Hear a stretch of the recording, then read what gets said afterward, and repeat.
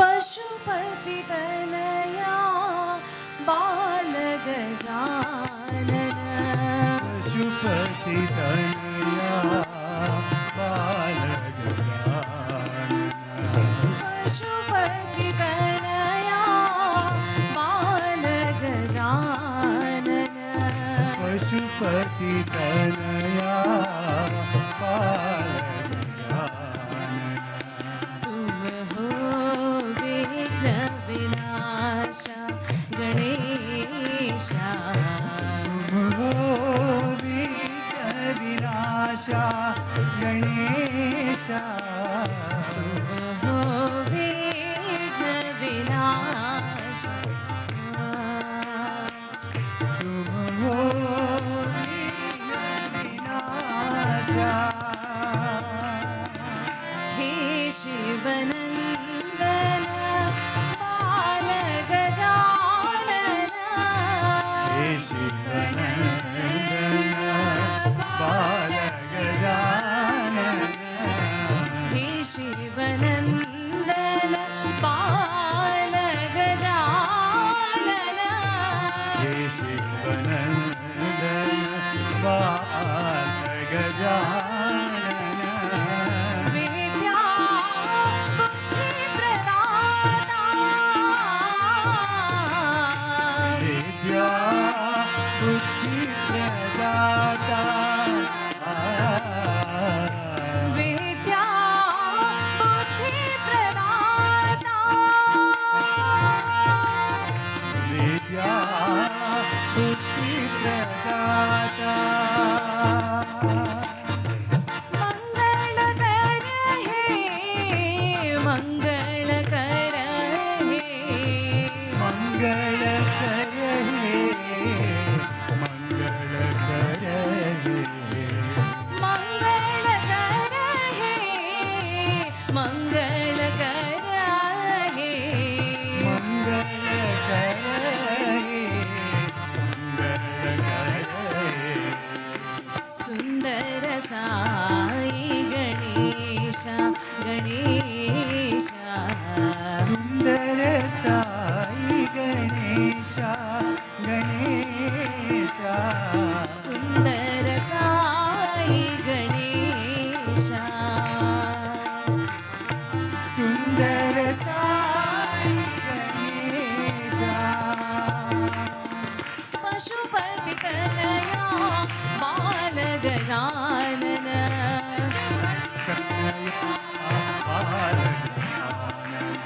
तुम हो विघ्न विनाश गणेश हो विघ्न विनाशा गणेशा हे शिवनंदन बाल गजानन हे शिवनंदन बाल गजानन विद्या बुद्धि प्रदाता बुद्धि प्रदाता मंगल कर हे मंगल कर हे मंगल कर हे मंगल कर हे सुंदर साई गणेश गणेश सुंदर साई गणेशा गणेशा सुंदर साई गणेश सुंदर साई गणेशा पशुपति तनया बाल Gajanan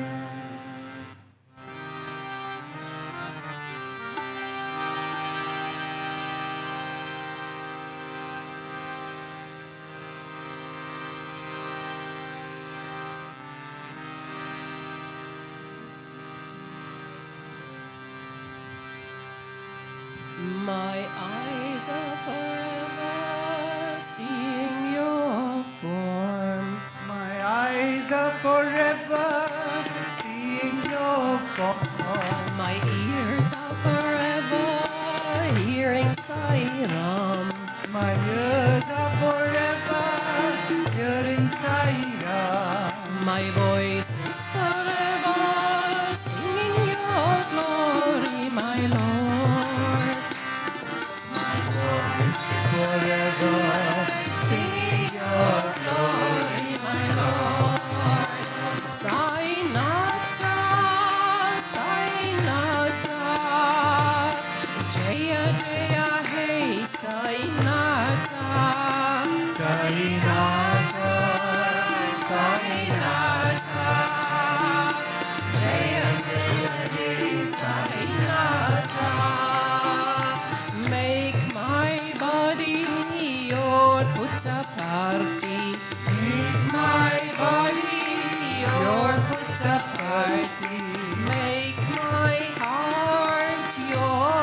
Prashanti. Make my Heart your Prashanti. Fill my life with love, peace, and joy. Fill my life with love, peace, and joy. And the music of your glory, Sainata. And the music of your glory, Sainata. Sainata. Sainata. Jaya Jaya Hey Sainata. Sainata, Sainata, Jaya Jaya Hey Sainata.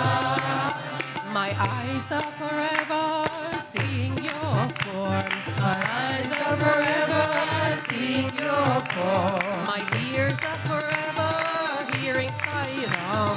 My ears are forever hearing Sairam. My voice is forever singing your glory, Sairam. My voice is forever singing your glory, my Lord. Sainata, Sainata. Jaya Jaya Hey Sainata.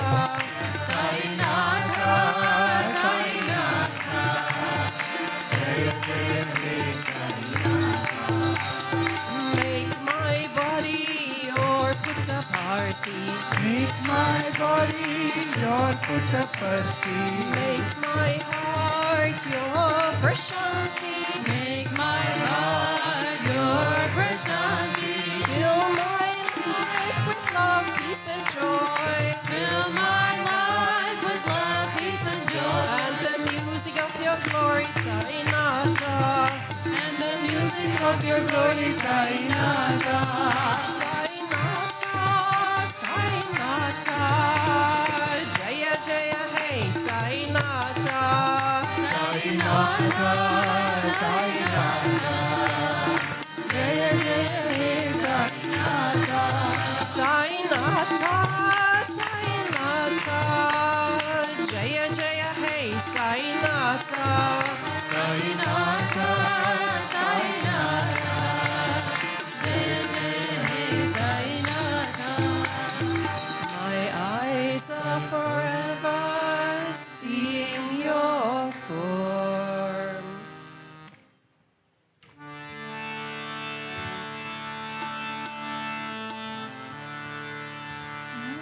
मधुवन संचारी श्याम मुरारी मधुवन संचारी श्याम मुरारी. मधुवन संचारी श्याम मुरारी मधुवन संचारी श्याम मुरारी. मधुसूदन मुरलीधारी श्री मधुसूदन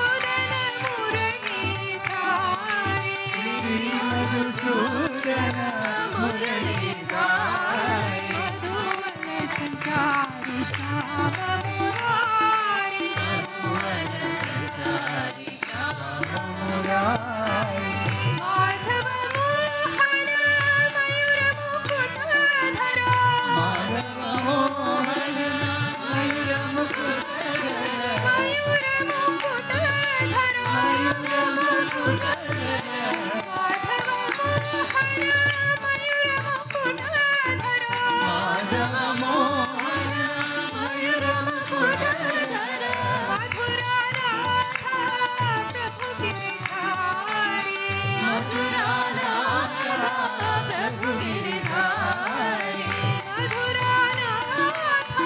साई गिरधारी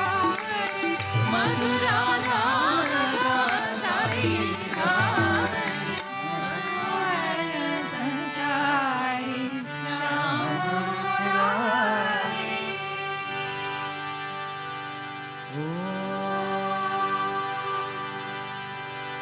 शांति शांति शांति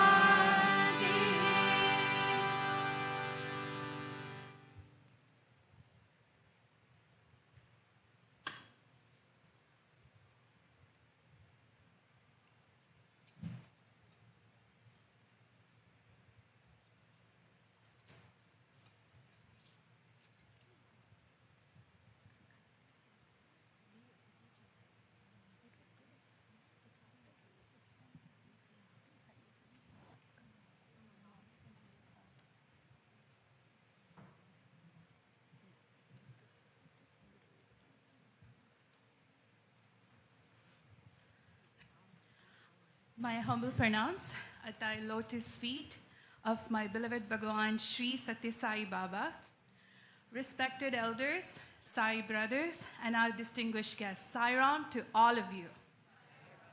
Hope all of you had a wonderful morning and are thrilled for the next 2 days, or today and tomorrow.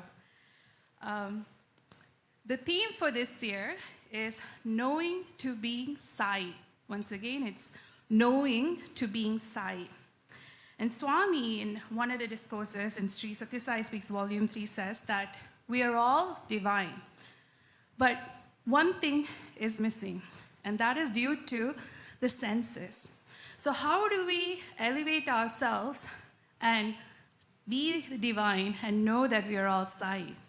So that's what we'll be discussing these 2 days through our wonderful speaker who's here with us. And also, another thing is this location. One of the deity who's right there out has extolled that of knowing to being Sai or being divine. And Swami says that Hanuman exemplifies 3 stages of devotion. First, as a servant to his Lord, which is through Dasya Bhakti. Then, as part of God, when he saw himself as an embodied soul. And finally, as one with God, when he experienced the Atmic awareness, a state where him and God are one, him and Rama are one. So Swami also highlighted that Hanuman's unity of thought, word, and deed, his unwavering faith, and his self-sacrificing service to Rama. And if you've noticed, Bhagavan has given this wonderful organization to us, right?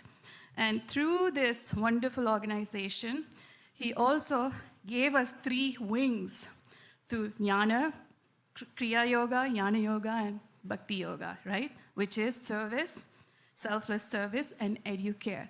We also can emulate ourselves just like Hanuman and be that oneness with Swami. So another thing is Mount Madonna. We just happen to know that Mount Madonna, or Madonna in Spanish, refers to Mother Mary. The word signifies her role as a pure, compassionate mother of Jesus, symbolizing the divine grace, hope, and maternal love in Christianity. So when we came to this venue, we really didn't first know why Swami chose this venue for us. But there is a great significance when he chose, because with the theme, he's aligning all of us to come together as one. And hopefully, we all, as devotees, can emulate that love to Bhagavan. And with that, I hand over to our brother, Sunil, to introduce our speaker for today, and also a few logistics. Sai Ram. Sai Ram. Welcome, everybody. Thank you, Sister Pavitra. So we're all very excited to be here, yes. How many of you are returning to Mount Madonna after a long time? How many of you are here for the first time? How many of you are here right now, physically, mentally, emotionally, spiritually? Good. Just checking, just checking. Sai Ram, everyone. Welcome, welcome. I will be your logistical guide through this weekend. As you can imagine, we start the retreat planning by saying, oh, let's keep it spacey and roomy and lots of time for lots of things, and then it's like planned to the last minute. So you're going to need a guide for the next couple days, and I will be your ranger to help you kind of say, we need to be here, or we need to be there, or have you done this, or put your shoes away, etc. That is going to be my role over the next 2 days. So with that, and before I take a moment and give you what you're all waiting for, the introduction for the speaker, because you know what happens after that. The speaker, Dr. Sanjay Mahalingam, comes and speaks, which is why we're all here. So we'll make this quick. The restrooms are outside to the left and the right, and there's some more down the line to the other side of the building. So make sure that you are able to kind of figure out where the closest ones are. Outside also is coffee and tea, which is served all through the day. There will be a surprise actual chai service, which will just happen fluidly. It's not on the schedule. So chai will appear, and we will all go and make it disappear. But coffee and tea will happen through the day. Just make sure that you're keeping it as a quiet space, because on the other side of the wall, all of us are on a spiritual journey. On that side of the wall also we are. But here we are in the altar room, listening to the speaker or having an activity. Please make sure you register and check in, because as you know, this facility is quite, they look particularly to make sure everyone's registered, signing a waiver, making sure your band is on for food, etc. and etc. Food times are maintained quite strictly here.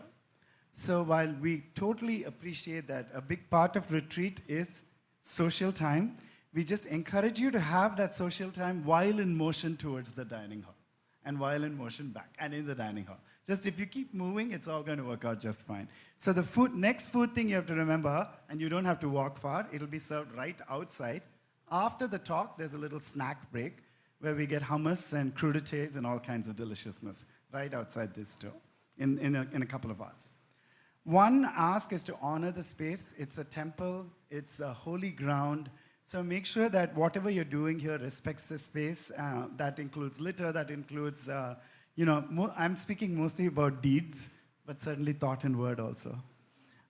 Swami room is 118B on the other side. So Swami, at every retreat, has a room where we welcome him, and he has the space, and that room is available for all of us to commune with him, have some meditative time.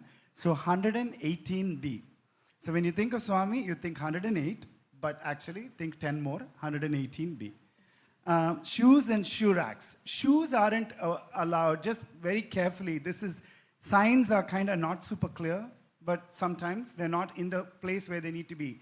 But shoes are not allowed on any carpeted space. Where you see a carpet, if you see a shoe, not right. So please make sure that there's always an area before the carpeted space where you can take shoes off. They made it very convenient. Let's make sure that we take our shoes off before carpeted spaces. There's shoe racks there too, to tuck them in neatly. Cups and labels. As a region, we love being go green and enviro care focused. Here, they've created an environment where we can do it for us. We can actually, when we use a cup, we don't need to throw it away, or we don't need to put it immediately for wash. We can take a little sticker tape and put our name on it. They've given all of those utensils and tools outside. And then you can put it on a rack that says, please put your used cup here. So through the weekend, you can actually use the cup and put it for washing once. Rinse, reuse, etc. Put for washing towards the end. One other thing, again, because it's a temple and there are a lot of people who live here, you may actually have seen them at the dining hall as well. Let's make sure that when we speak with each other, our voices are soft, especially in the workshops and in the corridors. I think the dining hall is certainly a space where we can all commune. Let's just be careful and mindful of other people who are in the facility with us. And then let's all smile and enjoy Swami's energy seeping through all of us and help each other. And certainly if you need any help, please ask one of us, one of the officers, or one of the coordinators, and we will do our best to help you. So this is for all of the adults. The children have it slightly easier. Actually, 2 of the children's announcements are for adults also. So there you go. Children are to be accompanied by an adult at all times. Parents, to check in on their children, especially during meal times. Meal times are common for everybody. To make sure that they're eating foods that are suitable for them and they're well. It's a warm day. Make sure you're drinking lots of water. If you have water bottle, there are canisters outside to refill them. Dehydrate children as well. And then finally, SSE camp begins right now. So please, after bhajans, kids who are in the room can certainly, group 1, 2, and 3 kids, can certainly go join your other SSE friends. They're going to start off with icebreaker, and then there's a whole series of things that happen. All right. Lots of announcements. Did that all stick? Yeah? Okay. Where do shoes go on carpets? Not at all. That's the answer. Exactly. Zaira. Yes. Thank you. And now it is my privilege on behalf of our region to welcome our esteemed guest speaker for the retreat this weekend, Dr. Sanjay Mahalingam. Yes, please. His bio is beautifully written, so I'm going to take a moment to just read it, and then we can welcome him with our applause, and we can have him start his talk with us. Let's give 20 seconds for the kids to leave so that all of us are adept. No, that's not the word I'm searching for. All of us are just wrapped in attention. Good. All right. Dr. Sanjay. Of all the abundant blessings Dr. Sanjay Mahalingam has received in his life, the most cherished is the joy of basking in the immediate presence of a great being like Bhagwan Sri Satya Sai Baba. More than 7 years of living with Swami left him enriched beyond words and firmly set on an inner exploration that in the years that followed completely transformed the quality of his life. As he awakens from the slumber of limited personality to the unlimited essence of one's real nature, Dr. Sanjay bows down to the immense grace his spiritual master personified. It's indeed a rare opportunity to live in the close proximity of a spiritual master, and rarer still to realize the blessing and bring it to fruition in one's own life. Dr. Sanjay Mahalingam has been blessed with many personal interviews over the course of his years as a student and research scholar of Sri Satya Sai Institute of Higher Learning. Amongst other travels, such as those to Chennai for the Ati Rutra Mahayagna in 2007, he has had the rare fortune of accompanying Swami on the highly coveted Kodaikanal trips on 3 different occasions, 2005, 2006, and 2007. Highly coveted because Kodaikanal always provided a very intimate audience to all of the devotees who gathered, but also a very intimate interaction with people who traveled with Swami or were part of his group and were kind of with him day in and day out. He was an important part of the famous university convocation dramas of 2004 and 5. These diverse interactions with Bhagwan allowed him to witness the munificence of the avatar in its varied manifestations and provided him the invaluable opportunity to glean from his experiences with Bhagwan wisdom that is astonishingly simple yet very profound. Dr. Sanjay Mahalingam has been a proficient academic and educator at the Sri Satya Sai Institute of Higher Learning, Prashanti Nilayam. After serving in the university founded by Bhagwan Sri Satya Sai Baba for 21 years in various capacities, he has recently moved on to pursue the love and delight of his life, helping people live a life of unending joy and freedom. A beloved teacher and guide to his students, Dr. Sanjay Mahalingam is widely regarded as an extraordinary communicator, a skill that he consciously employed in transmitting the teachings of his beloved spiritual master. Dr. Sanjay Mahalingam has completed MBA 2004 and PhD 2008 from Sri Satya Sai Institute of Higher Learning, Prashanti Nilayam. He is a trained life coach, a certified NLP practitioner, an expert in experiential non-duality, and above all, devoted to the God that shines in each heart. Ladies and gentlemen, very sweet and befitting introduction to Dr. Sanjay Mahalingam. Let's put our hands and our hearts together and welcome him to the stage.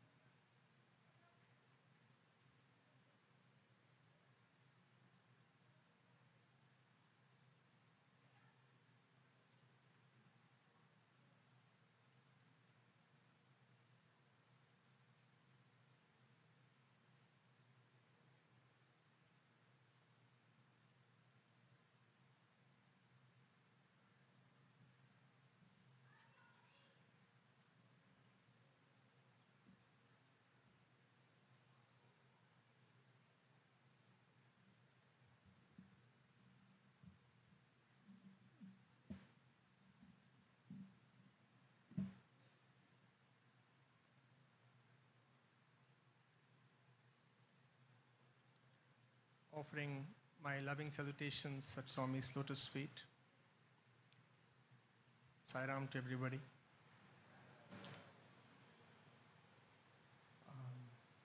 Can we increase the... Yeah, that's good. Yeah, thank you.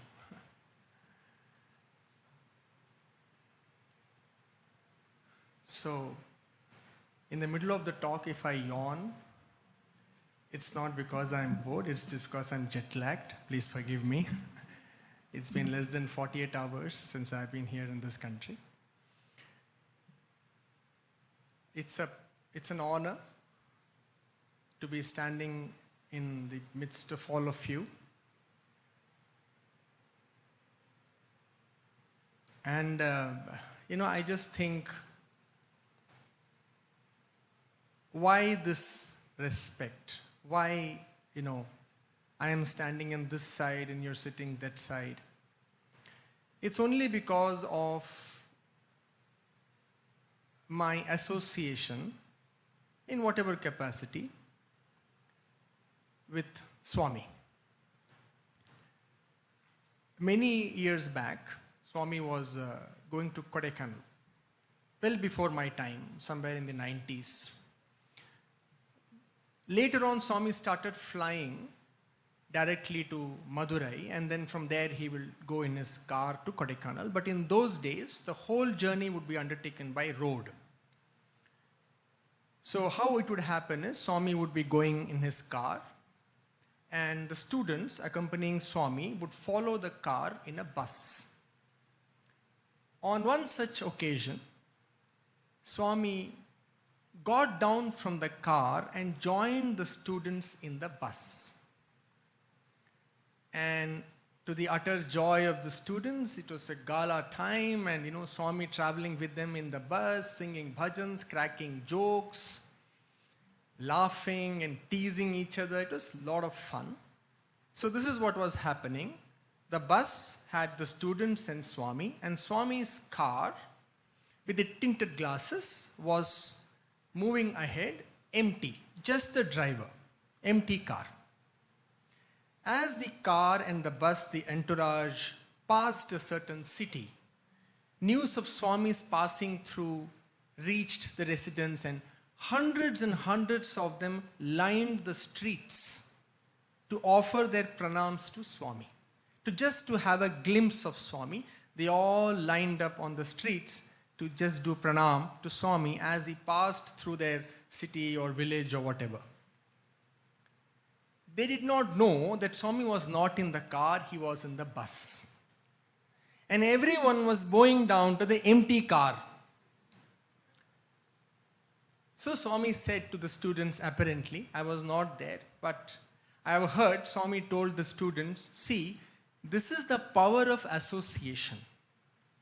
Just because that car is associated with me, an empty car is getting so much respect. And look at me. Nobody is doing pranam to the bus. Because of my association with you all, I have lost all respect. So this is the power of association. Come to think of it, each one of you could stand here and probably do a much better job than I could.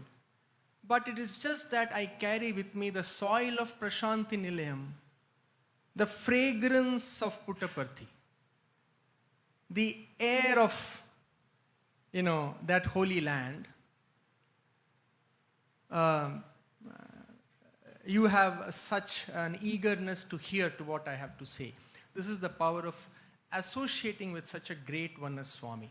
But having said that, in the same breath, I want to share with you one more small incident that happened in Trai Vrindavan in 2004. One day, Swami called about 5 of us. All of a sudden, around 2 p.m., word was sent. We were in the hostel. Then we went running to Trai Vrindavan. Swami was in the first floor in one of the rooms. The television was set up. And Swami was watching something on TV. And Swami said, come, I want all of you to watch with me. So as is our habit, immediately we just pounce to Swami's feet because there are only 3 slots. So how it happens is 2 people press his feet and 1 person presses his scarf and all. So there are just 3 vacancies around Swami's feet. So we just run to Swami's feet and start pressing Swami's feet. And then Swami said, see the TV. I don't know what was going on in the TV. I think some director, some producer, some new movie they must have made, must be a Sai devotee. He must have sent Swami some copy.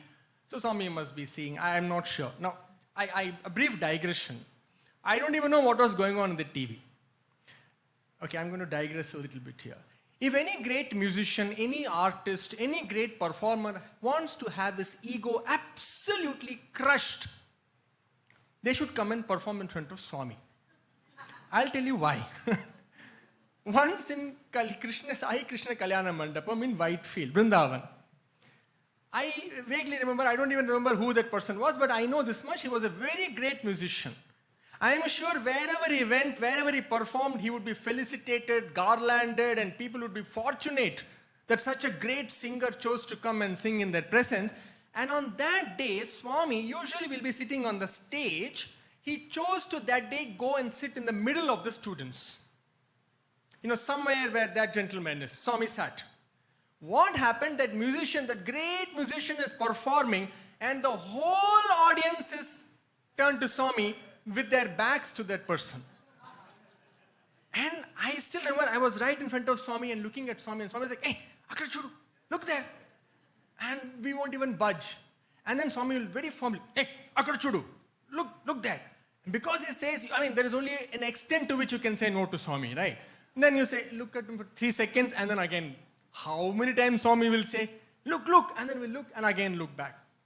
This went on, and while finally Swami will give up, the whole audience will be turned, and that man will be singing gloriously to all the thousands of backs. So anyway, why I am saying this is none of us had any idea what was going on in the television. And Swami wanted to watch whatever he was watching. He was very engrossed and he wanted us to watch. But that's not the incident. What happened was, there was a couch, 1-person couch, Swami was sitting, and there was another couch right next to Swami with the arms of the couch, joined. And that couch was empty.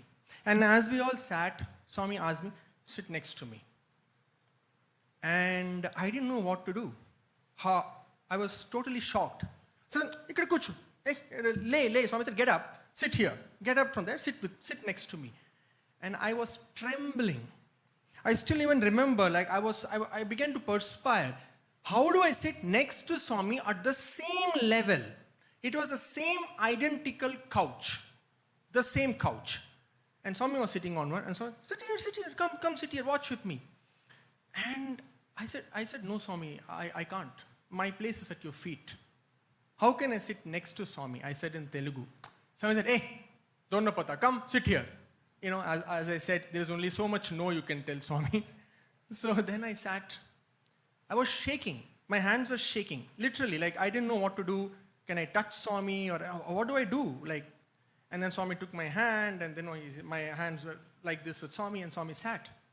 And he knew I was so anxious, and then Swami said, and looked at me like, what's all the fuss about? And then he said, there's no difference between you and me. There is no difference. And that's all.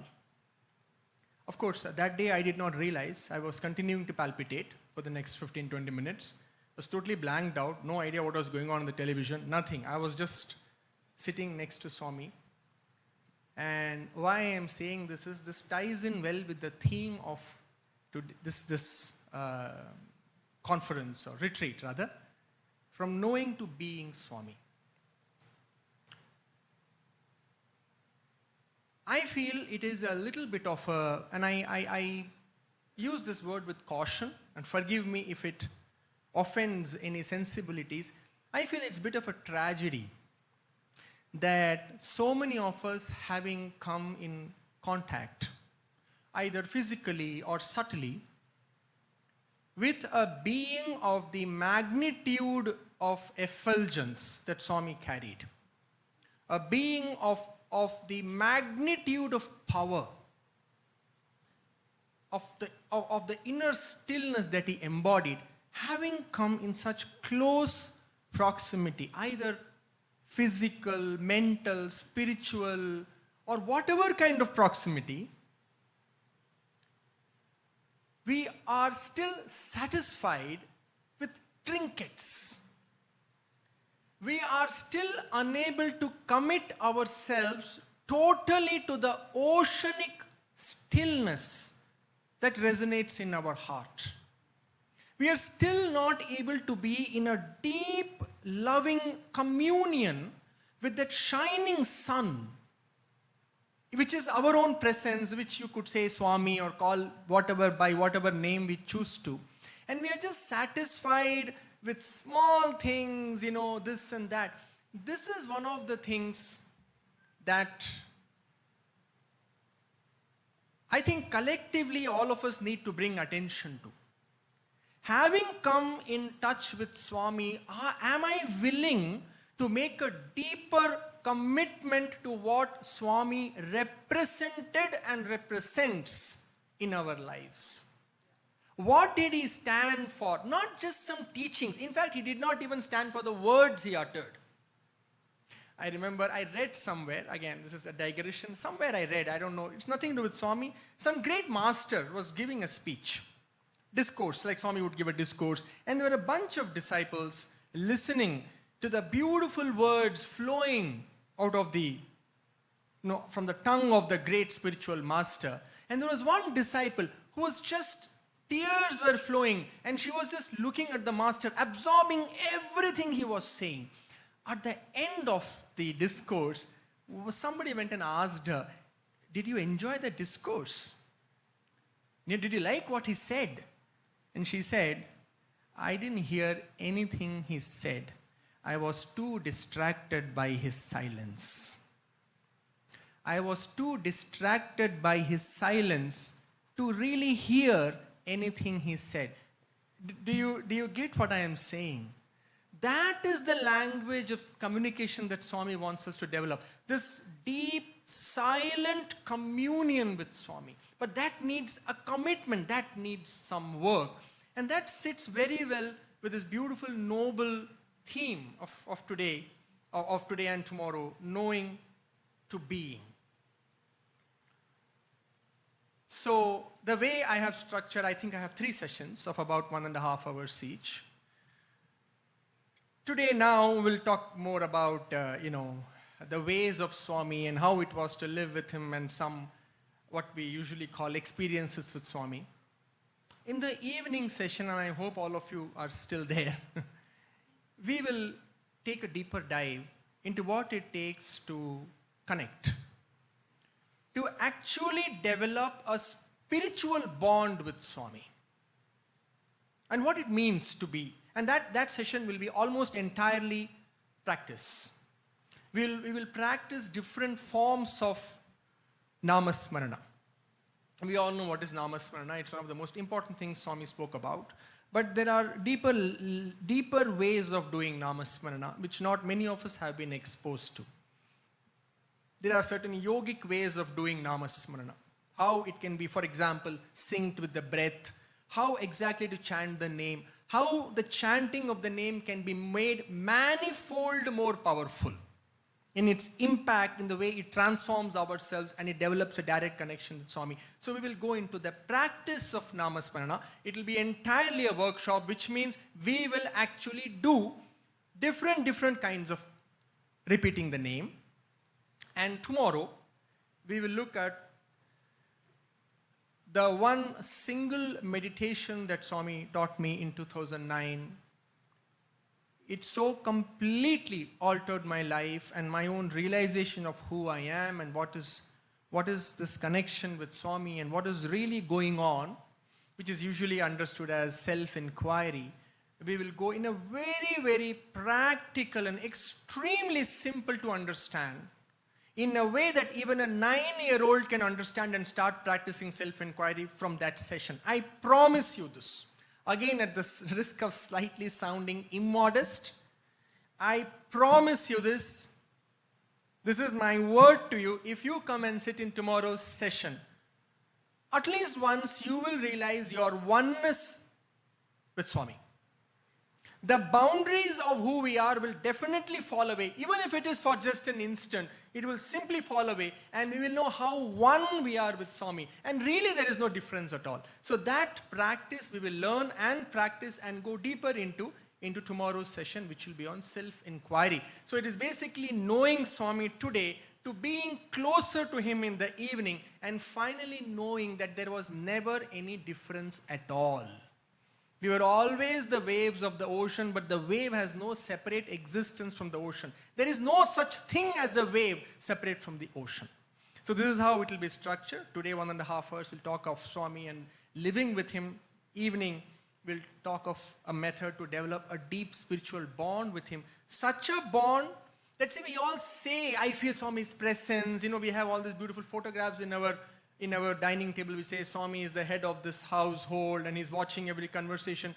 But how to actually feel his presence in a lived experiential manner, that we will see today, evening, and tomorrow in the last session that we will have together.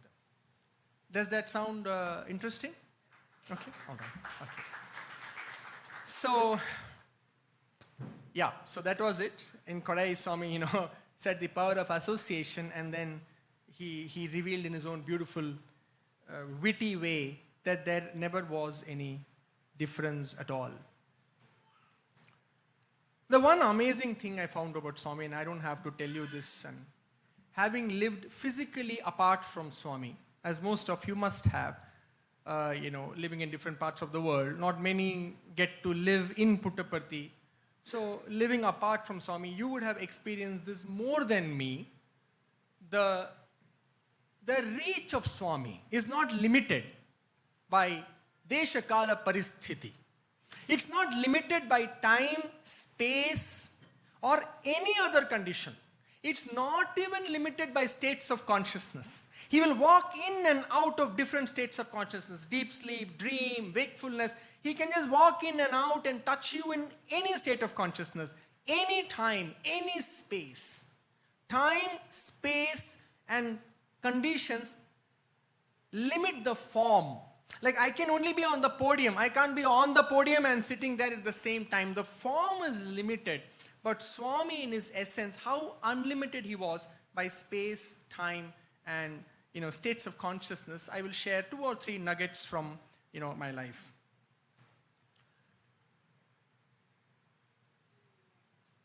I'll start with something that happened with my sister.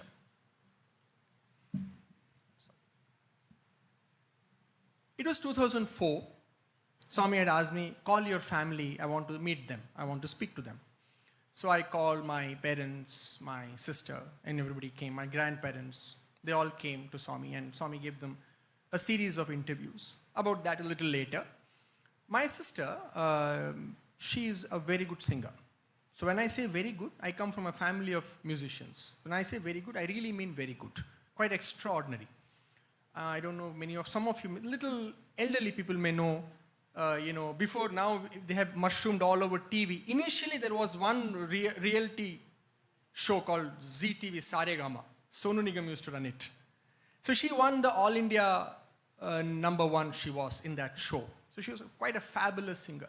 We thought she will go into playback and stuff like that. So she used to learn Hindustani classical, Drupad. This is a style of singing Hindustani classical, Drupad Dhamar. That's what she used to learn. And the doyen of that kind of music at that time was a gentleman called Ustad Zia Fariduddin Dagar. Ustad Zia Fariduddin. So what he would do, he was the master of that form of singing in the whole world at that time. Every year he will pick 3 people. And they will come and live with him for 3 years. And he will train them. It's like a complete finishing school. And once you learn from him and come out, you are a finished product in Hindustani, Drupad, Dhamar kind of singing. So, cut the long story short, he basically picked my sister. So my sister had finished her graduation and she was going to move to Bombay to live with this great teacher and learn that Hindustani form of music. And just before going to Bombay, Swami called all of us for interview, and Swami gave a series of interviews, and Swami asked my sister, what are you up to, what's this, what's that? And she said, Swami, I finished my BSc, MSc in microbiology, and now I want to, I'm going to pursue music and I'm going to do this. Swami said, very good, very good. Chala santosham, chala santosham. Go to Bombay. You have my blessings. You'll become a great singer, everything Swami said. And there were a series of interviews over 2 weeks. Every day Swami would speak to them. On the last day, so tomorrow morning everybody is flying out. No, the farewell interview. Swami would call you and then give you vibhuti packets and said, okay, chala manchide, I'm always with you. Go now, live your life. And wherever you go, I am with you and I will go with you and you are never separate from me. We call it the farewell interview. Because you don't know when you'll get to speak to Swami again. So it was a farewell interview, my family was there and everything happened. And then in the end, as everybody was leaving, Swami just told me and my sister, you both stay. So my parents left the interview room and Swami was there, I was there, my sister was there. And Swami again asked my sister, so what's your plan? And Swami said, my sister surprised, Swami, I told you, Swami, I'm going to pursue music, Swami. It's the love of my life. I want to become a great. Swami said, very good, very good. Then Swami said, adalla onnu venda. Music is onnu venda. En kudiye iru. Swami said, no need for music and all that. Stop all that. Stay here with me. That's it. The end of her music career. She literally never sang again. That's all. So that's Swami. And she was so cool about it. She said, okay, Swami. My heart skipped a beat, like, oh my God, like, what is that?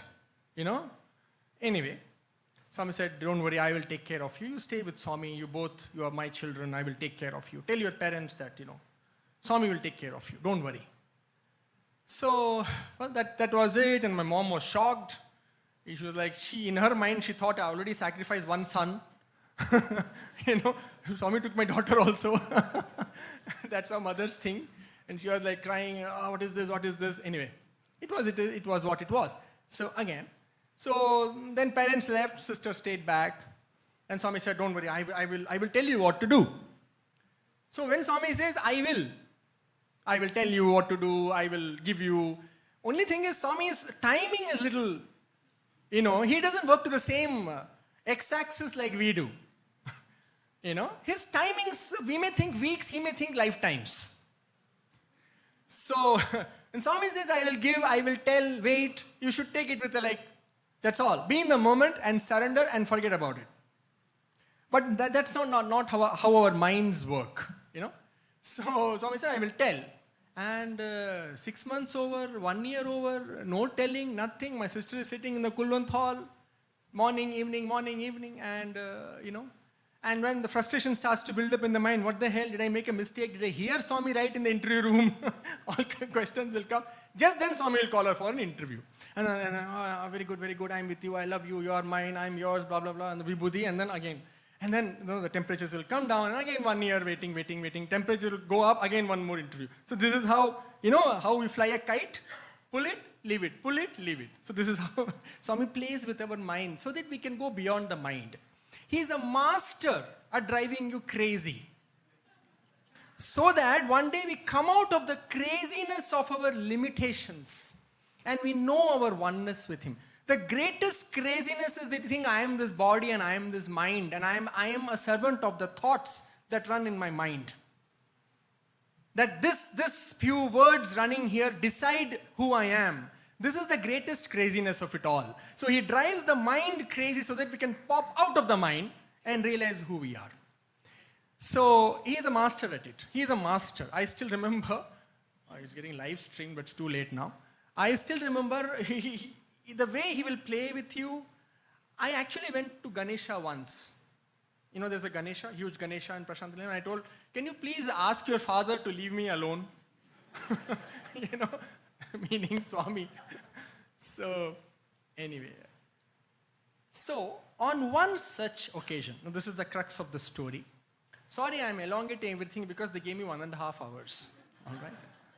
It's collective karma. Okay? So, in one such interview, Swami told her, do PhD. Swami said, what is your education? She said, Swami, MSc. Oh, very good. You do PhD. Swami told, you do PhD. And my sister broke down. How I know? Because whenever Swami would call her, because she's a single woman, Swami will always call me. So buy one, get one free. I will always get an extra interview. Swami would never be with a single woman alone in the interview room. Usually. So he will call my sister, per force he has to call me. So I would also get one interview. So I was sitting there, she broke down. Why? She said, Swami, don't send me to Anantapur, Swami. Because, as some of you may know, Swami's college, university, has 3 campuses, 2 men's and 1 women campus. The men's campus is in Prashant Nilayam and Whitefield, Brindavan, Bangalore. And the women's campus is in Anantapur, which is about 100 kilometers approximately away from Puttaparthi. It's like a 2-hour drive. And the joke is, even a male mosquito cannot enter the female campus. Okay? So, Swami, don't send me, Swami, to Anantapur. I can't go to Anantapur, Swami. I've given up everything to be here. I don't want PhD. I don't want anything. I will just be in Parthi. Then Swami said, Anantapur enduku? Ikkada undi kada mana campus? Ikkada cheseyandi PhD. So Swami said, why Anantapur? We have a campus here. No, you do PhD here. And she was like, how? It's a men's campus. So here female mosquito also cannot enter. So how will I do PhD 4-year program? There's pre-PhD work. There is courses to do. There are courses to pass. Constantly you have to be with your supervisor, meet him or her on a weekly basis. It's a 4.5 year program. And she was like, oh, Swami. And Swami said, no, I will never send you away from me. You do here. And Swami actually acted on his word. Swami called Vice Chancellor and, let her do PhD. And they were all shaken. It is unheard of, never happened. And there was a lot of resistance. From the top levels, I don't want to name all the gentlemen, but it's obvious, they have a university to run. So there was resistance from the Vice Chancellor downwards, trust. Everybody was resisting a little bit. But Swami is very gentle. He just made a point and then he left it. But Swami's word, Shabda Brahman. And a word that comes from that silence will find its mark always. Always it will find its mark. Swami just said casually, no, why in Anantapur? Ikkada cheyandi.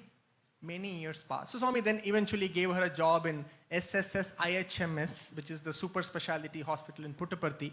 In the microbiology lab there, Swami gave her a job and she was doing that job. So she was on the payroll of the SSSIO, Sri Satya Sai Institute of Higher Medical Sciences, which is the Puttaparthi super specialty hospital.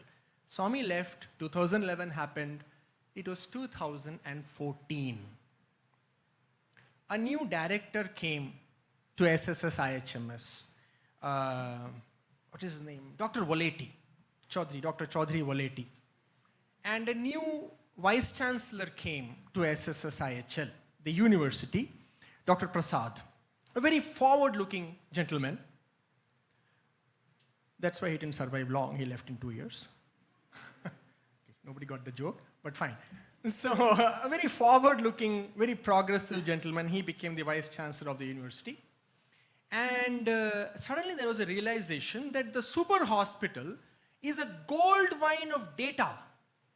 The microbiology lab, the biochemistry lab, there are hundreds of patients walk in with different kinds of microbial strands and cultures. It's a wealth of data for the research scholars and the scientists of the university. How come we are not collaborating? And both these heads of the organizations, the director of the hospital and the vice chancellor of the university came together and they signed an MOU, a memorandum of understanding, wherein the university will train in higher education certain employees of the hospital, and the hospital will collaborate with the university to assist the current research scholars in data sharing. This was the MOU. Part of the MOU was 2 ladies from Swami's super specialty hospital were granted PhD, means they were asked to do PhD from the men's campus. Now, because these 2 ladies are working in the super specialty hospital and the hospital is giving them the salary, they cannot be shipped off to Anantapur. You getting what I'm saying? Because it's their day job. PhD is a part-time PhD, but they still have to come to the men's campus. And my sister was one of those 2 ladies. I am not joking. After 2 years, the vice chancellor left. After 2.5 years, the director left. And the MOU was cancelled. But the PhD had started. You cannot cancel a PhD because the MOU got cancelled. And it is a matter of fact, you can verify this my sister sat for 3.5 years in the men's campus. It has never happened before or after that date. Like this, a line was drawn in the classroom, 2 ladies that side, 16 men research scholars this side, male professor taking a PhD, pre-PhD work for 2 years, and they did the entire PhD. Her guide was a male professor. Dr. Pradeep was her guide from the men's campus. She completed her entire PhD from the men's campus without visiting the women's campus even once. And 2017, she got her PhD in the convocation on the 22nd of November in the Sai Kulwant Hall without having to visit the Anantapur campus even once. And Swami said, "Enduku Anantapur? Ikkada undi kada mana campus? You do it here. Why Anantapur? You do it here." And she did it there. And never before it happened, and never after it has happened. So his word crosses the boundaries of time, resistance, conditions, desha, kala, paristhiti.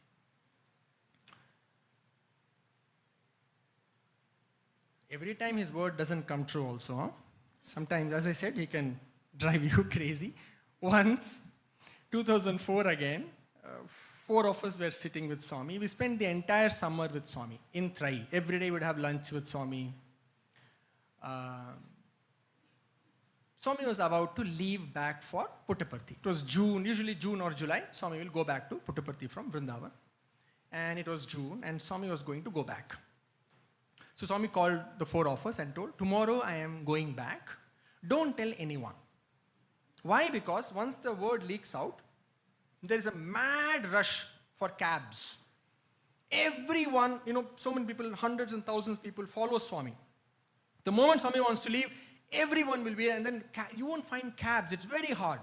So Swami said, "You don't tell anyone. Quietly go and arrange cab for yourself. 4 of you. Come to Parthi, and I am leaving tomorrow morning, 6 o'clock. I will see you evening. I will come. I'll talk to you all." So Swami told, "You go now. This information is not yet public. Go quickly book a cab before this information becomes public that Swami is leaving." So Swami said, go now. Go get the cab." And the 4 of us got up to leave, and Swami looked at me and said, "You wait." Okay? And I sat down, and the 3 of them left.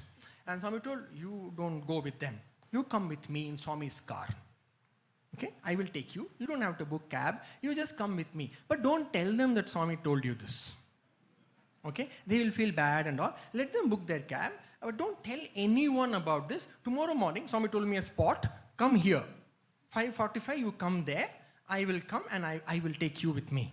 Okay? And we will go together. You don't go. Swami will, he can pump your ego like he will, don't go with those lowly fellows. You come with me.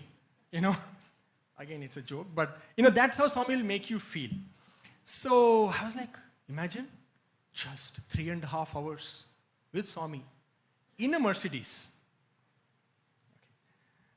Sitting next to Swami, or maybe in the front. Next to Swami will probably be Satyajit. So you will be in front with the driver. Still, just imagine in a small AC, metal box, 3.5 hours with Swami. I mean, wow. It's a once in a lifetime experience. So I was like blown away. And I went and, I thought, what's the best white pair I have? Like, really have to come dressed up tomorrow and everything. And so my friends asked, "So, hey guys, we have booked the cab and this is your share." And I was like, I can't tell them. I was like, yeah, I will give. I'll talk to you. And then finally they got a little fed up. They said, "Are you coming or not? What's wrong with you?" But they had no clue. I can't tell them. Swami says, don't tell anyone. So this drama went on and they're totally fed up. I said, "Do whatever you want, man." And they walked away. So next day morning, all tip-top, dressed up, 5:45, I came and stood there. And Swami was to leave at 6 and my friends were to leave at 6:30. And I came and stood there. There's a back entrance to Trai Vrindavan where usually Swami boards the car. I stood, that's where Swami asked me to come. I stood there, like Swami's car was already parked. Mr. Padmanabhan was wiping the car and I was just last minute checks and everything, and Swami's food was kept and all these things were, Swami's handkerchief, water, everything was kept in the car and everything was ready. And then Swami walks out holding Satyajit's hand and Swami comes. He looks at me. I'm standing right next to the Mercedes and he gives me a beautiful smile and then he blesses me like this. Like, I saw you, love you, bye. Then Swami went and sat in the car. Satyajit sat next to him. Mr. Balram from Bangalore devotee, he sat at the driver's seat. And I think it was Sri Srinivas or someone else, I'm not sure. Somebody else sat on the seat next to the driver. And the car left, yaar. The car left. And Swami saw me and he said, nicely, bless me, and he went away. And I was standing there. For a few seconds, what happened? What just happened? And then when I came back to my senses, I was so sad. That's the mind, Mind only knows how to look forward to something, feel ecstatic, or then get disappointed, feel down. Up, down, up, down, up, down. This is all the mind does. That's all it is. So I was so expectant, and then suddenly I felt a crushing blow. You may think, what are these first world problems? We just spent 2 months with Swami, like, so what if he doesn't go in a car? But that's not how the mind thinks. And I was crushed. And then suddenly I remembered I have to reach Parthi. Then I ran and I found my friends, and I was so embarrassed. And I said, can I come with you? And they were like, aa gaya na line pe. So, okay, come. And I went with them. Then evening, Swami came, Puttaparthi, we're all sitting. Swami called us for interview. He didn't even tell one sorry. It was 2004. I'm waiting for 21 years to date. At least sorry. I thought there'll be space. Balram came and sat. Next time I will take you. Don't mind. Don't feel. Nothing. As if nothing happened. He came, eppudu vacharu, bangaru, and then you take laddu. Actually you should have given me halwa. Okay, that's another classic Parthi joke. Halwa means basically you've been done for. So anyway, that's his style, So he will do like this. There is no sorry, puri, nothing. There is one laddu, and then. So why I said this to lighten the mood, always he doesn't keep his word. On a lighter note. Anyway. That reminds me, once in Kodaikanal, I still remember 2005, I think. 6 maybe. Yeah, 2006. There was a warden of the Anantapur campus called Madam Jayamma. Now she's no more, of course, but a very, very long-standing warden of the campus. She was there, and Swami hadn't gone to the Anantapur campus for many, many years. So she, as Swami was finishing his Kodaikanal session, and he was going for dinner, she stood up and said, Swami, please come to Anantapur, Swami. Please, Swami, the girls are thirsty for your darshan, Swami. Please, Swami, come to Anantapur. Swami said, Tappavavasthan. I said, Swami, yep, when, Swami? Give me a date, Swami. Swami thought like this, July. July was done. And her face just beamed. Said, Swami, thank you, Swami, thank you, Swami. Swami walked a few steps, looked back and said, I didn't tell which year. Actually, he never went to Anantapur after that. But that's Swami. So, again, just playing with the mind so that we know that I'm not the mind. In 1994 or 96, I'm not sure. I was a very, 94 means I must have been 14 years old. How many of you are calculating now how old I am now? 1994, 14, 1980. Okay, don't worry, waste of time. So in 1994, my mom got a dream. And Swami said, don't worry about your son. I'll take care of him. He's my property. I will take care of him. Don't worry about him. So my mom got up from the dream. I was a very, very mischievous child, So quite a terror. So my parents, obviously, like most parents, their second favorite thing to do in the world is to worry. So she was worrying about me and what will he do, how is he going to end up, what's going to happen. So Swami said, don't worry. So my mom's dream, and after Swami's confirmation, assurance, for some days we were very blissed out. And then after some days, again the anxiety creeps in. 6 months after that, my mom had broken her leg, and with a big plaster of Paris cast, she was sitting on the bed, reading Phyllis Crystal's book, I think Taming the Monkey Mind or something like that. And Swami appeared in our bedroom, physically. He appeared. And my mom looked and Swami was standing on the doorway. And he looked at my mom and he said to her in Tamil, "Your children are my children. I take responsibility of them. Don't worry about them. I will take care. Your children are my children." And then Swami said, "Sanjay, our systems management dhaan pannuvan." He said in Tamil, which means he will do systems management. Okay. So Swami then slowly, he vanished. And my mom started screaming for my father, her husband. And he came running. And what happened? Swami appeared, right where you were standing. Swami was standing. And my father we are ordinary devotees. Why would Swami appear to us? What have we done to deserve such a thing? And he was very skeptical. But my mom said, no, he came. And he said, Sanjay will do systems management. So my mom is a typical housewife of 80s and 90s, just a graduate degree. And those are not the days, if some of you can believe, there was no internet. Okay, I'm talking about 1994. There was no smartphone. It looks as if it has been here always. The first smartphone ever on the planet arrived in 2007.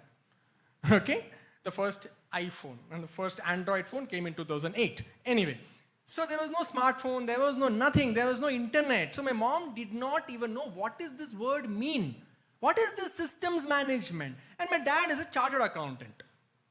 So he also didn't really know, but he said, systems means something to do with computers. Management means something to do with management, MBA, something like that. That's all. End of conversation. My first educational degree was BTech Computer Science. My second educational degree was MBA in Swami's College. But that's not the thing. My first job in SSSIO carried the designation Deputy Manager Systems. My second designation in the university was Assistant Professor, Department of Management. And this was in 2014, 2011, 2014. And Swami said this in 1994. Desha Kala Paristhiti, time, space, conditions. Swami's word kites through these things. It cuts through Desha Kala Paristhiti and it will always find fruition. But our word also can get that power. In fact, Swami did tell me in one interview, you conserve your energy and I give you my word, you will get 3 Shaktis, Swami said. To me, he said 3 Shaktis you will get. Kriya Shakti, Ichha Shakti, Vak Shakti. Kriya Shakti means whatever you put your effort into, you will find success. Ichha Shakti means whatever you truly want will happen. Vak Shakti means whatever you say will find its mark.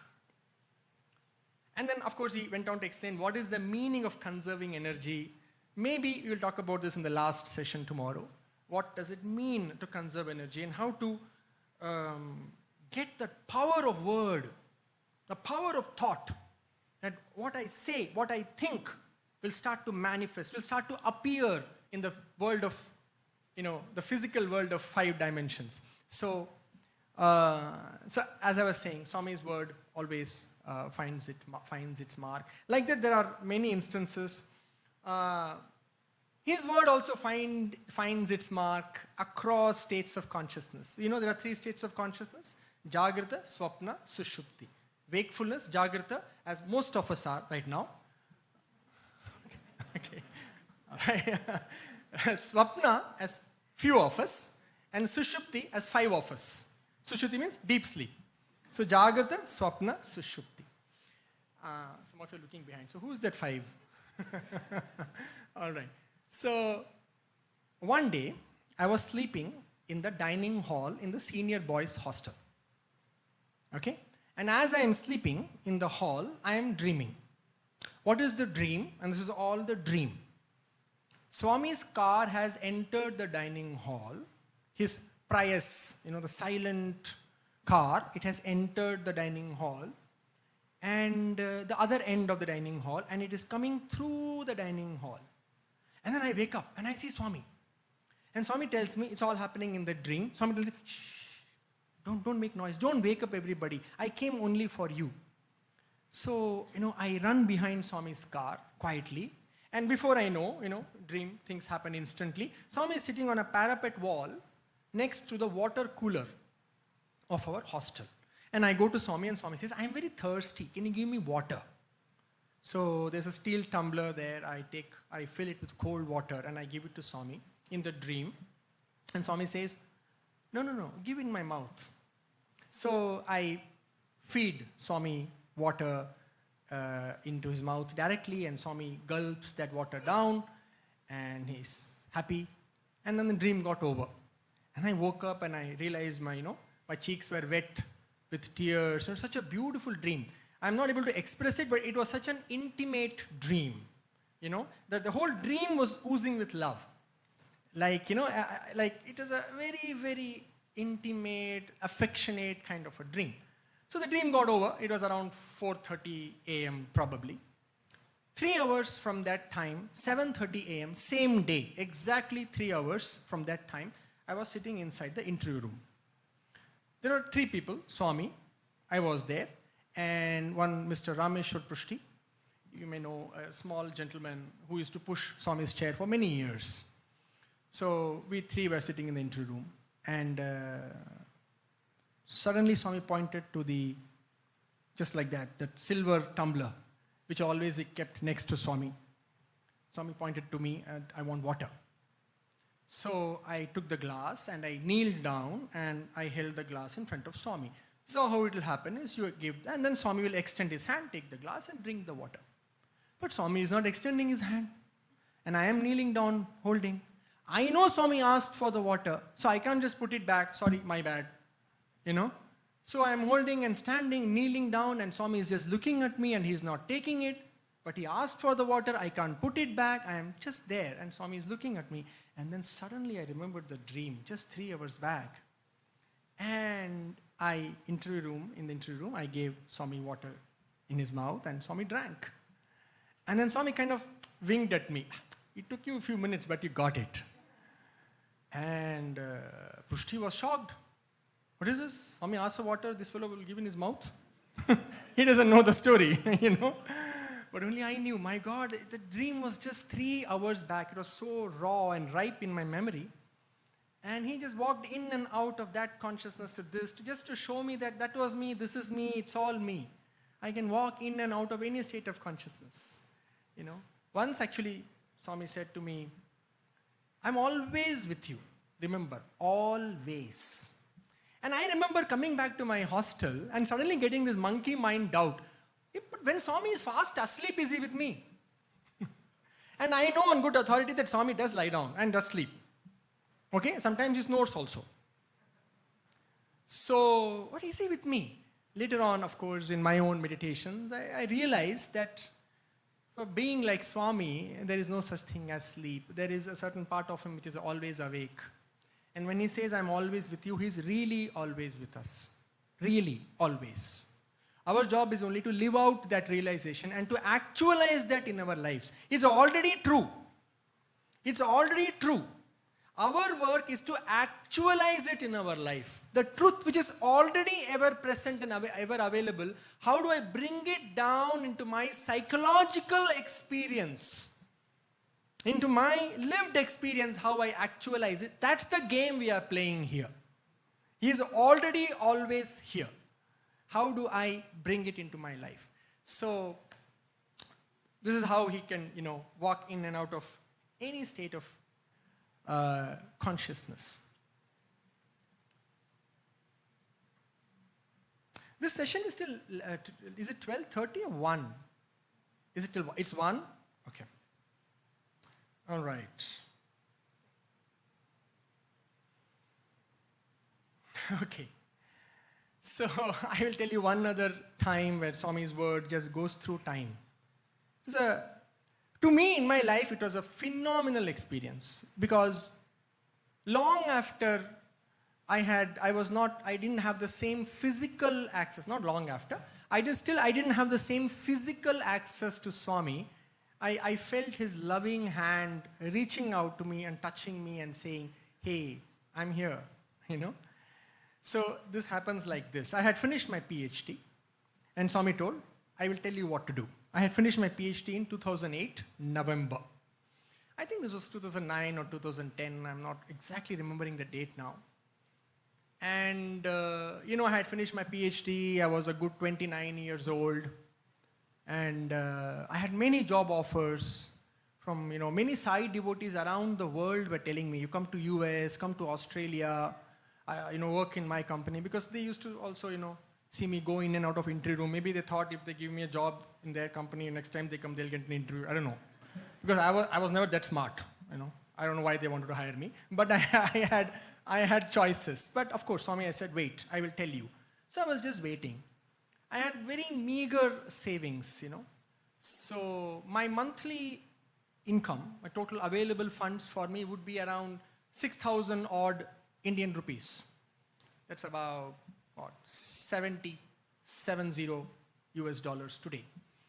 That was all I had in a month, and I had to live my month in that money, which is actually surprisingly quite enough in Puttaparthi. If you eat in the ashram canteens, and if you, the thing is you can't really spend any money. In fact, I will slightly digress. It was only in 2012, when I really first started to leave Puttaparthi to travel, I realized that I have absolutely no clothes, except whites. My entire wardrobe was 2 track pants and 3 t-shirts. That's, again I'm digressing, the joy of living in Puttaparthi when Swami was there, it is nothing but yoga. Yoga means what? Union with God. Because why? Because your mind cannot think of anything other than Swami. Your life existed between 2 darshans. Morning darshan over, now plan for the evening darshan. Evening darshan over, you're so tired, you eat and go to sleep and get up and start planning for the morning darshan. And then Swami goes to Vrindavan, you run behind Swami to Vrindavan.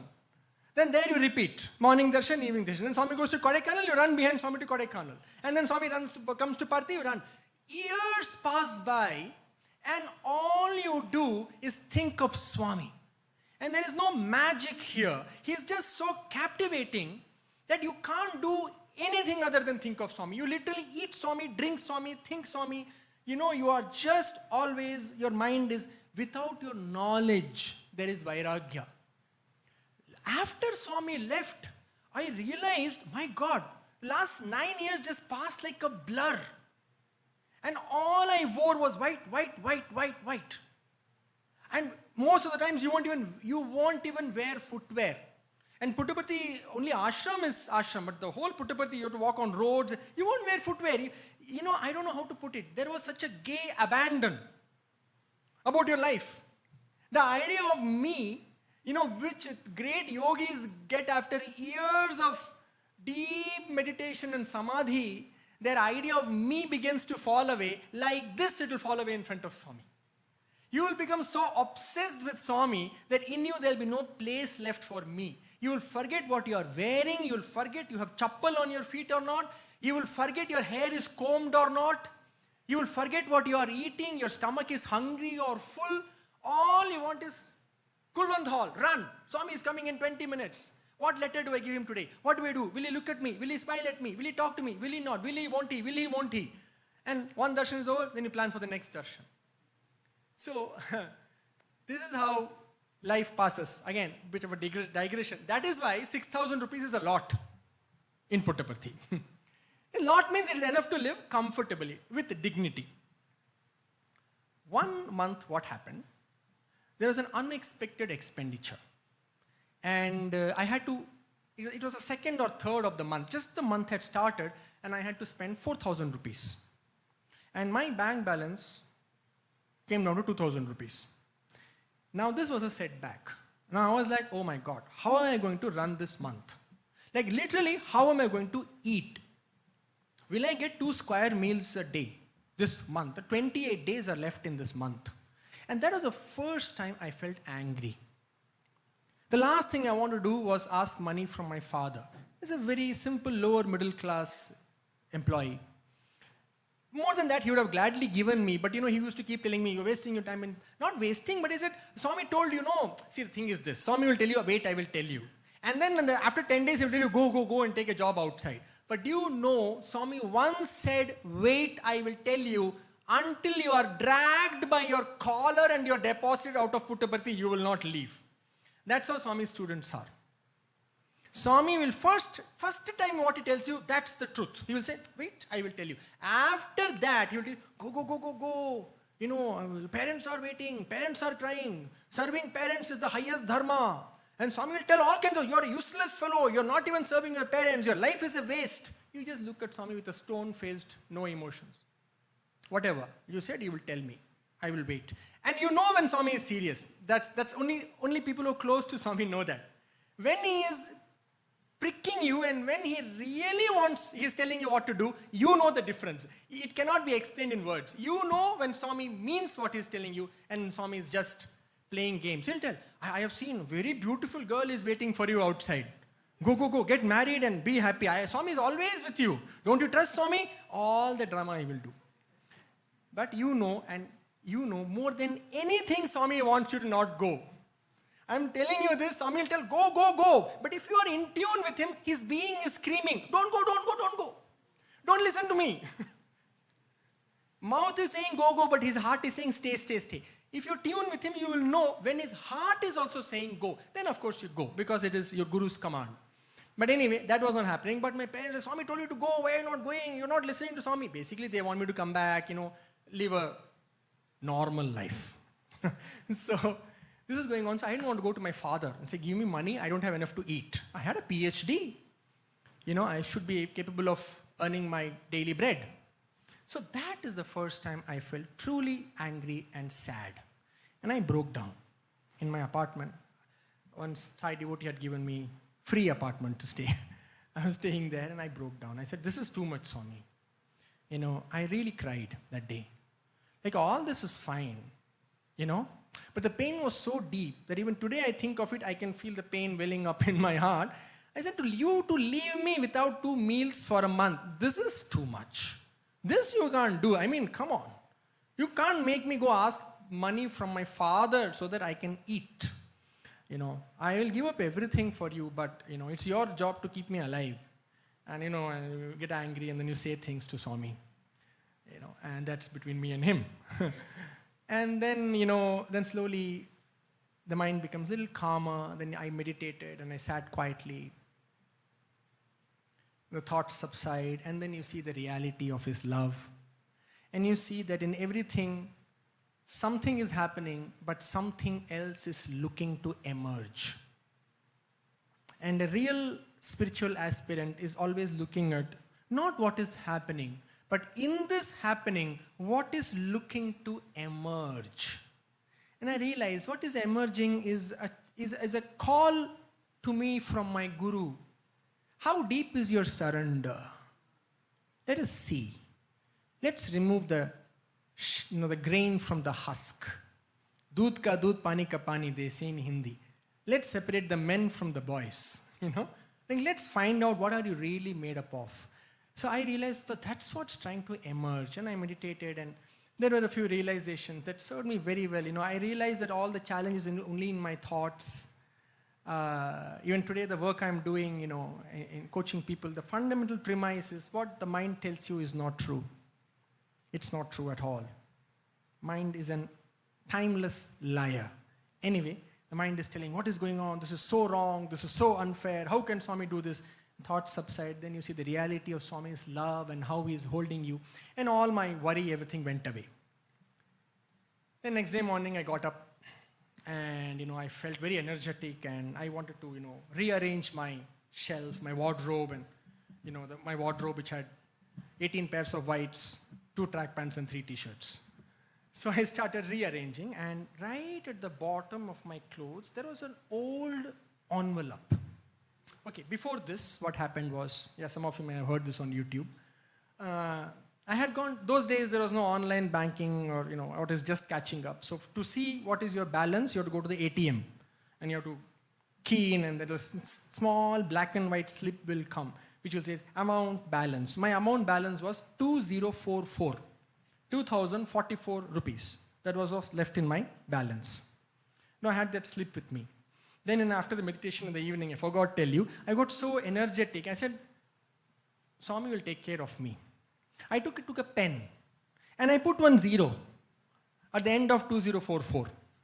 I made it 2044 20,000 rupees. And I said, I'm going to live as if I have 20,000. I'm not going to worry. Inside me, I'm going to live as if I have 20,000 rupees. I'm not going to worry. I'm just going to live every moment. Just be here. Surrender to Swami. I'm just going to live. So this is the what happened, the preface. The next day morning, I was cleaning my cupboard and I found this old envelope. And I didn't know what this envelope was. And I took out and I opened it. There was a bundle of notes. And I took out and I started counting it. I think it was 500 rupee notes. Thankfully, there was no demonetization then. When I started counting, there was exactly 18,000 rupees in that envelope. And my bank balance was 20,000. I wish I had put 2 more zeros, but I only put 1. So it was 20,000. And I was like, where did this money come from? What is going on? Then I remembered 4 or 5 years back, in the middle of my PhD, one day Swami called me in the interview room and he said, I am your mother and father. Never ask money from your parents. Whenever you need something, you come to me, I will give you. And he gave me this envelope. He said, take this. And whenever you need in future also, I will keep giving you. Don't ask money from parents. And he gave me that money. And he said to me in the interview room, don't spend it now. Keep it safe. One day you will need it. My hair on my body stood on end. And I remember that interview years back. And in the interview, Swami said, see, money is important, but least important. And Swami told me, put it under your clothes and forget about it.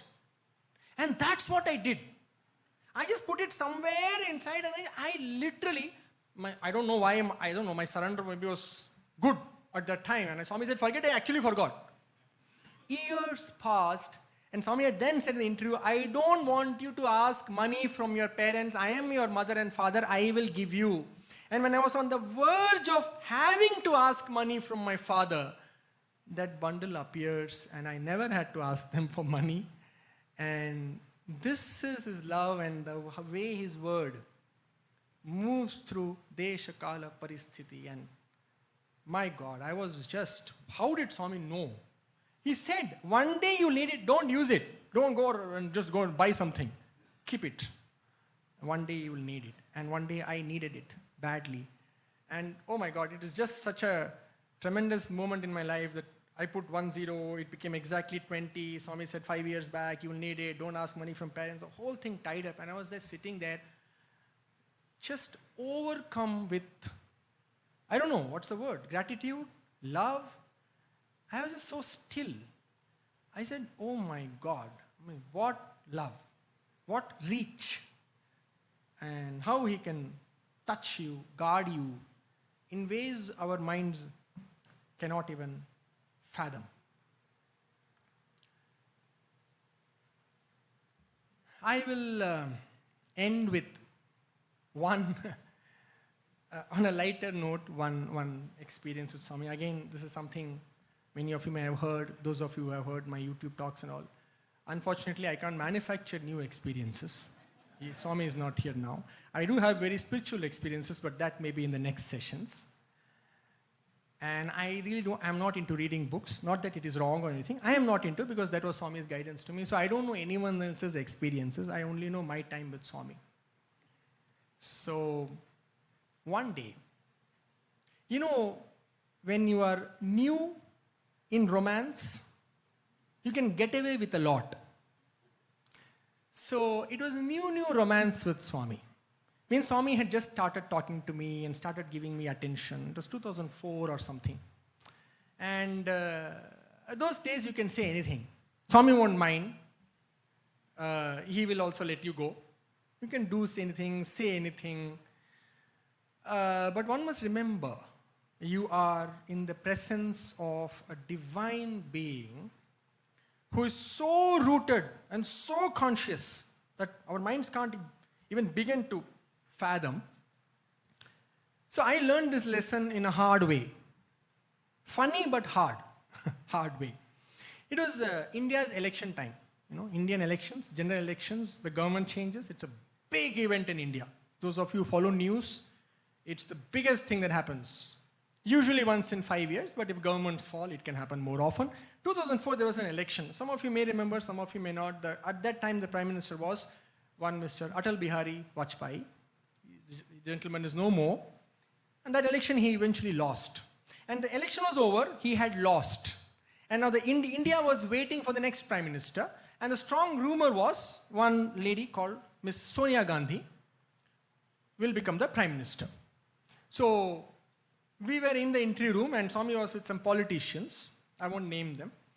And heated discussion, geopolitical discussion was going on in the entry room. I was sitting and pressing Swami's feet.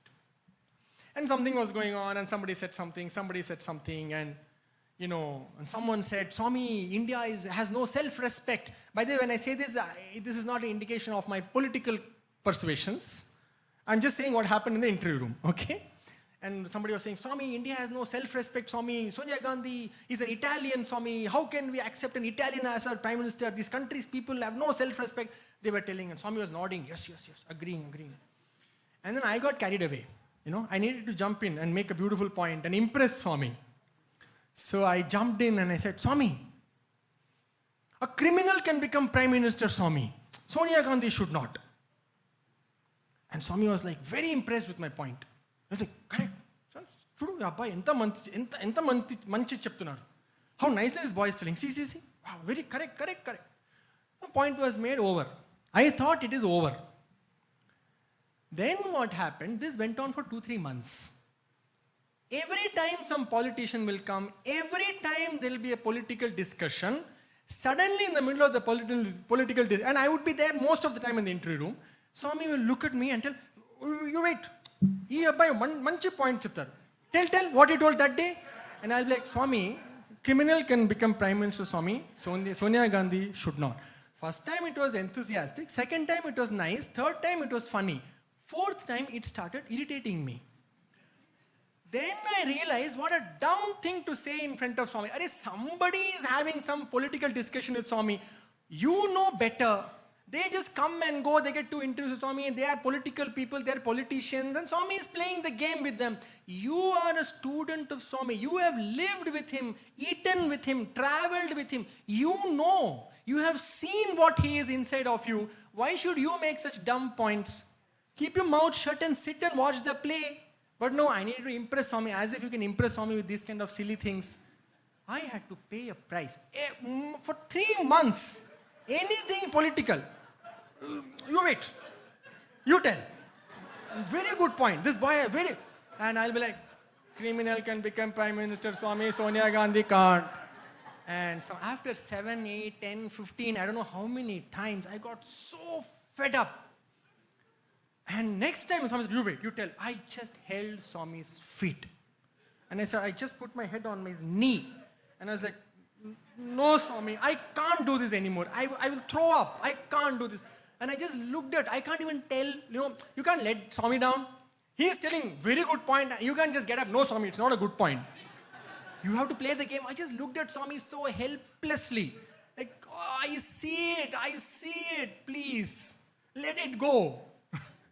And Swami just burst into laughter and he said, I got it. Now, you got it?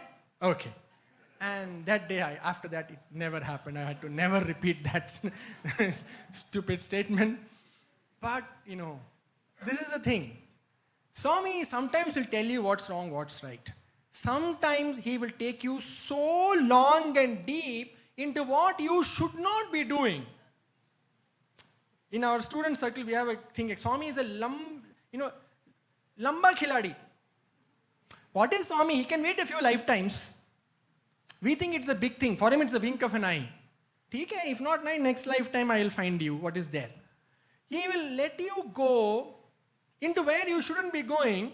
Not only let you go, he will encourage you. Very good. Go. Until one day, the realization dawns in your own heart that this is not working and I'm going to get a U-turn. And then you take a U-turn and then you will find Swami standing there and he'll say, very good. You got it, finally. So every time Swami won't teach by words. He will allow you to go. Finally, when you say, bus. Even if Swami tells me, I can't do this anymore. Actually, again, a little funny.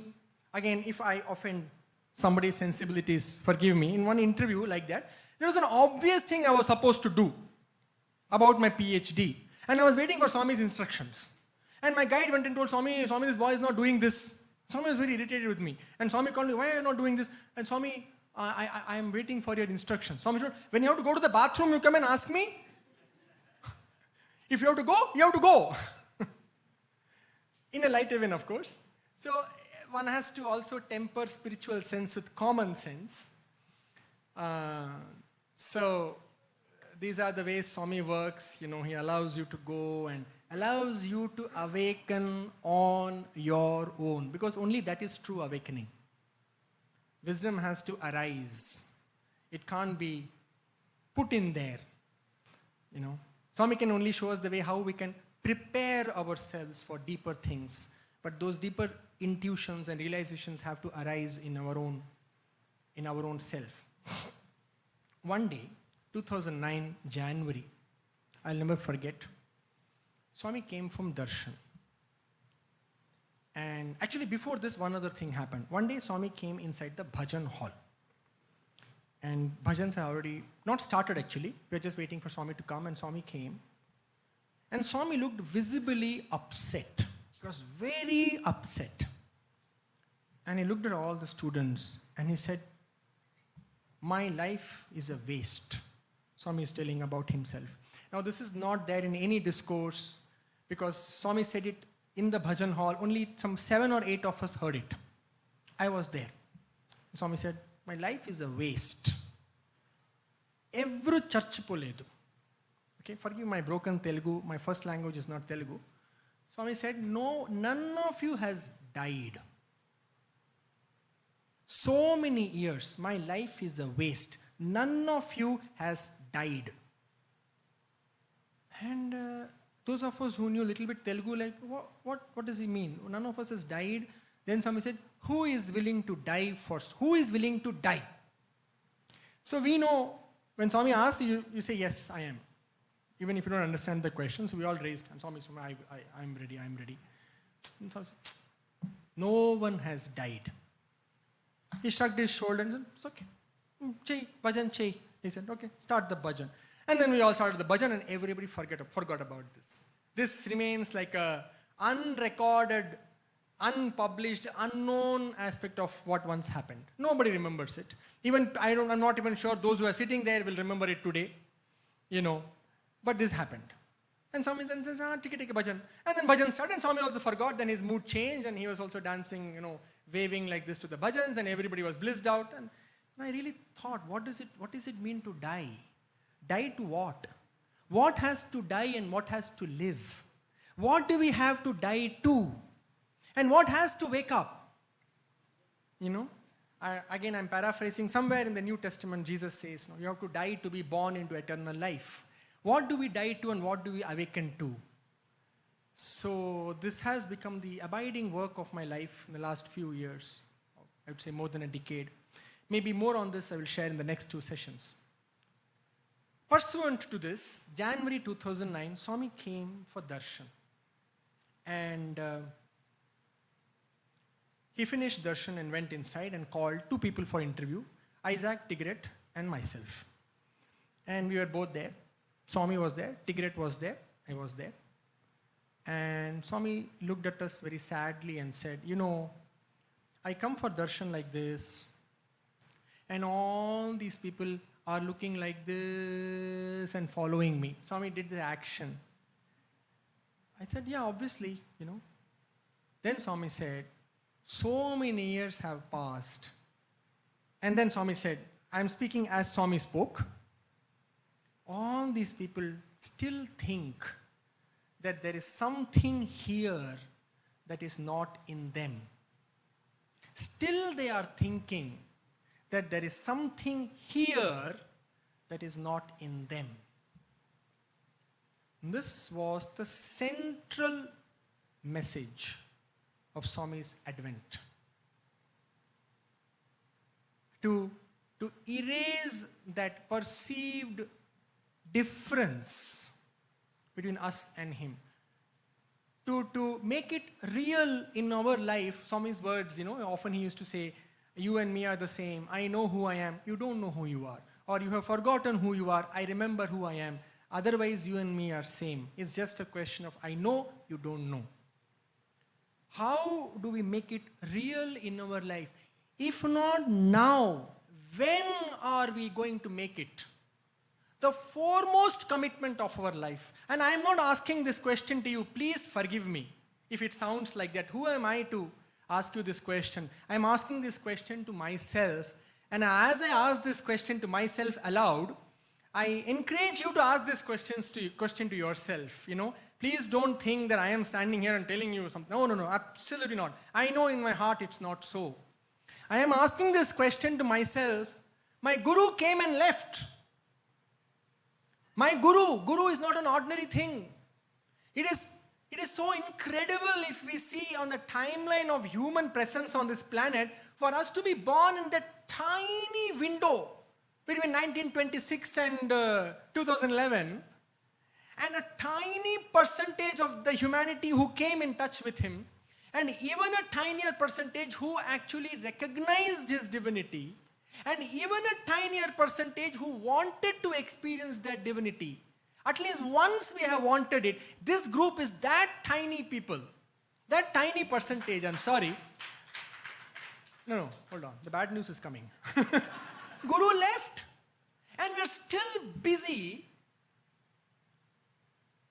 Remaining busy is not a problem, but we are still engaged and obsessed with mere survival. And I ask this question to myself. This is not asking to anyone. I am simply asking it aloud because the mic is near my mouth. What is the point? This is the tragedy of us.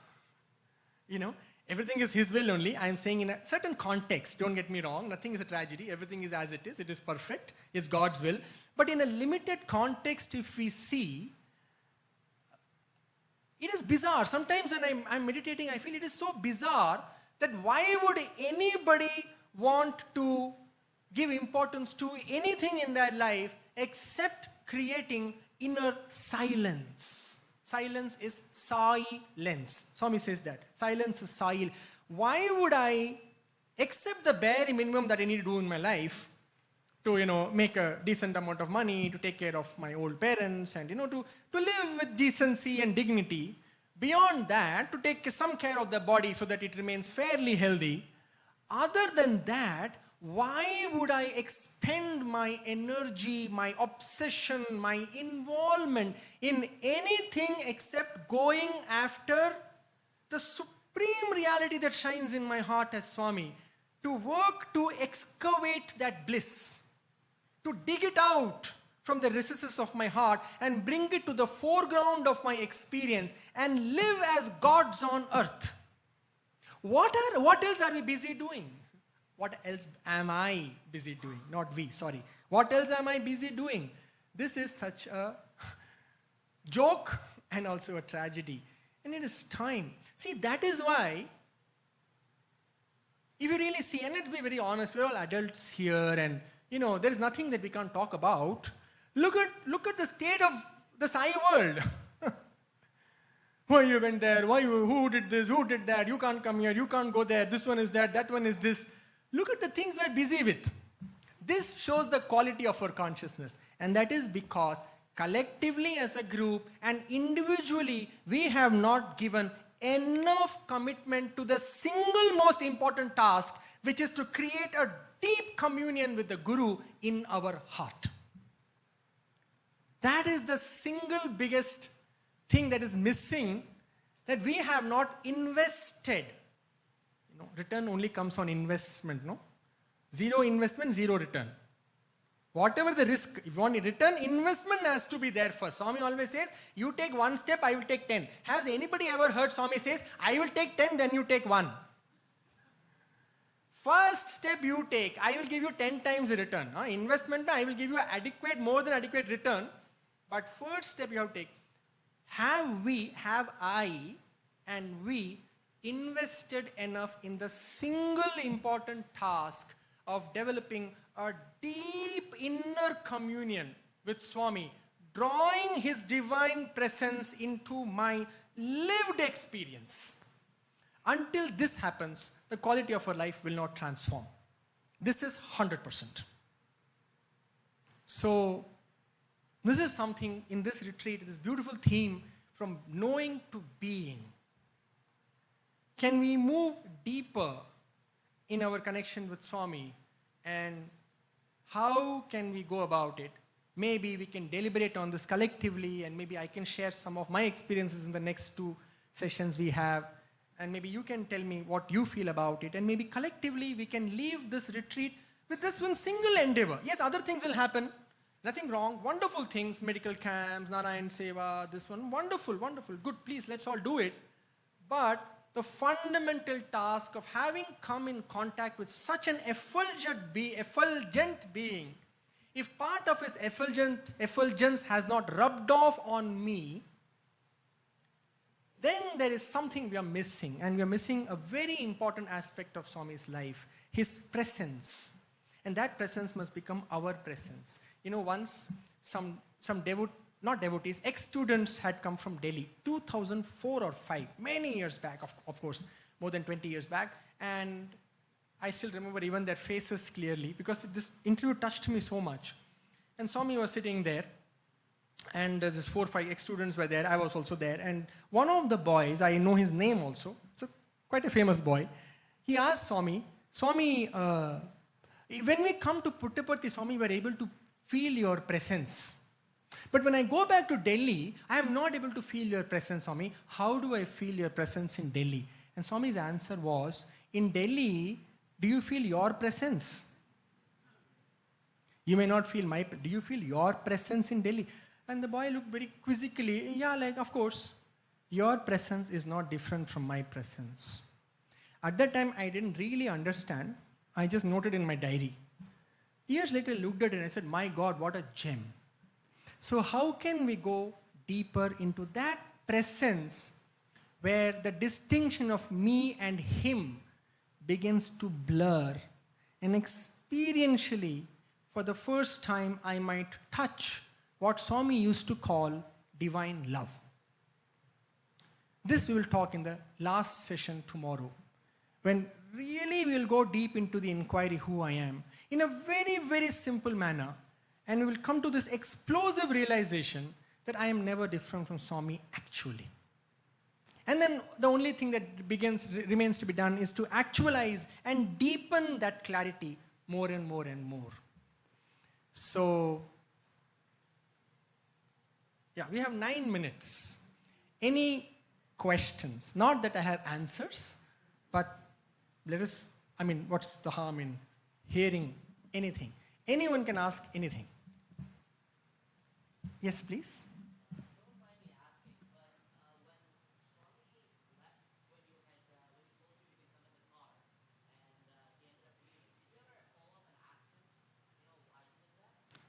Good point. Yeah. In my mind. I didn't have that courage. He asked me, why you didn't go and ask Swami, how you left?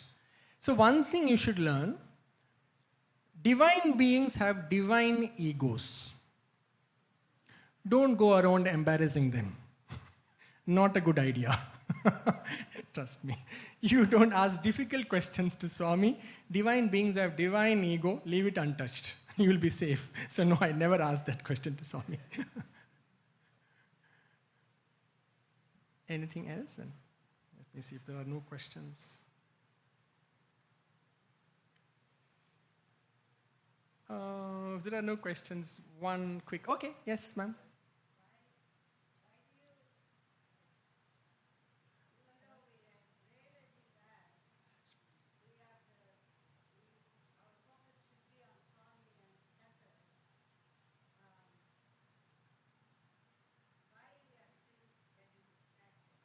Yeah. Yes. Why? Yeah, that's the big question. Why? Let's see. Let's see in the coming sessions. Hold your question. It's a good question. I don't have the answer. It's a good question. Why?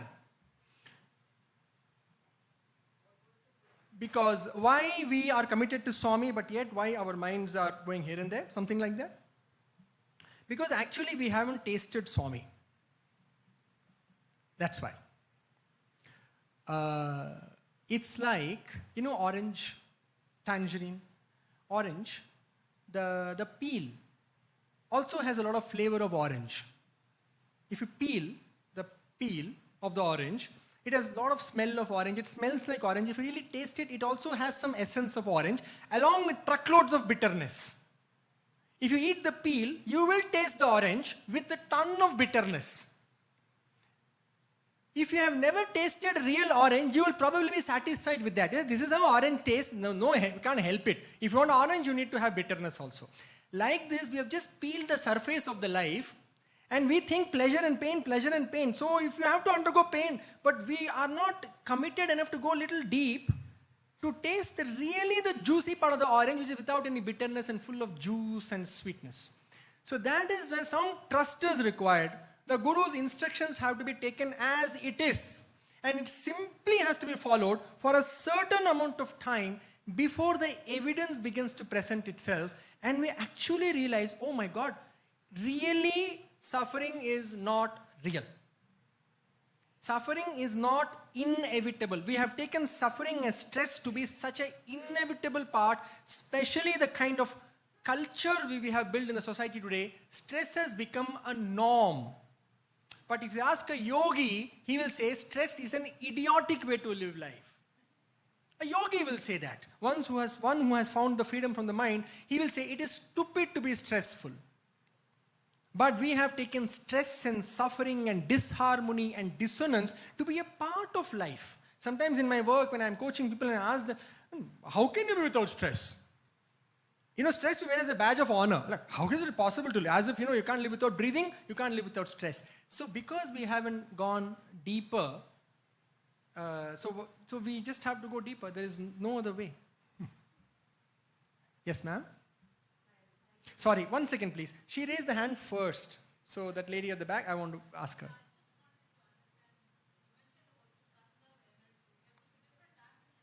Yes. No, I may not touch upon it later, so I'll answer now. You tell me, what is the biggest loss of energy we all experience?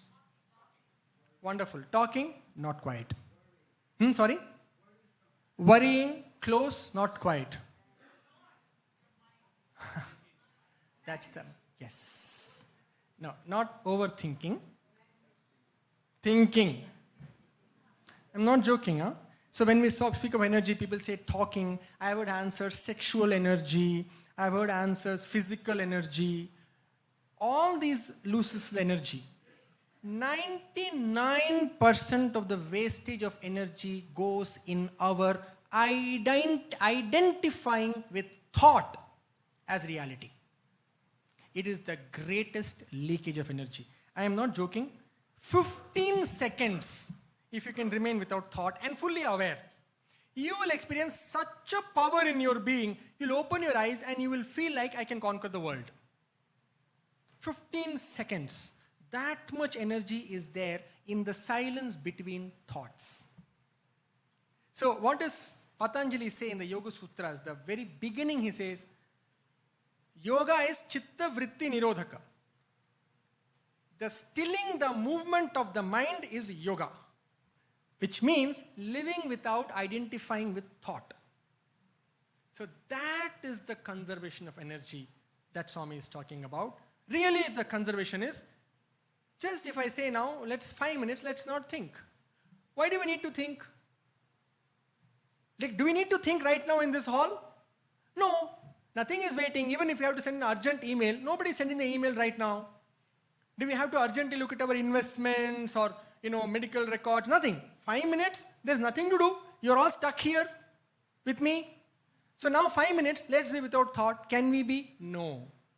So we think we are thinking. No, we are not thinking. Thinking is consuming us. So we are not thinking. We are compulsive thinkers. This is the real pandemic or endemic. It's not corona, it's overthinking. So I still remember once, I can say this because he's no more. Mr. Anil Kumar, translator of Swami, asked this question to Swami. Swami, what is the difference between pure and impure thought? And I was there. And Swami said, anybody, any guesses? What is the difference between pure thought and impure thought? What Swami might have answered? Yes? No. He gave a very simple answer, a pun. Like, he asked, what is the difference between pure and impure thought? But you mustn't have heard my YouTube. Huh? Swami said, thought itself is impure. Thought itself is impure. If you think thought is something big, you're already lost. It doesn't matter what you're thinking. If you have taken the chatter in your mind to be something of importance, something of consequence, rather than the space in which that thought happens, rather than who you are without thought. This is the Atmic inquiry. Who are you without thought right now? Instead of giving importance to this, if I have given importance to the chatter in my mind, already I am impure. Of course, there is something called impure, pure thought, but at that level Swami was saying, that day he said, thought itself is impure. So, last question, we have 1 minute. Yes, the logistics manager is sitting there already ready to pounce on the mic. So, yes, ma'am.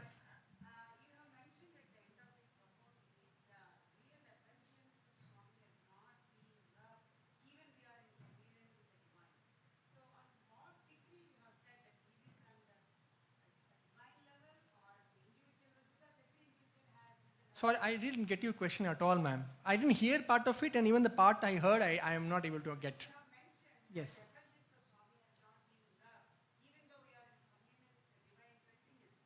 No. When did I say that? Effulgence of Swami is not love. I'm sorry. Oh, it's not rubbed on us. Oh, okay.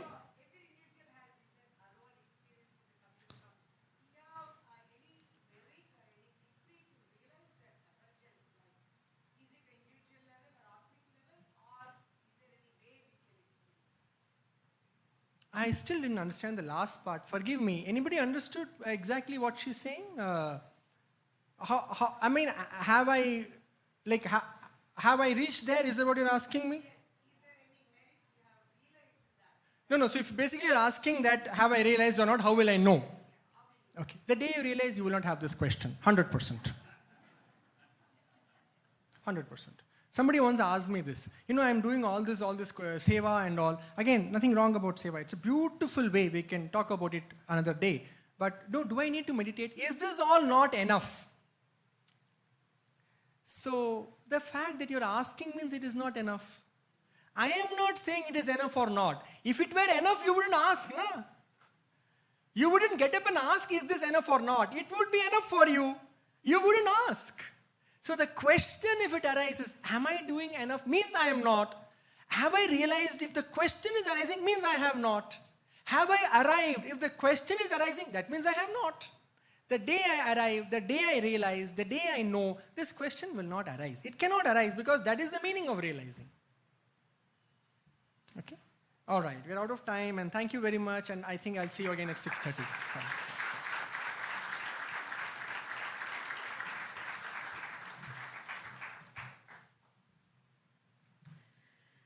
Thank you, brother. Let's give another round of a big applause to Brother Sanjay Mahalingam.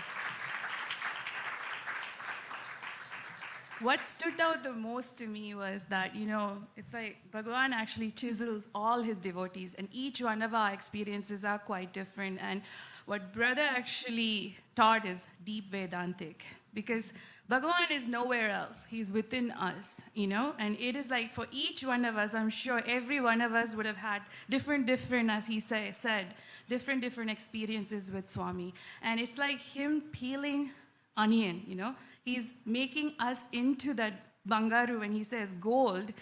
even if it is a problem or anything, that thought that he is with us and never differentiating, when most of the time what happens is we have the duality mind, as Bhagavan is somewhere else and we are here. But that's not the case. He's within us. When he starts speaking within, as brother was saying, we have to go deep within to understand that him and us are one. And once he starts speaking to us, as he is saying, there will be no thought.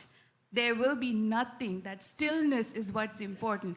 But in this mundane life, what happens is we run around and we start asking so many questions. This problem, this children, that children. When will this happen? When will that happen?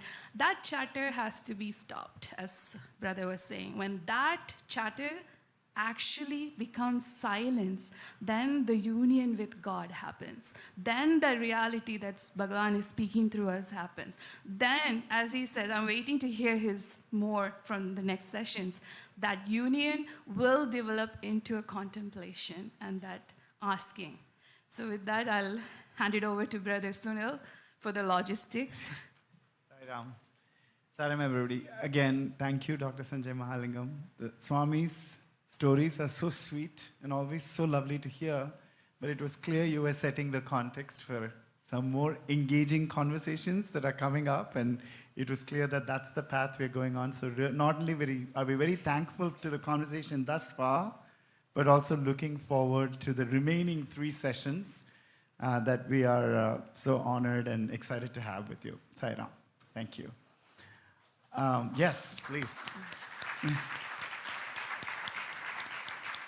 So the next little snippet of what's going to happen, I hear it's extremely warm overall in the hall, but on the ladies' side.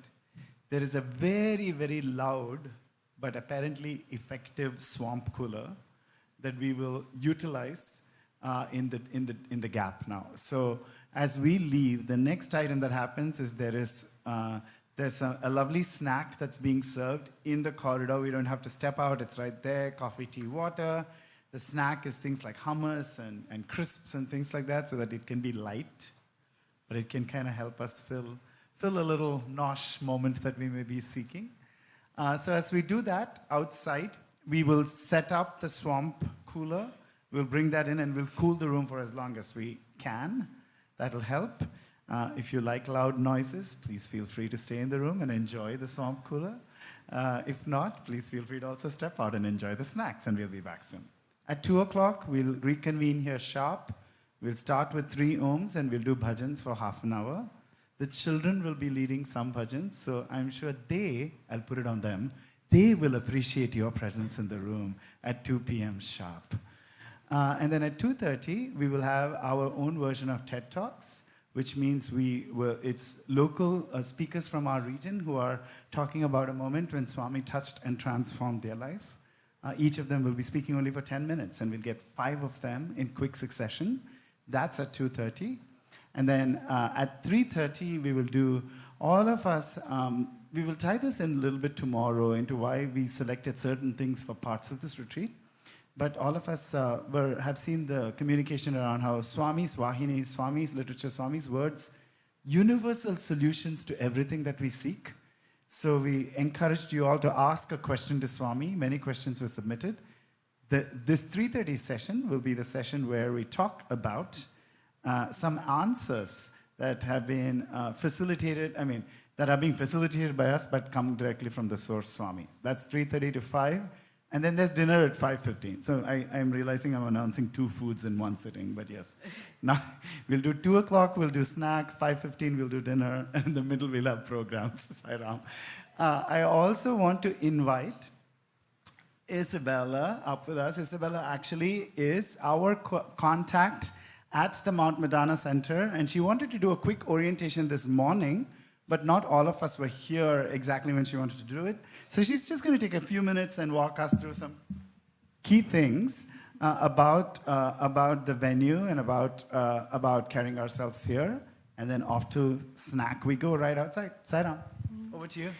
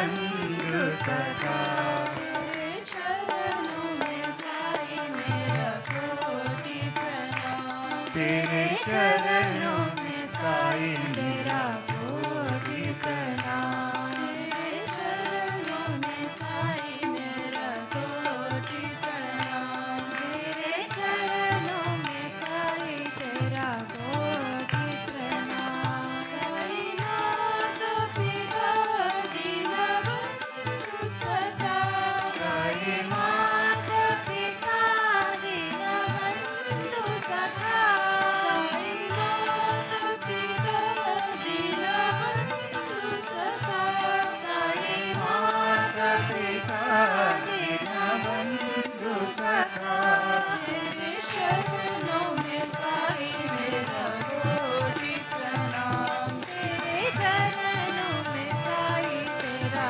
कोटि प्रणाम तेरे चरणों में साई मेरा कोटि प्रणाम तेरे चरणों में साई मेरा कोटि प्रणाम मुझे शक्ति दो मेरे साई शिवा मुझे शक्ति दो मेरे साई शिवा मुझे शक्ति दो मेरे Sai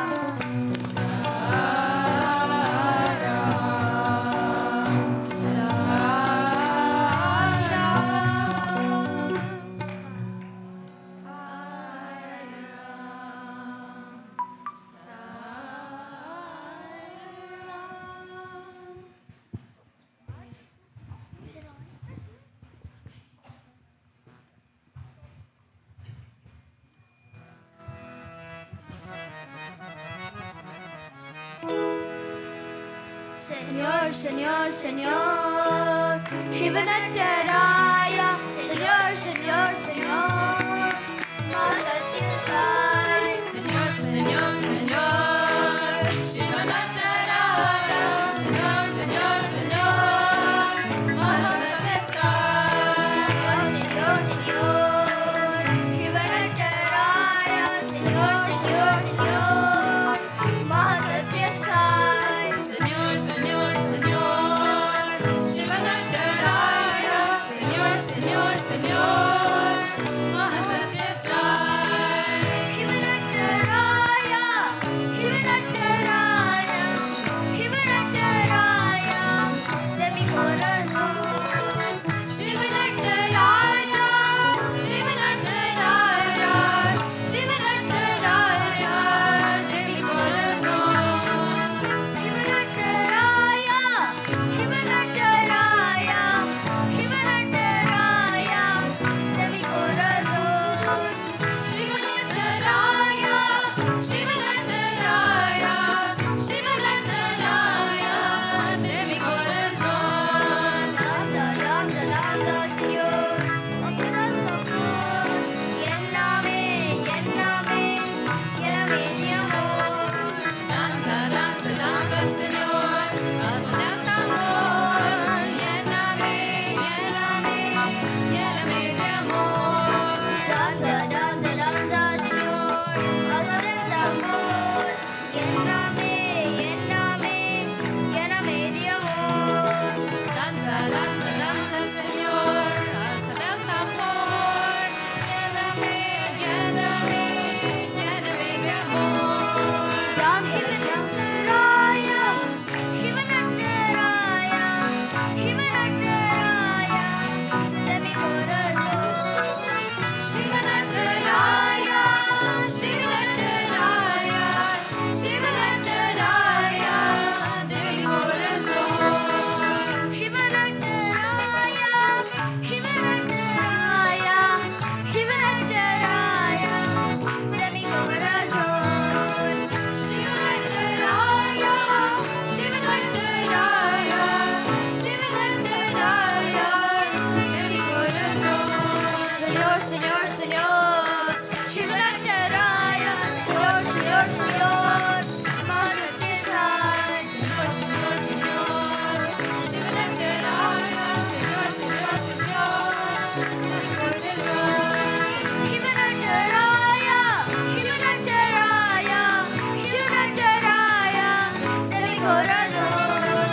Shivanattaraya, Shivanattaraya, Shivanattaraya, de mi corazón. Danza, danza, danza, Señor, danza del amor. Lléname, lléname, lléname de amor. Danza, danza, danza, Señor, danza del amor. Lléname, lléname, lléname de amor. Shivanattaraya, Shivanattaraya, Shivanattaraya, de mi corazón. Shivanattaraya, Shivanattaraya, Shivanattaraya, de mi corazón. Shivanattaraya, Shivanattaraya, Shivanattaraya, de mi corazón. Shivanattaraya, Shivanattaraya, Shivanattaraya, de mi corazón. Señor, Señor, Mahasatya Sai.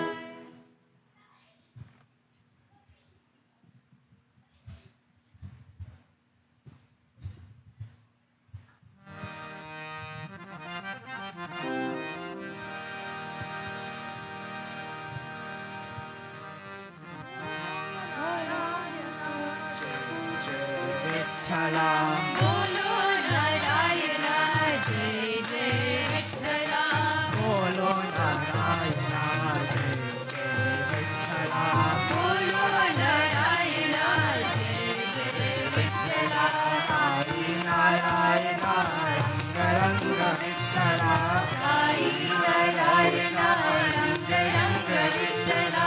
Sai Narayana, Ranga Vitthala Sai Narayana रंग रंग विठ्ठला बोलो नारायणा जय जय विठ्ठला बोलो नारायणा जय जय विठ्ठला गोविंद विठ्ठला रघुमाई विठ्ठला गोविंद विठ्ठला रघुमाई विठ्ठला गोविंद विठ्ठला रघुमाई विठ्ठला गोविंद विठ्ठला रघुमाई विठ्ठला गोपाल विठ्ठला पांडुरंग विठ्ठला गोपाल विठ्ठला पांडुरंग विठ्ठला गोपाल विठ्ठला पांडुरंग विठ्ठला गोपाल विठ्ठला पांडुरंग विठ्ठला बोलो बोलो श्रीरंग विठ्ठला साई रंग विठ्ठला श्रीरंग विठ्ठला साई रंग विठ्ठला श्रीरंग विठ्ठला साई रंग विठ्ठला बोलो नारायणा जय जय विठ्ठला बोलो नारायणा जय जय विठ्ठला साई नारायणा रंग विठ्ठला साई नारायणा रंग विठ्ठला बोलो नारायणा जय जय विठ्ठला बोलो नारायणा जय जय विठ्ठला गोविंद विठ्ठला रघुमाई विठ्ठला गोविंद विठ्ठला रघुमाई विठ्ठला गोपाल विठ्ठला पांडुरंग विठ्ठला गोपाल विठ्ठला पांडुरंग विठ्ठला श्रीरंग विठ्ठला साई रंग बोलो बोलो श्रीरंग विठ्ठला साई रंग विठ्ठला श्रीरंग विठ्ठला साई रंग विठ्ठला श्रीरंग विठ्ठला साई रंग विठ्ठला बोलो नारायणा जय जय विठ्ठला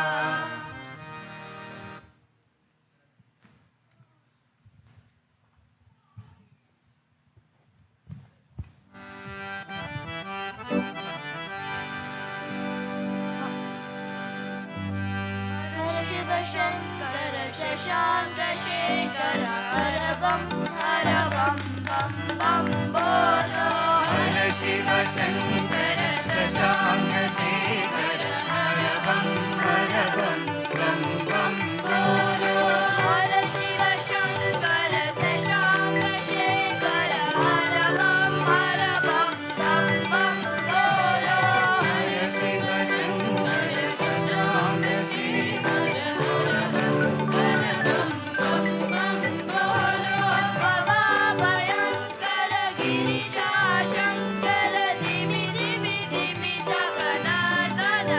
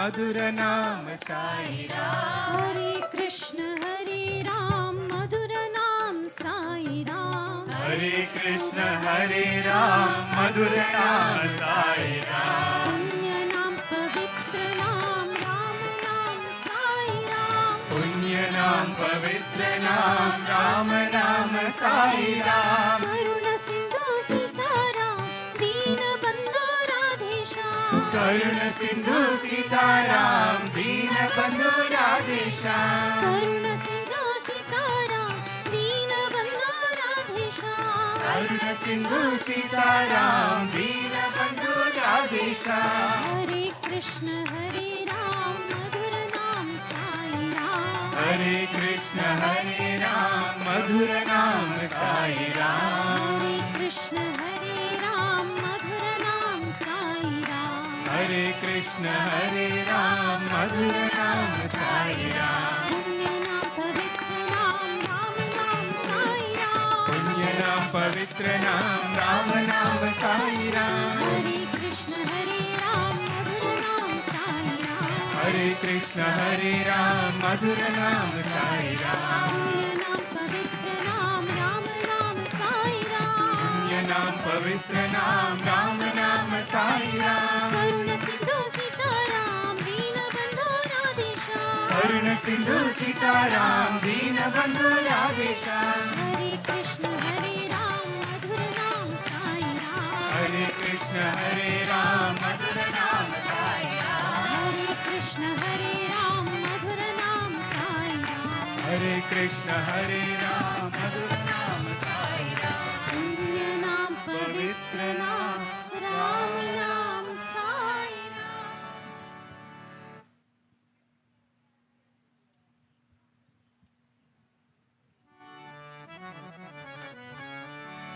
राम राम साई रामा राम राम साई राम।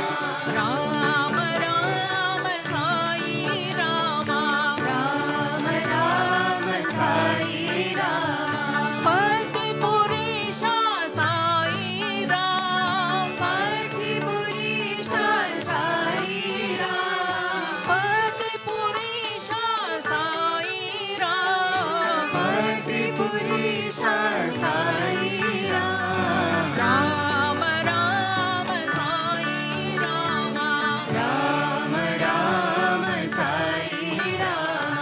मधुर मनोहर सुंदर नाम मधुर मनोहर सुंदर नाम। मधुर मनोहर सुंदर नाम मधुर मनोहर सुंदर नाम। श्यामल कोमल नयन विराम श्यामल कोमल नयन विराम। श्यामल कोमल नयन विराम श्यामल कोमल नयन विराम। रविकुल मंडन राजन राम रविकुल मंडन राजन राम। रविकुल मंडन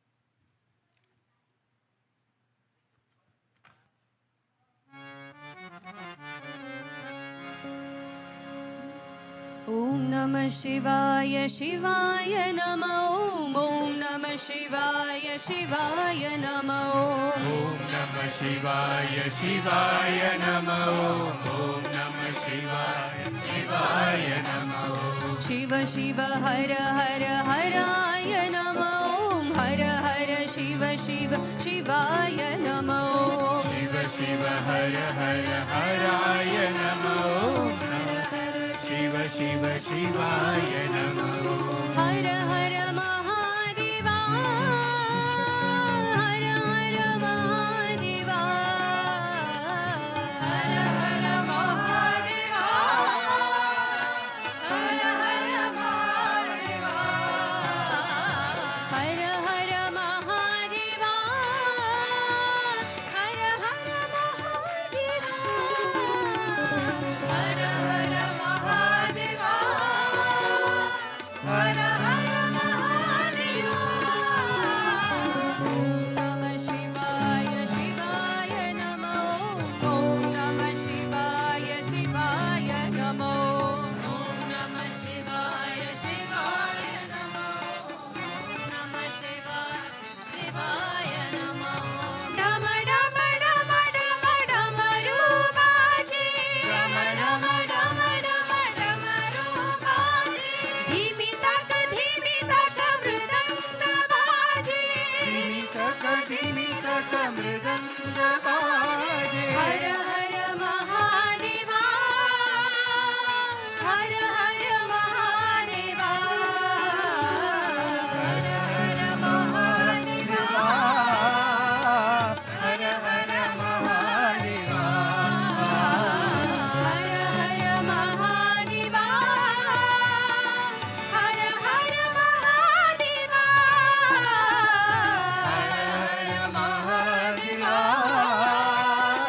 हर हर महादेवा ॐ नमः शिवाय शिवाय नमः ॐ नमः शिवाय शिवाय नमः ॐ नमः शिवाय शिवाय नमः ॐ नमः शिवाय शिवाय नमः शिव शिव हर हर हराय नमः हर हर शिव शिव शिवाय नमः शिव शिव हर हर हराय नमः हर हर शिव शिव शिवाय नमः हर हर महादेवा हर हर महादेवा हर हर महादेवा हर हर महादेवा हर हर महादेवा हर हर महादेवा हर हर महादेवा हर हर महादेवा नमः शिवाय शिवाय नमः ॐ नमः शिवाय शिवाय नमः ॐ नमः शिवाय शिवाय नमः ॐ नमः शिवाय शिवाय नमः डम डम डम डम डमरूबाजी डम डम डम डम डमरूबाजे धीमी तक मृदंग बाजी धीमी तक मृदंग बाजे डमरूबाजी डम डम डम डमरूबाजे धीमी तक मृदंग बाजी धीमी तक मृदंग बाजे हर हर महादेवा हर हर महादेवा हर हर महादेवा हर हर महादेवा हर हर महादेवा हर हर Mahadeva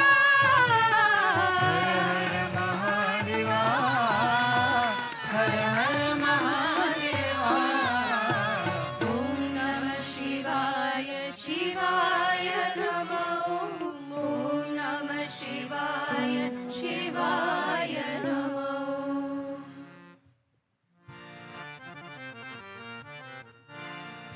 Shivaya Namah Shiva Shivaya Namah Shiva Shivaya Namah Om Namah Shivaya Om Shivaya Namah Shiva Shivaya Namah Shiva Shivaya Namah Om Namah Shivaya Shivaya Namah Shiva Shivaya Namah Shiva Shivaya Namah Om Namah Shivaya Shivaya Namah Shiva Shivaya Namah Shiva Shivaya Namah Om Namah Shivaya Shivaya Namah Shiva Shivaya Namah Shiva Shivaya Namah Shiva Shivaya Namah Shiva Shivaya Namah Shiva Shivaya Namah Shiva Shivaya Namah Shiva Shivaya Namah Shiva Shivaya Namah Om Namah Shivaya Shivaya Namah Om Namah Shivaya Shivaya Namah Om Namah Shivaya Shivaya Namah Om Namah Shivaya Shivaya Namah Shiva Shivaya Namah Shiva Shivaya Namah Om Namah Shivaya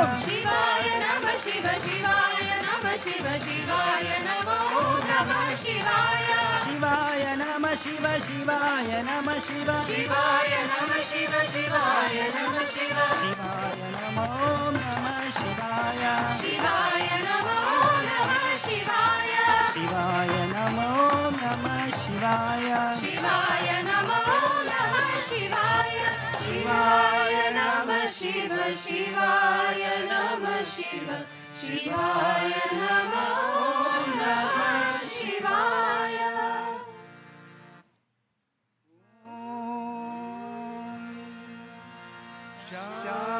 Shanti, Shanti, Shanti.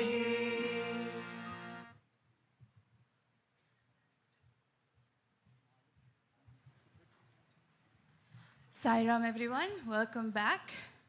So next we have Sai TED Talks. Little brief history about Sai TED Talks. It started at the regional retreat in 2023. The objective is to create a platform for members of the Sai community within Region 7 to share their transformative journey so that it may serve as an inspiration to others. This is not just an experience sharing, but a reflective and a retrospective contemplation of the guidance they received from Swami. So these are all adults, young adults, and children from our region. So the first up, we have, let me just get the name, Pramod Potluri. And Pramod Potluri was born in San Jose, California. He's a senior and attends Braham High School. As a true Bay Area resident with such landscapes, Pramod enjoys hiking in his free time. He also is trained in mixed martial arts and says that he enjoys it. He intends on majoring in mechanical or electrical engineering. His parents are Vaidehi and Srinivas Potluri. He has two elder brothers, Shakit and Prashant, and two dogs, Teddy and Billy. So let's welcome and give a round of applause to Pramod.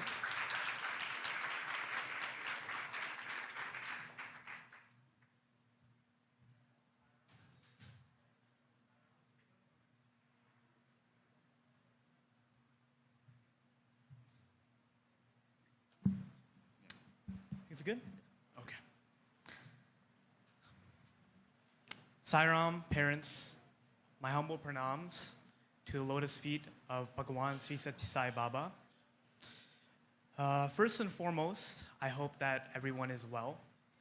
I know it's a hot day today, so please make sure to stay hydrated, drink your water. But my name is Pramod. I am a senior in high school from San Jose. I have been in the SSC program for close to 10 to 11 years now. And for me, SSC has always had an evolving meaning, and it has been a big part of who I am. And I have met so many meaningful people, developed so many meaningful connections from this program. And I have also had the chance to become closer to Swami, as well as gaining a higher sense of individuality from this program. So just reflecting back from the years, sort of going on from my earlier years in the SSC program, SSC was always about the fun and it was about the community. When I was a little kid, SSC had the classes. They were diverse, they were fun, they were interesting, and they played a big part in who I am today, as well as the people that I've met through these classes. Some of the people that I've met through SSC are some of the closest people in my life. Some of my childhood friends I've made through the SSC program, and I'm very, very grateful for having the opportunity to be so close with them. And as I sort of, grew up throughout SSC, it became more about the values, the discipline. Yes, there was fun. Our center is pretty famous for their snacks. So what would happen was every sort of like after class, everyone would rush for the snacks, and that was one sort of moment that I found very, very memorable during my SSC time. And I wanted to share a quick story with you all about one of my moments that happened recently in SSC, or not in SSC, with someone that I don't know very well, but I sort of gained a realization from that experience, and it has brought me closer with Swami through having that experience with that someone. So for context, I was attending one of my guru's home bhajans for Swami's 100th birthday celebration. And in this bhajan, everything went pretty normal. We had special songs for Swami's 100th birthday celebration, and we participated. I even sang a bhajan too upon the request of one of my gurus. And afterwards, when we were sort of just chatting around with a couple of my gurus, my friends, I met this one akka, and I don't know this akka too familiarly. I've only talked to her here and there, but it was never more than like a couple words here and there. It was very, very surface level, my relationship with her. And as you know, I'm in senior year currently. And during this time, this is sort of when everything is very frantic and busy, because this is when college apps usually are. And if you're not familiar with the college app process, it's arduous, it's stressful, you have to write countless essays, and on top of that, it's a very lonely process. You have to do everything by yourself, and everything has to be it has to be from you. You cannot really have external help that can sort of help you. And, I was just talking to the people that were there about, I'm talking about after the bhajans, I was just talking to the people there about school and, how my life is as a senior year. This is the last year, I'm almost done. And while I was talking with this one akka, all I mentioned was senior year. That's all I said. The only word I said to her was that my name is Pramod. I've seen you in the center here and there, and I'm in senior year, and it's nice to meet you. And the immediate response from that akka was, hey, would you mind sending your college app essays to me? I would be more than willing to look them over and help you and guide you on this journey. And to me, during that moment, I was unbelievably shocked because, I barely know this person. I've seen this akka here and there, but I really don't know them that well. And here they are, they're offering that guidance, the support, the love that I needed during this time, especially during this time where everything is so difficult for me. And I'm still going through it at the moment. And in that instance, my first thought went to Swami. And I could just tell that this was not just because of that Akka's sort of kindfulness, her willingness to help. It was intervention from a higher power, from Swami, knowing that I am going through this difficult process and knowing that I needed that help. And to me, it was just a very special moment. And I've never had that sort of experience with Swami before. I would like to classify me as sort of a Gen Z experience with Swami. I have never met him in person. I've only heard the wonderful, the supernatural stories that a lot of the adults in my life told, including Dr. Sanjay Ramaling, or I forgot the, but Dr. Sanjay, the stories that Dr. Sanjay was explaining, they were so remarkable, seeing how interactive and how all-knowing Swami is. And to me, it was just a very special moment, and it sort of reinforced my passion and my love towards Swami. And it sort of pushed me to know that I'm not alone on this journey. There's always someone looking out for me, whether I may know it or not. It can be anyone. It's evident from this example. It can be anyone that it may even be a stranger that you meet on the street, but you should know that there's always someone there looking out for you every step of the way. And most importantly, it's Swami. Swami is the one who is looking out for you. He is the one making sure that you are not guided towards a wrong path. He is there for you to support, nurture, love, and care for you every single step of the way. And that is something that I've realized recently. Before, I've never had that sort of experience, so it was very, very eye-opening. And I am so thankful to sort of express this circumstance today here in front of you all. And I know I'm running out of time, but I wanted to sort of leave off with a quick advice to all of the younger students in SSC. This is something that I've learned through my circumstances throughout my academic career, throughout high school and middle school.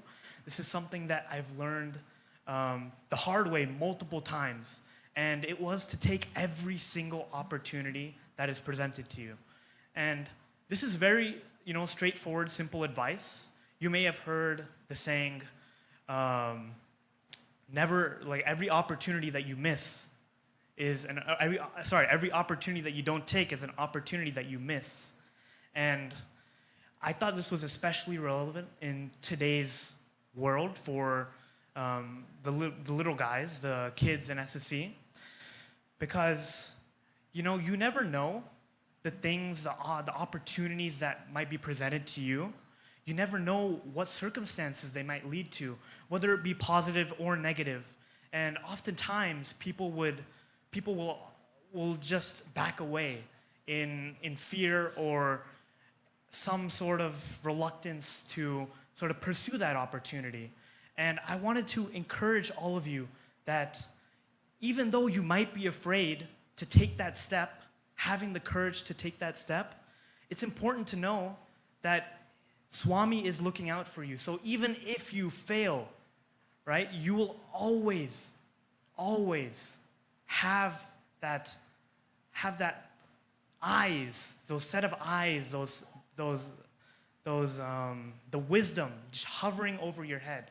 So whenever you're presented with your next opportunity, whether you are afraid to do it or not, I suggest you do it.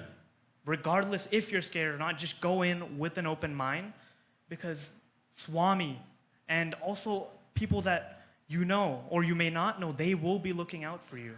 And even if you fail, you will learn something valuable that you can use to become a better person. Thank you. Sai Ram.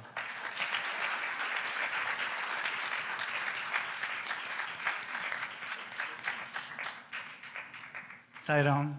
It's always nice to see a a group 3 kid in high school give advice to his younger siblings. So that was awesome.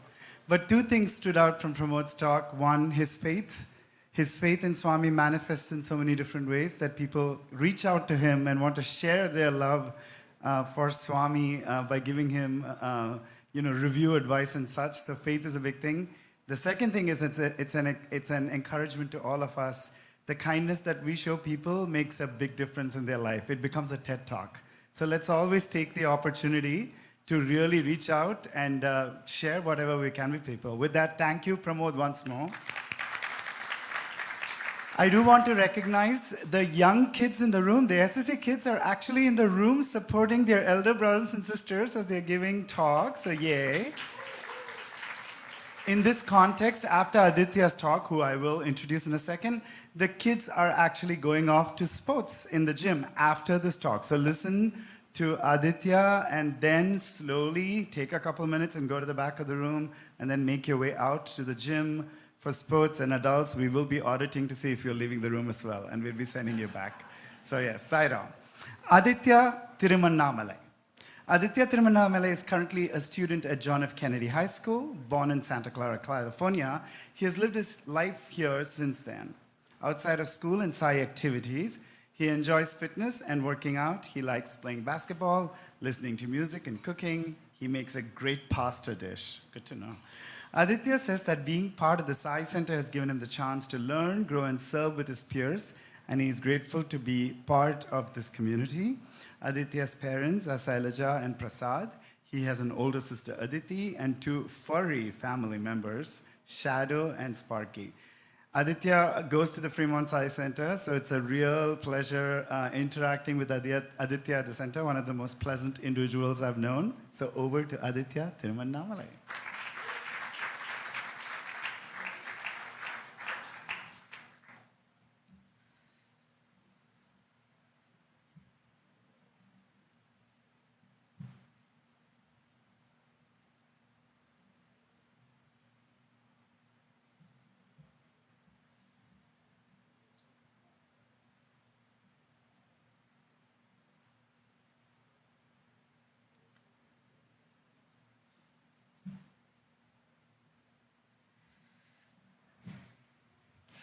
Saram, everyone.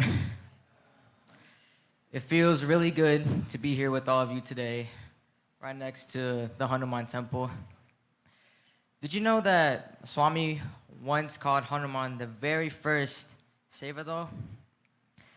It's a really strong reminder that service is the heart of spirituality. My name is Aditya Thirumannamalai.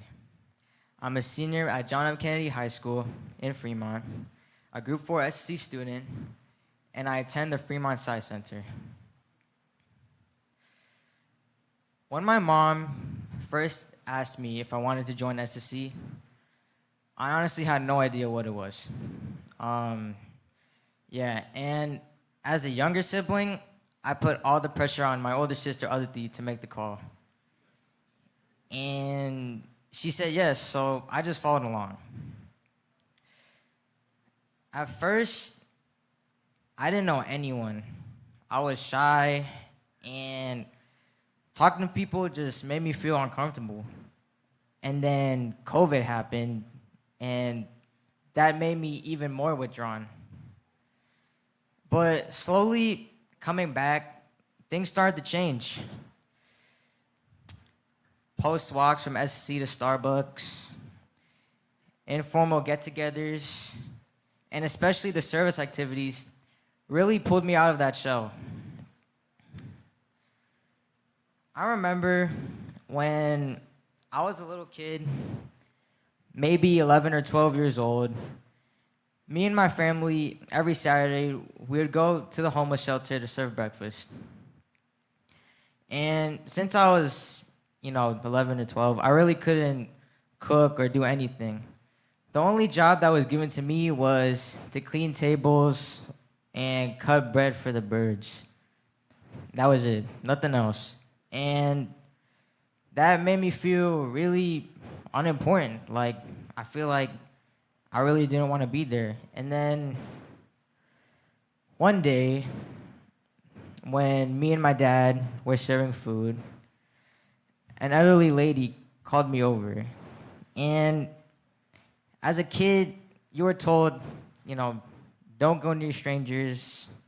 So, as any kid, I went up to my dad and said, Dad, please, there's an elderly woman over there. She called me over. I'm a little scared. It's like, can you, like, watch over me? Like, make sure nothing bad happens? And he's like, I got you, Adi, don't worry.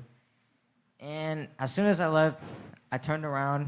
I looked at my dad. He gave me a little thumbs up. So I was a little confident. And I nervously approached her. And, like, she started crying, like, tears of joy. She gave me, like, a big hug. And she said that whatever I'm doing, like, I should just keep going. Like, just keep going. You're doing a really good thing.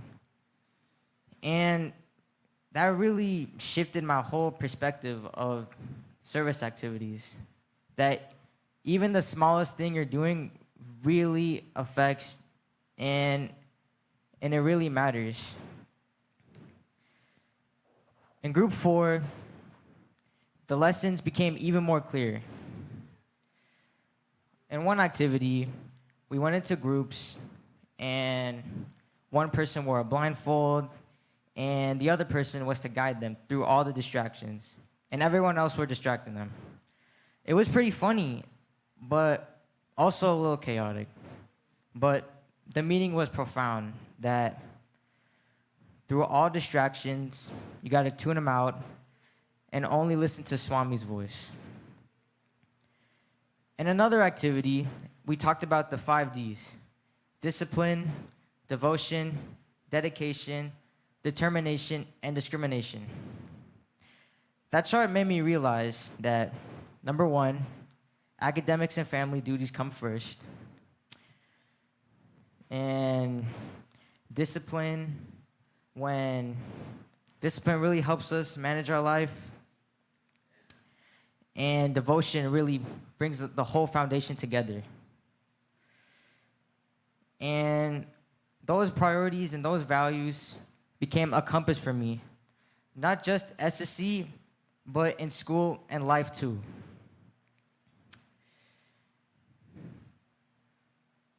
From, looking back, when I just started SSC, I was a really reluctant, shy, and self-centered person.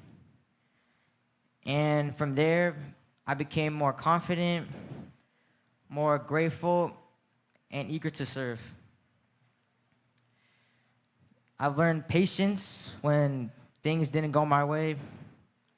I've learned responsibility when people counted on me to show up, and gratitude when I realized how grateful I am. And most importantly, I've experienced the joy of being part of a community that feels like family, whether it's budgeons, tutoring, or even Olive Garden dinners together. So, what does from knowing to being Sai mean to me?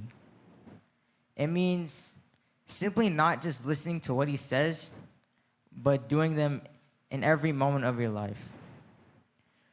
Not just doing service projects for hours, but doing them in every single moment.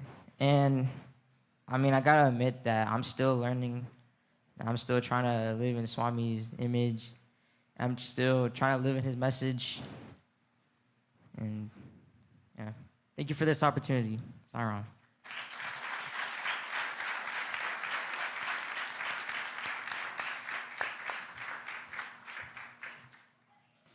Thank you, Brother Pramod. Let's give a round of applause one more time to him, as well as all the SSC teachers, because it's so inspiring that these kids are getting inspired because of teachers like all of you who are sitting here. So thank you to SSC teachers. Next, I would like to call upon... Oh, okay. So quietly, can the SSC kids please walk out? Adults, as brother was saying, we are auditing if you're leaving the room. So.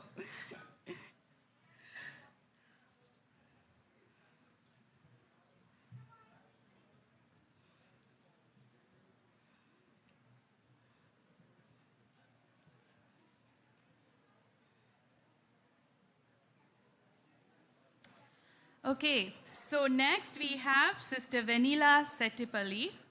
Venila was born in Guntur and grew up in Vijayawada, Andhra Pradesh. At the tender age of 7, she was introduced to Swami by her father, moment that set her family on her spiritual path. From that day on, Swami's teachings have been a guiding light in her life.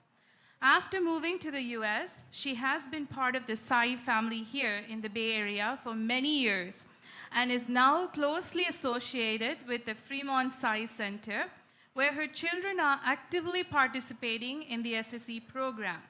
Professionally, she works as a design engineer in the semiconductor industry and currently lives in Palo Alto with her husband and their 2 wonderful children, one in group 3 and the other in group 2. Outside of work and service, Venila enjoys traveling, hiking, and gardening, activities that help her connect with nature and spend quality time with her family. So let's welcome Sister Venila.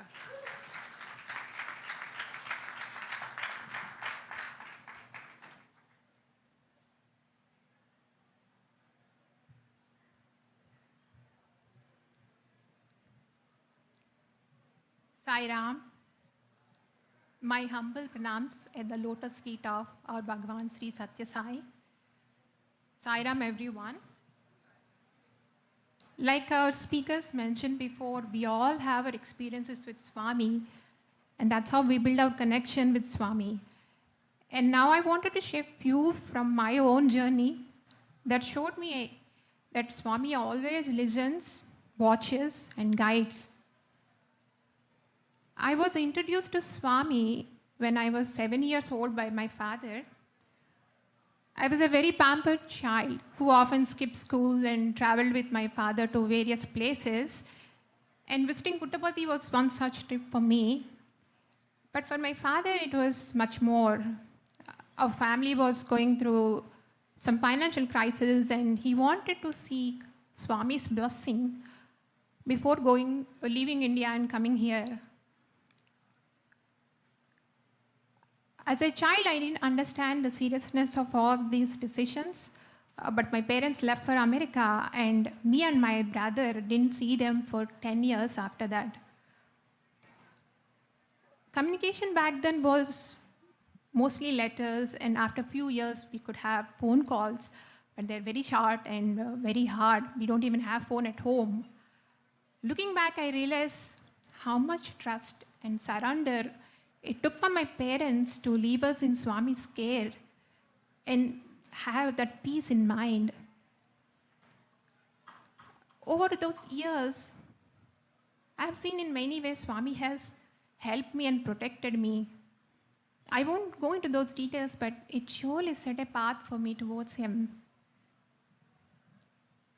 Now, going back to my first visit to Puttaparthi, I was with my father, and we were sitting in second or third row, waiting for his darshan. The time felt really long, but I understood we are not supposed to talk. I was bored, and I started playing with my wiggly tooth. That's all I could do. After what felt really long, Swami has finally come, and he started walking towards us. I noticed a lot of hands were reaching out to him to hand over the letters to him. And slowly Swami walked and he reached us. Right at that moment, all my hard work has paid off.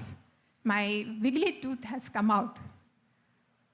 There was blood, so I got panicked and I started calling my father. Father, look at me. But he was not paying attention to me. Instead, he was focused on Swami and handing over a letter to him. Right then, Swami looked at me. Even as a child, I felt the power and grace in his eyes. Immediately, I stopped calling my father, and Swami gently smiled at me, noticing the little tooth in my hand. And that was my connection, first connection with him. Even in such a childish moment, I felt Swami sees everything and is always watching. From that moment onwards, I always felt he's constantly watching me. Even when I'm sitting there and looking at Swami's picture, I just feel Swami is looking at me. I think it's the same feeling for all of us. Whoever looks at Swami's picture, you just feel he's directly looking at us. It's not a feeling, I think it's real. Swami is watching all of us. I wanted to share another experience. Many years has passed, and then I came here, got married. Me and my husband decided to have children. But initially it didn't go well, so I thought I'll go visit Swami. So I went with my mother. We planned a week trip. I went straight to Puttaparthi. This was early March 2011. As soon as we landed, we learned that someday Swami was not coming for darshan. As you know, that is the end of the month, Swami was admitted to hospital, so he was not feeling well physically that well by then. So we went to darshan and sitting and we prayed. Swami comes for darshan that day because we only planned to stay there for a day and we already booked our tickets to hometown. To our luck, Swami has come. He was in a wheelchair. He has come and I was very happy. Right at that moment, I asked Swami, bless us with a child. And to be sure, Swami is listening. He could listen. I asked, Swami, bless by raising your hand. And I said, Swami, not this, so that I won't confused with the generic blessing like to everybody. So Swami's chair passed without just such gesture. So he went inside that bhajan hall, the smaller room. He went inside. Then immediately I started to think, did Swami listen to me? Did he hear me? And in few moments, Swami has come out again. When Swami comes out for darshan, you'll feel the silence in the room will make noise with everybody, thousands of the people shifting their gaze towards him, adjusting for the better view of Swami. You'll feel that energy, that happiness, especially after such a long wait, right? So you feel that. And the moment I felt that in the room, that energy, I know Swami has come out, so I started looking for him. Right at that time when I could see, Swami has raised his hand all the way up, just like the way I asked, and he blessed. Later that year, December 20th, 2011, we were blessed with a baby boy. This was even before the calendar year changed. And that is the same year Swami also physically left us. So that moment showed that he's always listening, no matter what, he's always listening. I want to share just one more experience. Our son grew up and he started attending SSC at Central San Jose Center. At the end of the school year, his Sai Nyatri teacher has asked me if I wanted to be the teacher next year. But just a week before that, we decided to move to Fremont and start attending Fremont Center. So I had to say no. I felt really bad for saying no to Swami's work.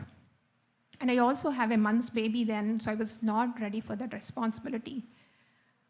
That night, I prayed to Swami, said, Swami, you know my situation. You know what is right, and you take care of it. And we started attending Fremont Center, and it's been a few years, pandemic happened, and we become more regular at center. My kids attending SSC, and I was attending parenting circle. One day, Sister Prashanti called and suggested I take teacher training. We have enough teachers, so I thought I'll take training as it could be helpful for parenting too. So I took training. I continued to attend parenting circle. A few months later, she called me again and she said, one of the SSC teachers has to go on a break for personal reasons. And since I already finished training, she asked me to step into that role. And guess what class it was? Sai Nursery. So I changed my place, my plans, but Swami didn't change his. He put me right back into the same spot. What started as a temporary role turned into permanent. I finished 2 years and heading into my 3rd year.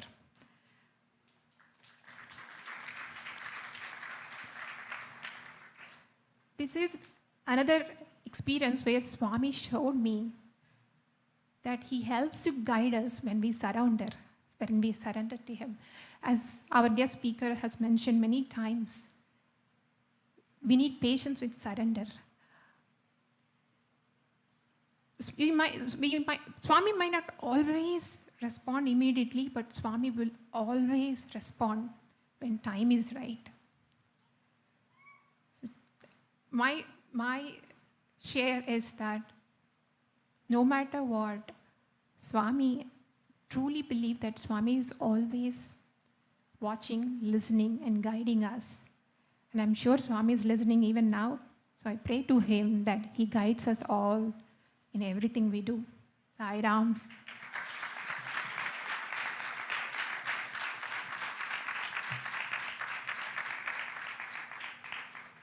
Thank you, Sister Vanilla.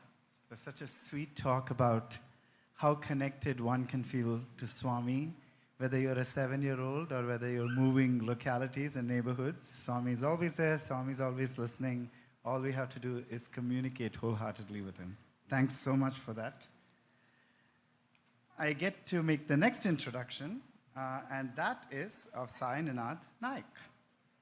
Sai Ninad was born in the coastal town of Karwar, Karnataka, and grew up in Bangalore and Hyderabad in a family deeply devoted to Bhagwan Sri Sathya Sai Baba. His bond with Swami is a living legacy carried forward from his grandparents and parents and remains the guiding light of his life. He completed his bachelor's degree in electrical engineering at RV College of Engineering in Bangalore and later pursued his master's and PhD in electrical engineering at the University of Alabama in Huntsville, USA. Currently serving as an RF engineer, Sai Ninad believes his professional path is also part of Swami's plan, giving him opportunities to apply discipline, excellence, and humility in everyday life.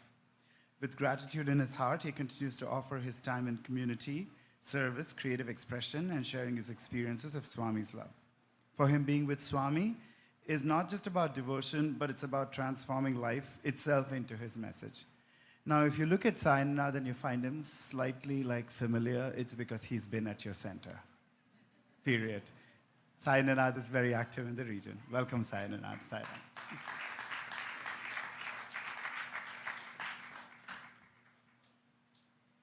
Sai Ram, everyone. Good?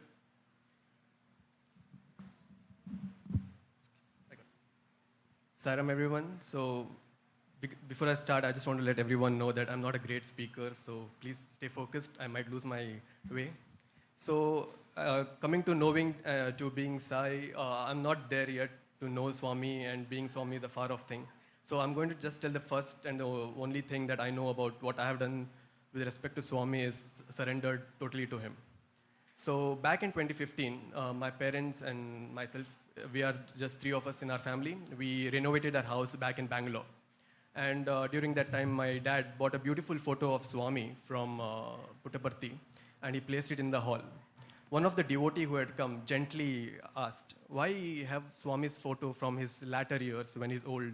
Why not have a Swami's photo very young and, with a big smile? We respectfully ignored his opinion, and we kept the photo where it is. So carrying on from there, after a couple of years, we were having a homam at our house. And this was also my last year in my undergrad. And obviously, I was at that stage of my life where I had no clue what's next, where will I be, and who will take care of me. And during that time, I was like, Swami, this is the time where you have to show me the path. No subtle hints and all don't work with me. I overthink, it goes right over my head. Please you have to come to my home. And with this raw and honest prayer that I want to see you here, I sat during the homam and threw everything into it. And at the end of the homam, right, once the homam concluded beautifully, I was wrapping up and helping everyone go through things. And nothing happened.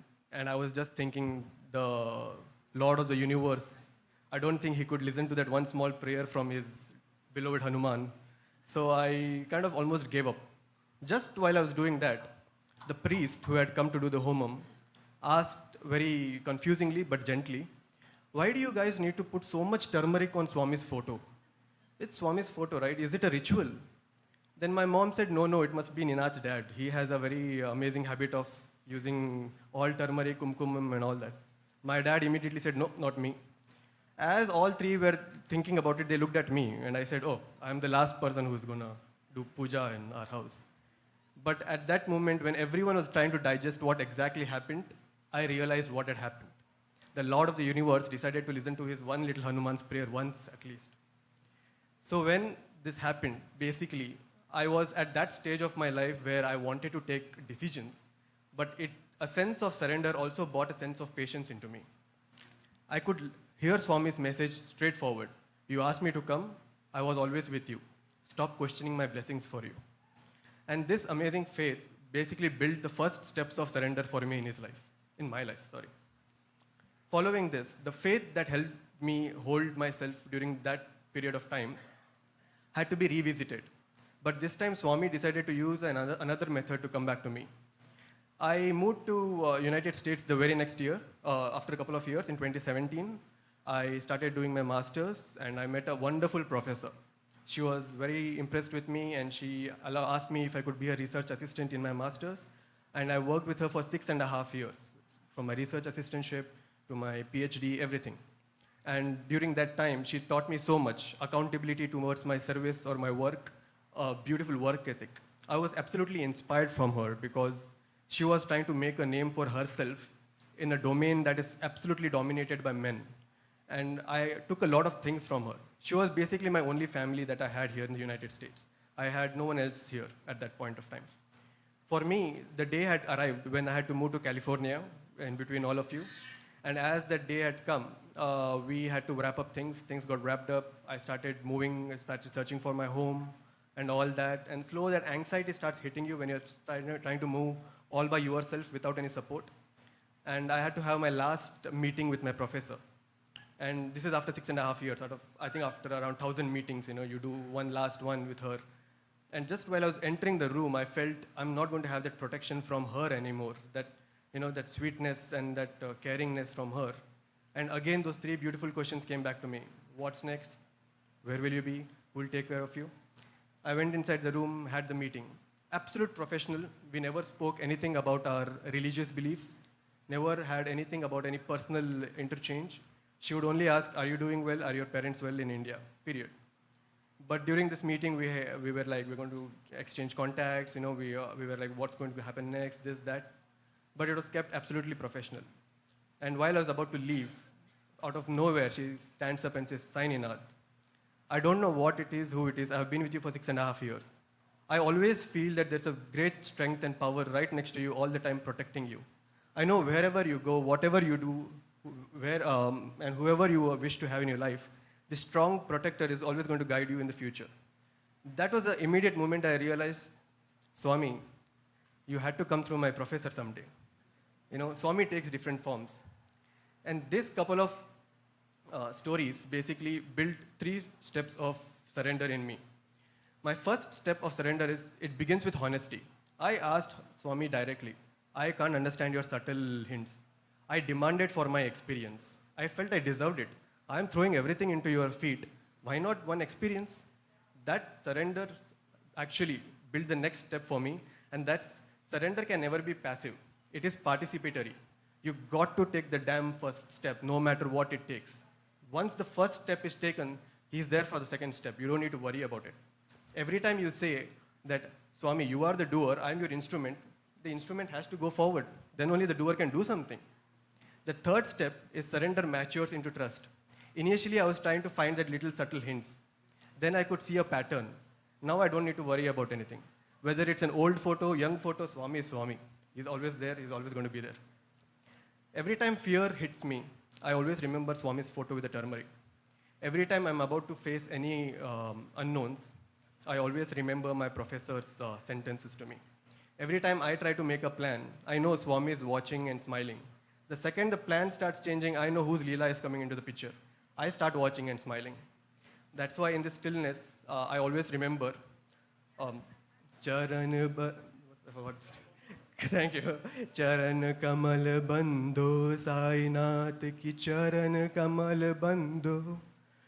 Surrender to the feet of the Lord, Sai Baba. Surrender to the feet of the Lord.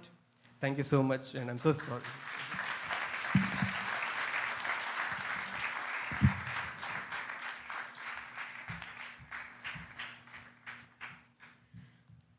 Let's give another round of applause to Brother Ninant.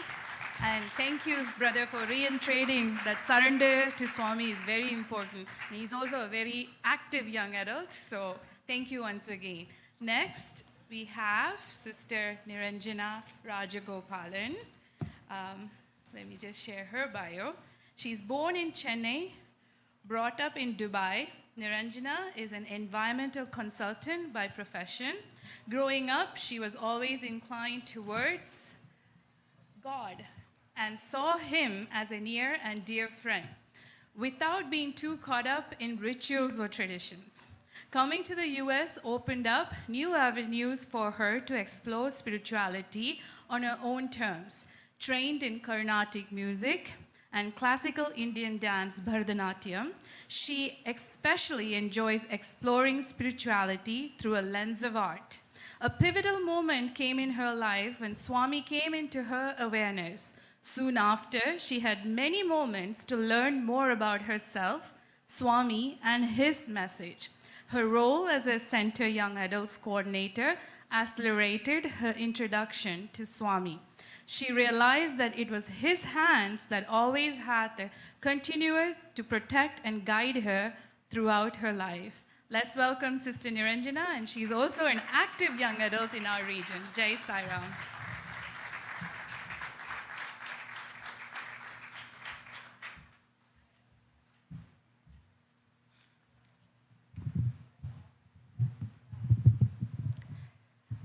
Sairam, I offer my love to Swami, who is truly my everything. I've divided my talk today into 3 parts: my coming to Swami, my getting to know Swami, and my yearning to start becoming Sai. Swami came into my awareness about 4 years ago. I volunteer as this Shirdi Sai temple, and there's Swami's altar as well in the temple. And I used to walk by Swami's room, and I knew him to be another guru. Once I saw someone being asked, would you like to volunteer for Swami on a weekly basis and perform aarti for him? Somehow a small wish arose in me, and I said, I wish that was me that they had asked. The next week, I got asked, and I immediately agreed. Those were very beautiful days, the initial days. One of my distinct memories is trying to wipe the mole of Swami's murti, thinking it was a speck of dirt. I didn't know at all. Till one of my friends pointed out and said, hey, what are you doing? That's Swami's mole. A few weeks passed, and I met with a bike accident. It was on a Thursday at around 10:30 p.m. in the night. The road was a bit deserted at that time. And while I knew I was going to fall, I heard myself saying, Swami, please protect me. Right then, there was a bicyclist who came on the other side of the road. He helped me, and I made it home somehow that day. Later, when I thought about that night, I felt like Swami had come to my rescue. It was also pleasantly surprising for me that I had known up loving and growing up with many, many gurus and gods, almost everyone. But Swami was the one who came to my mind at that point in time. And Swami was the person I'd most recently come to love. I knew there was something more to this relationship, and that this relationship was to stay. I came to Swami for the unconditional love that I felt from him towards me and the same unconditional love that I feel towards him. Moving on to the second part of getting to know Swami. This was a fun phase for me, not so fun for coordinators, I think. I used to go on Google, type Satya Sai Baba, and join any WhatsApp groups that were related to Swami. Sign up on emailing lists, bookmark those websites. And someone had also told me recently that, oh, Satya Sai Baba is called by his devotees as Swami. So I would also Google search Swami just in case I missed something. So I went to Sundaram, I went to India at that point in time for a brief period because I was going through a personal situation. And I chanced upon Sundaram. And I used to go there every day. And at that point of time in my life, I wouldn't talk to anyone. I would just talk to Swami. It was just him and me, not even my own family. And I would go sit at that altar, and before they opened the altar, I would sing Giridhara Govinda Gopal. Tears would flow down my eyes, and it was just him and me. When I got back to the US, I saw a message on one of the WhatsApp groups saying they're looking for a women's coordinator. I haven't even been to a center, don't know anything about the organization. I just knew that Swami had something called an organization and he has centers worldwide. And I reached out to this person immediately and said, I'd like to sign up, for this. And I think, my intention when I did a lot of these things, obviously, disclaimer, I did not become the women's coordinator. But I think my idea was, what is the avenue for me to get to know him better? How will I find his devotees? Where will I go find these centers? Because I think when I initially started looking, it was pandemic and things were not in person. And I've done many such things like this. I signed up for, unity slots, thinking it is unison slots. And I was suggesting scales for other people to sing, bhajans in. And there was a moment where I was like, why are they asking me for scales? How will I know what, groups can sing in? But then I went with it. I suggested scales and bhajans for people. And I hosted my first virtual home bhajans, and the coordinator, when they reached out to me that morning, I thought, you have a photo in your home, you have an altar set up, the devotees will join the Zoom call and do everything. I just needed a photo. They said, sister, do you have someone in your house to follow? What follow? And you'll feel breathless, right, if you sing first and second speed. What second speed? I didn't even know Sai rhythms back then. I used to write down bhajans in my notebook. I have a bhajan notebook. So, that was my journey of getting to know Swami, And I think I'd really taken it to heart that Swami is the doer. And I'd heard it in a lot of places. And I thought, if he's the doer, then I just need to be available, right? And he'll get it done. So I just went for it. I also finally chanced upon Central San Jose Center. And I had loving and caring devotees who really guided me along the way. The third part of me, the yearning to start becoming Sai, where did that come from? I think there were two big pushes in my life. When I went to Sundaram, I got acquainted with two Sevadals there. And they're truly an embodiment of Swami's values. They live his message day in and day out. Love also of all, help ever, hurt never, unity of thought, word, and deed, And they were my inspiration. They were the people I wanted to embody because I would think in a situation, I didn't have any context of the physical form of Swami, so I didn't know much, right? So I would think, what would they do in this situation? How would they behave? What should I be doing? The second push came when, in the last retreat, I got a chance to play Swami's role, a small role, but, wearing that orange robe and seeing how people looked at that orange robe and that afro made me realize, what this avatar means to his devotees. And what is the legacy that we as his devotees are trying to carry forward in our lives? That was a pivotal moment. And I questioned, Swami, how do I practice and live your messages in a world where it is your omnipresent form that is existent? And that same retreat, I got my answer through a speaker session where they said, our life will be his message.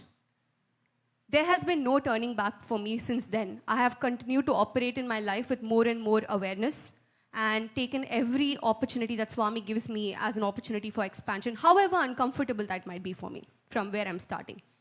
I was going to say a small other incident, but I think I'll go with what happened today. I was leaving from the house, prayed and everything. Quite unlike me, I would just say bye, Swami, and leave. I prayed, and And then I thought I'd done extra. Good. I suddenly come to the car key is missing. Everything else is there.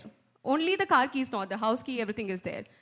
The usual me would like get anxious. What am I going to do? I have to move so many things from my car to another car. You know, but then for a moment I was just like, listen, don't do the same things again. Change your patterns, right?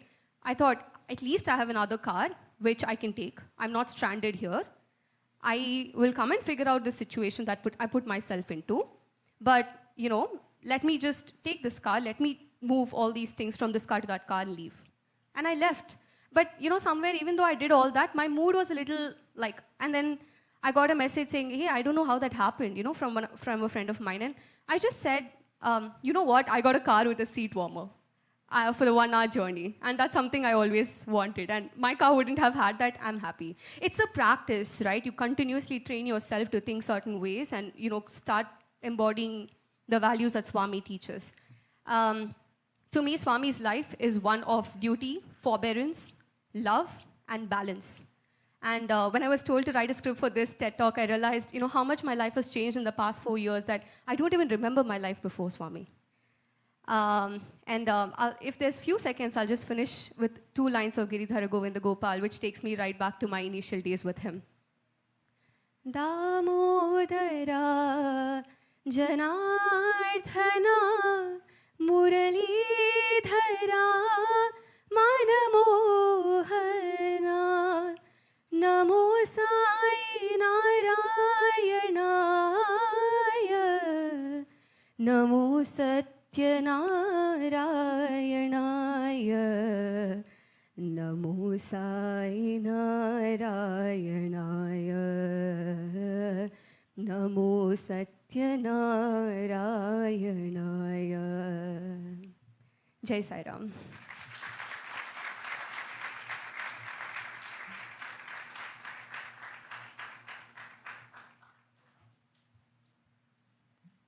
Sai Ram, sister, thank you for that inspiring speech. Let's give another round of applause for Sister Niranjana.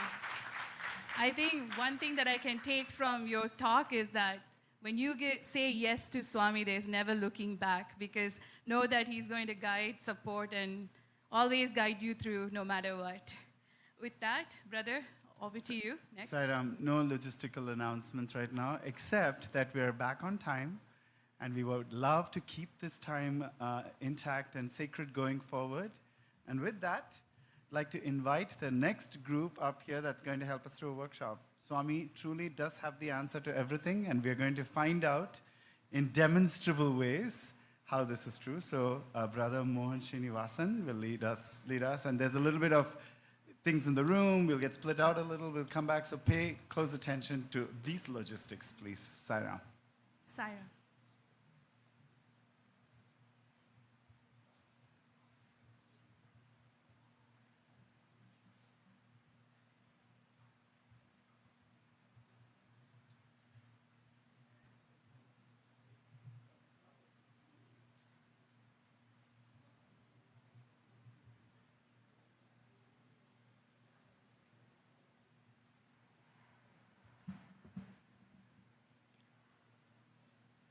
I surrender myself at the lotus feet of our dear Swami and ask for his presence to guide us through this workshop. Dear Sai family, thank you all so much for being here for this workshop that several of us here have been preparing for almost 6 weeks. So really appreciate your patience to stick around on this really warm day. So Sai Ram.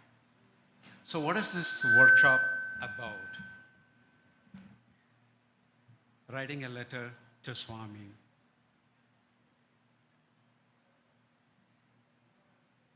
You know, the theme of this workshop, this retreat itself, knowing to being Sai, our speaker and several other people earlier today very elegantly elaborated on this. And I'm not going to be any match to any of those wonderful, explanations many of them gave. But you clearly know that knowing Swami, we all get into his fold, trying to know about Swami. Okay, who is he? Where was he born? What does he do? Who is his mother? What else has he done? All those things are knowing about Swami. And from there, we make a slight progress. Let me try to be part of the organization that he has created, which again is knowing about Swami. And then we start experiencing his organization itself and the love of the people who are part of the organization. And now the more you experience, the more you enjoy that, you're still very intrigued about, I need to know who the Sai is. And you try to know Swami. Knowing about Swami is very different from knowing Swami. And you really try to spend too much energy into that. Who is Swami? What is this avatar? Who is this? But then you realize after hearing from him, don't try to know me. It's not going to be possible, right? It's like trying to know or comprehend the infinite. It is going to be a futile effort. Don't even try to do that. But instead, he says, experience me. And through that experience of years of experience, and what happens? That's when you see that transformation in you, knowing about Swami or trying to know Swami, but you definitely experience Swami. And in that experience is a wonderful transformation that is happening. And that's when you realize, as our speaker earlier today, Brother Sanjay Mahalingam, I'm sure that the jet lag got a better of him today and he needs his rest. And he mentioned about many different things, nuggets of information I was trying to catch as fast as he was saying.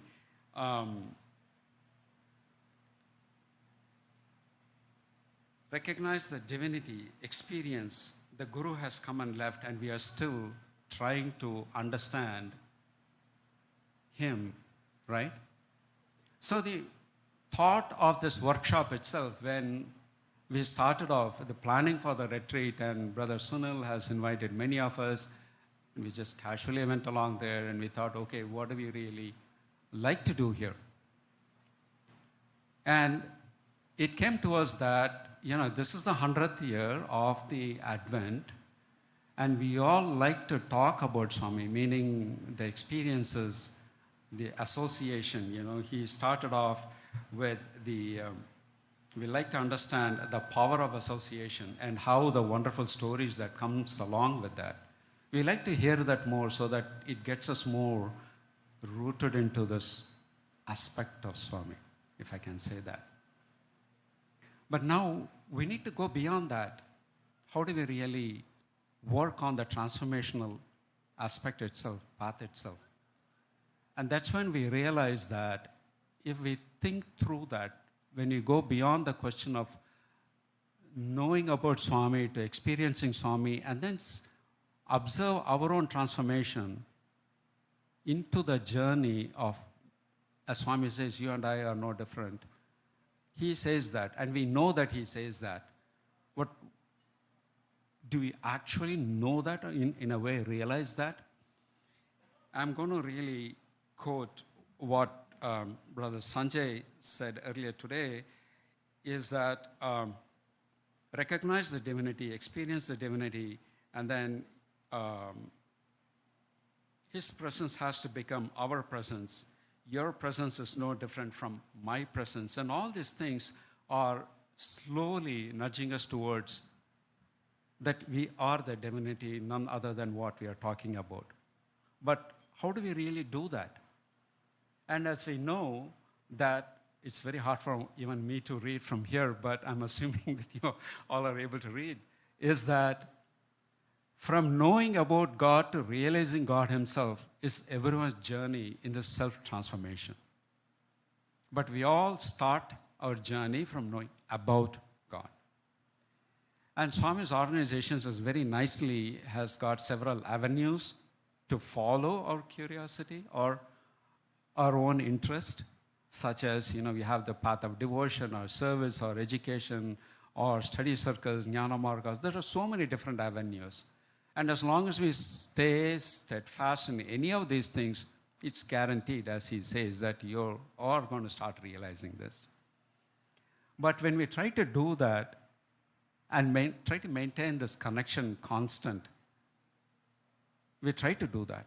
But oftentimes we are overcome with conflicts, questions, self-doubt, and many of those things.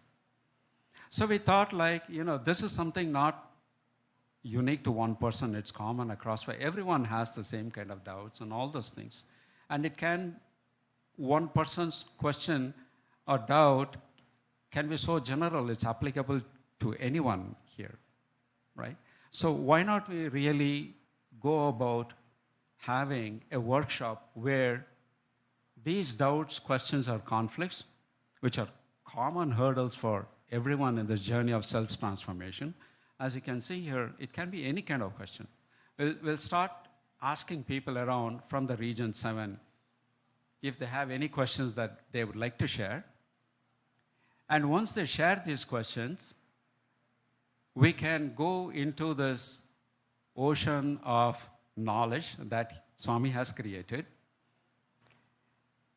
And we can start seeking answers from that. But when many here had the opportunity to ask questions to Swami directly when he was there in the physical form, but many of us here, including the children here, including me, didn't have that opportunity. But still, we can connect to Swami, ask a question, and then see whether if I'm really able to rise my consciousness to a level where I'm able to receive his communication to me, right? Or we can start looking into his literature, which is what we did here. Many questions were submitted, and these questions were fantastic questions. They're very deep. It might appear as though it is on the surface, but it is not. They have really profound meaning and depth to them. And these questions, for these questions, many of the volunteers spent a lot of time in trying to find at least some answers, because Swami gives answers for all the questions in all of his vahinis or all of the letters or anything. It is not like you take one vahini, you'll have answer for one type of question. No, everywhere you'll find answers for pretty much everything. So it is no easy task, and our volunteers have done a fantastic job in trying to find as close as possible the answers from these literature, ocean of literature that Swami has. So what we are going to be doing here in this workshop is that the participants, we received 8 questions, and at this time, I think our volunteers here can start distributing those tokens, and while they're doing, I'm going to be talking. So what we are going to be doing here is all of you are going to be divided into 8 different teams, and you would be randomly assigned to any of those teams, okay? And each of those teams, we have questions and the answers, and you're going to have a mini satsang for about 40 minutes around the question itself and the answers associated that we have. And if we have time, we'll come back here and then we will debrief on what about the learning of each of these teams. Does that sound good? Okay, so I know that there's going to be 8 teams, so we'll try to do our best to accommodate as many teams as possible within this room. Maybe 5 teams can be here, and then 3 teams can be sitting outside. Is that okay? All right, if we have any questions so far, just wait until you have received a token, and based on the number that you receive, you belong to that team, okay? Team number 1 to 5, we are thinking we'll try to stay here inside this room. And 6 to 8, probably outside.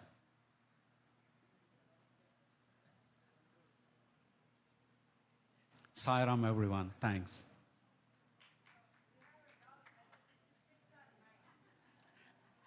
It is 6 because we have only 8 teams. So It's a good question. Yes, it's 6.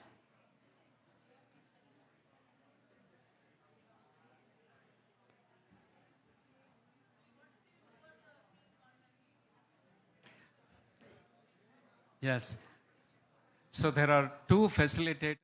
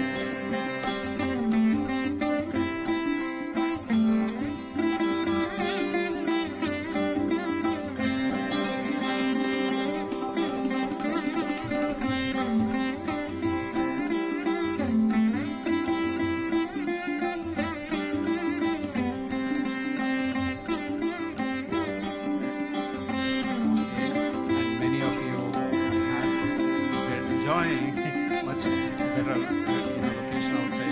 Many of you were also sitting inside here where it was so warm. So thanks again for your patience. First thing is that I'd like to thank all the facilitators.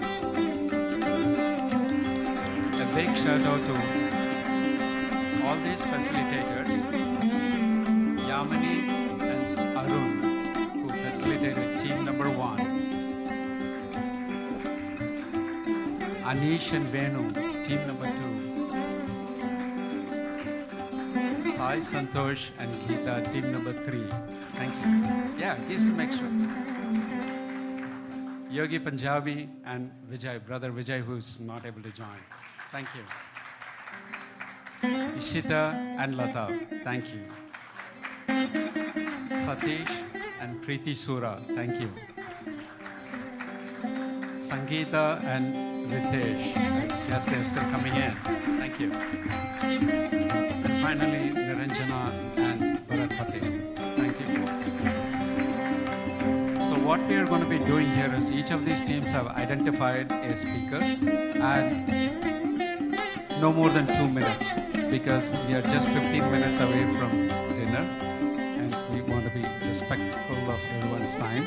So no more than 2 minutes. So we'll start with team number 1 led by Yamini and Arun. Who's your speaker? Thanks. Before Sudesh talks, did anybody leave their phone here? This big phone. Does it belong to anyone?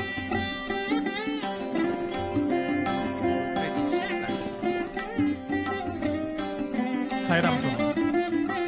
So our question was, it's only 2 minutes, so I'll go very fast. So how can I practice oneness in a dual world? The question was that. So our team is one, so there's oneness there first. So we started with the thought process of when this question came out, there was a thought process, right, which happens in every mind. And the first question was, can we take a homeless guy to our home and treat him as one?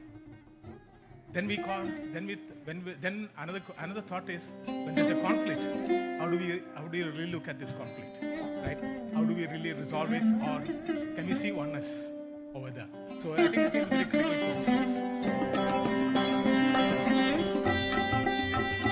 So then we talked about in which situations we see this oneness. There are many examples which came out. So then we looked at Swami's quote. Swami says, always see divinity.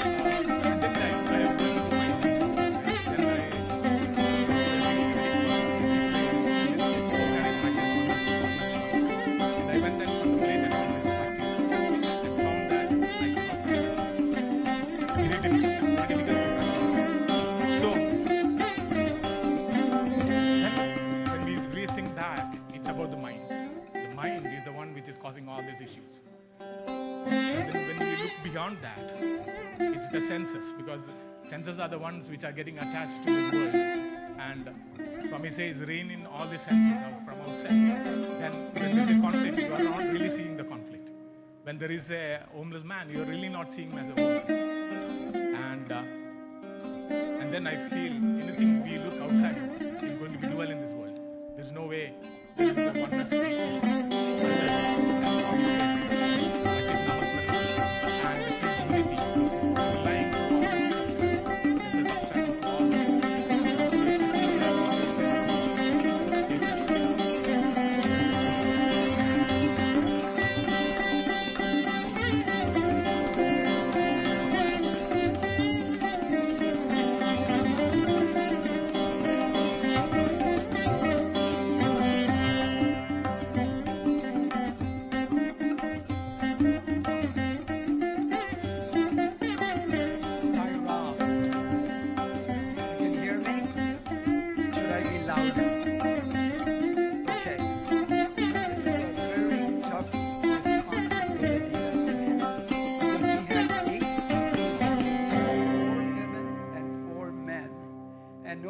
what I say, I will always make a mistake.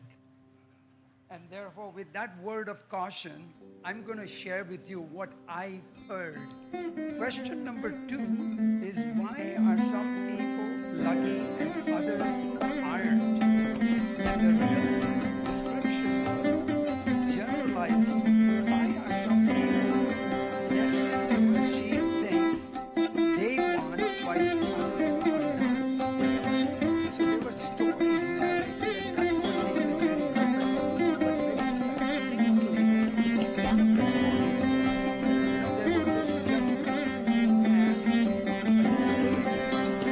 And unfortunately for him, while he is riding through, he comes across a fellow, a hoodlum, and he is trying to basically annihilate people. And because of his sort of problem with his prosthetic finger or whatever, he forgives him and says, okay, you're excused. We won't take your life away.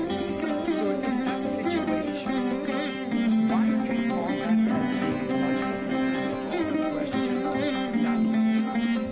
One person has the bad luck of not having a finger, but that bad finger actually saves him his life. The second was another story, and it was about an elderly couple that has a milking cow. And apparently they lived a very happy life. But lo and behold, one day the cow dies, and that only income that kept the couple together vanishes, and people ask Swami, why did you do that? He says, do you know that this couple have been praying all along, they want to merge with me, and the only thing that kept them away was this milking cow. So if I take that away, they are not safe.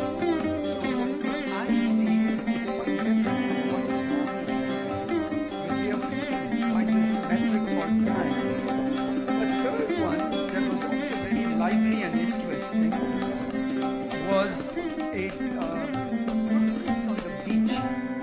We have probably seen it and come into a situation where we see on the beach paw prints of the person, and the child is talking to Swami and saying, that is my life story, but why is it at that section of time when I had the most amount of trouble, your footprints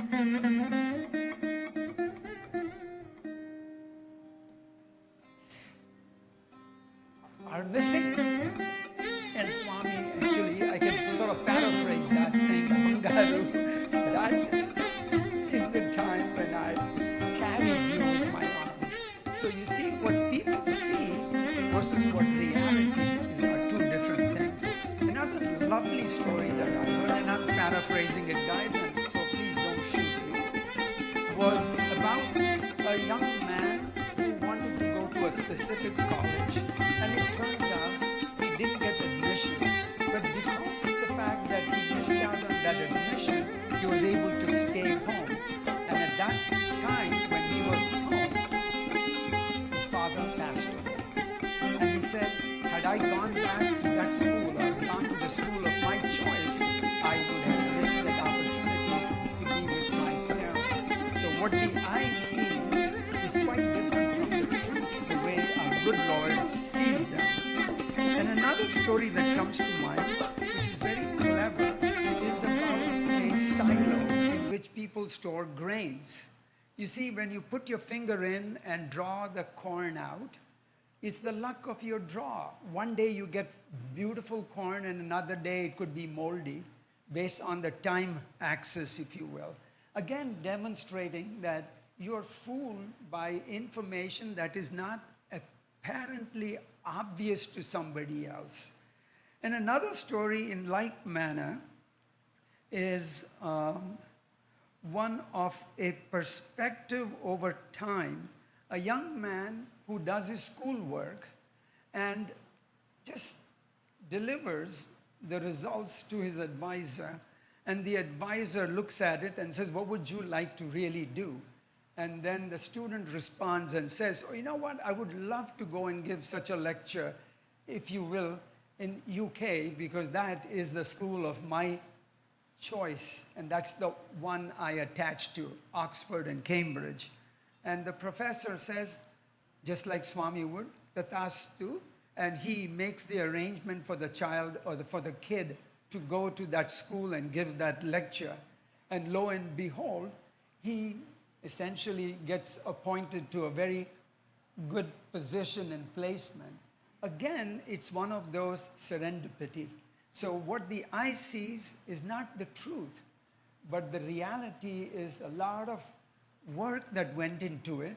And one of the gentlemen in the team said it very succinctly. He said, there is karma that you have done, or one has done, and there is, and somebody can tell me the other three, I would be very delighted.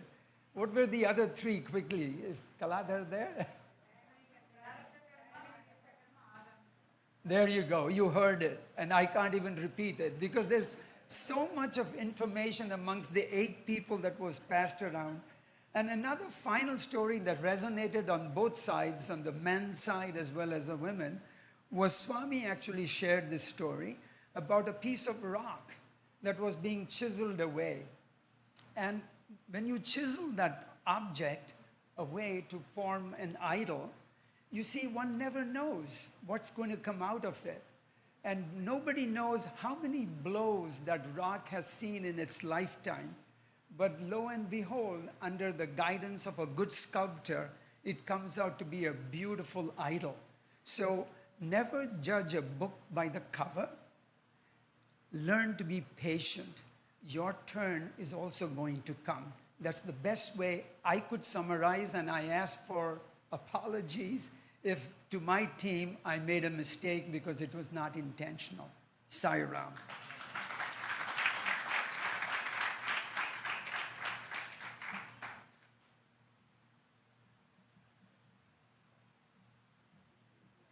Sai Ram, everyone.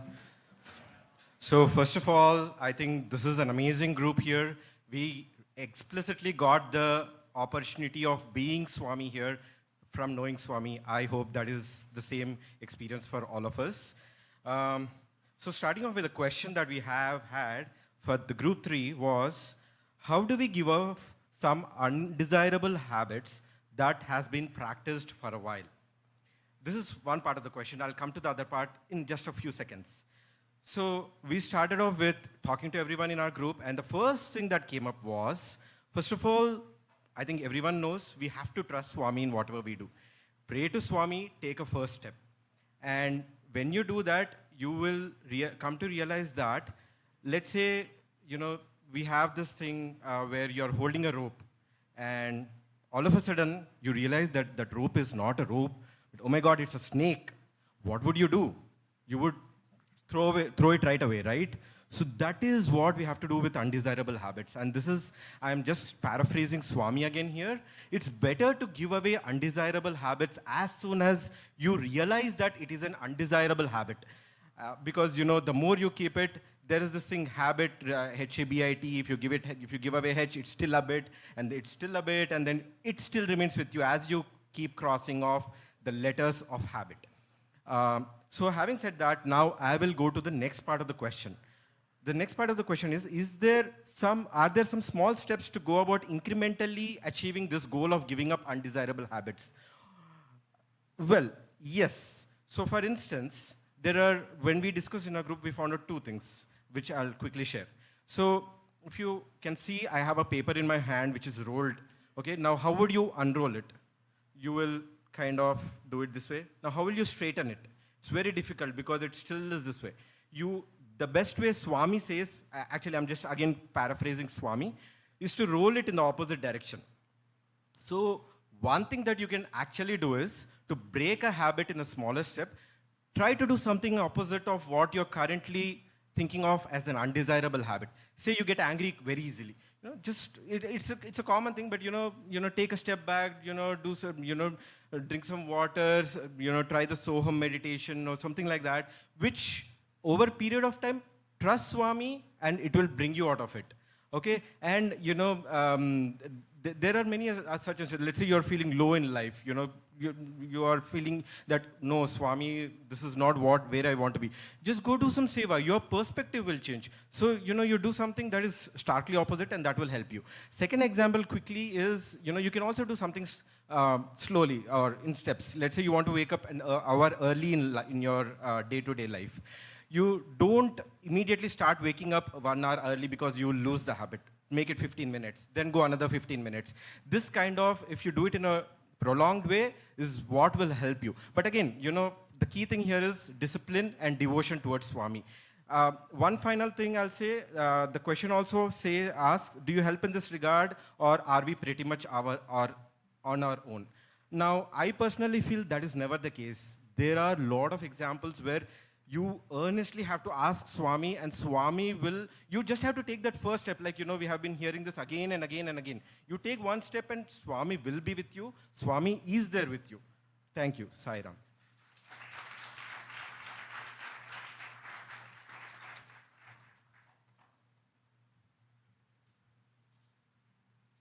Sai Ram, everyone. I'm part of group 4. And the question that we had is, who does God help? Does he discriminate in who he helps? For example, does he help the wealthy and the rich first?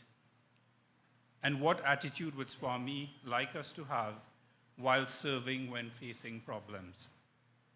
And so according to the literature that we got with this question, what Swami says is, God responds to devotees in the same manner.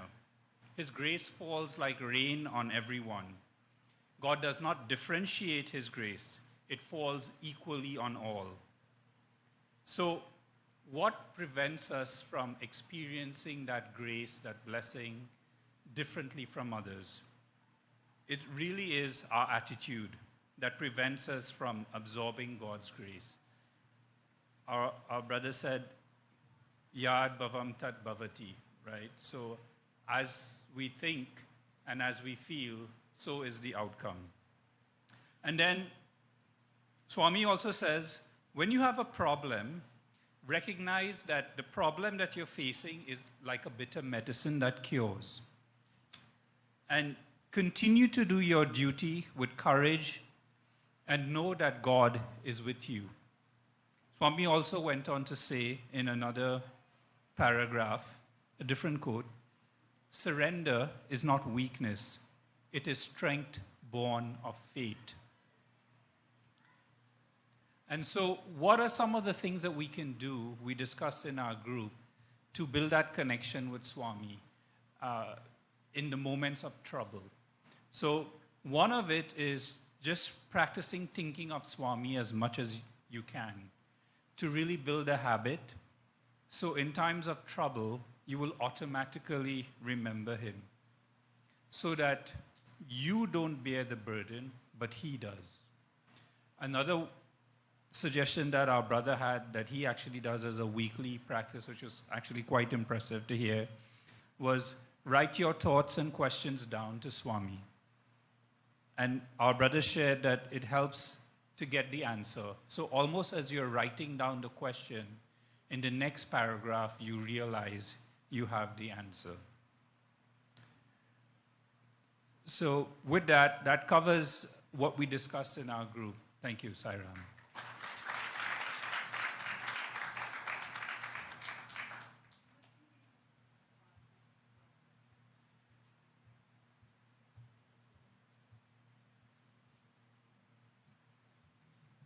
Sai Ram.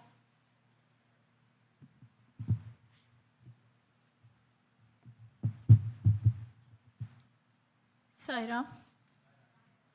Our team Sai Ram. 5 has the questions about how do we try to remain steadfast in his and do his will. And the second question is, how can we stay strong in the faith and everything will be unfold according to his will?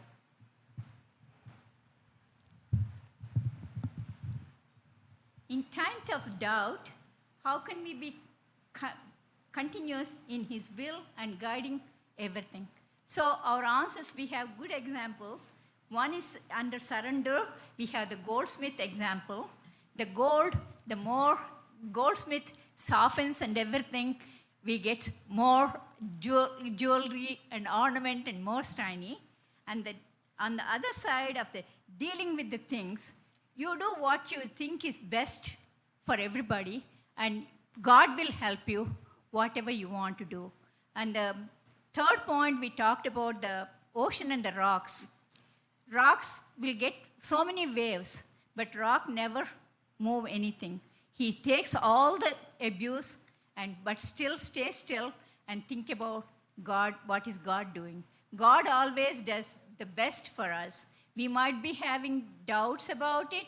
We might be doing about some things. Sometimes we think about second thoughts. We cannot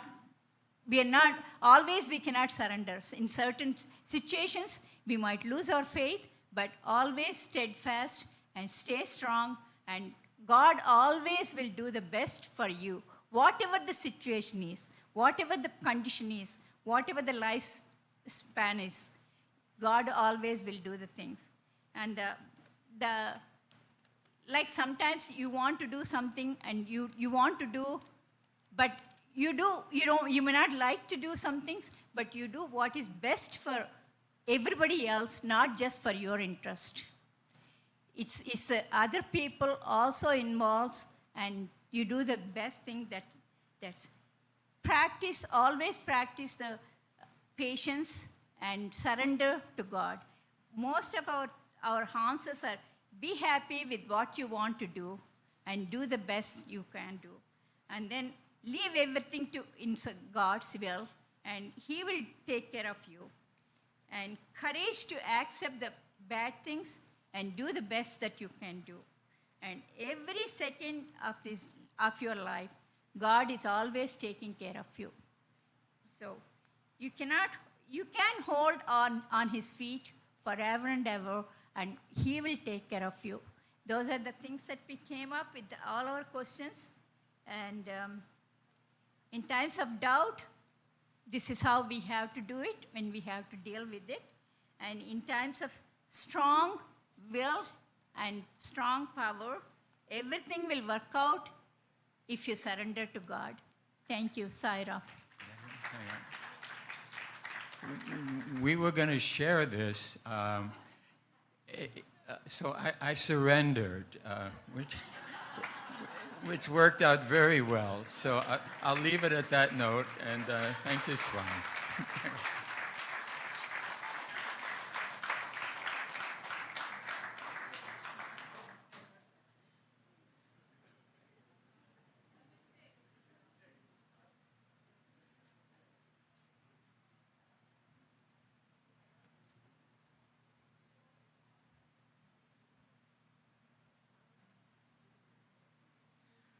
Saram, our question was, in a sales situation, how can we balance being intelligent and being humble? And more generally, at work or in the world, how to maintain humility and being humble while expressing or speaking intelligently? We found this to be a difficult question because, I don't need to tell you the importance of being humble and keeping humility for maintaining relationships with others and Swami, of course. But at the same time, I think to some degree we had a conversation about how closed mouths don't get fed. Anytime you attend an interview, you speak about yourself like you're the forefront expert on the matter and everything. So, and to get opportunities that you're seeking, that's important to some degree. So I'll tell you a little bit about what we spoke about, and then what Swami says on the matter as well. So to start, we were guided as a cornerstone by Swami's teaching. We started with, I think, the most basic of love all, serve all. And our conversation was that when we're driven by these core values of love all, serve all, it automatically everything else will fall into line. But I think then one question came up of, even when you're helping someone, it's possible to come across as arrogant, intelligent, and the reasons for helping someone has to be there. And then the analogy was brought about of a torn shirt. When you look in the mirror, it's very clear my shirt is torn, I need to go change it and wear something else. But when I'm not being humble, there's no mirror that tells me you're not being humble. So that goes back to what we heard earlier today during the speech about building a relationship with Swami. But also, the crux, a second crux, which is purpose.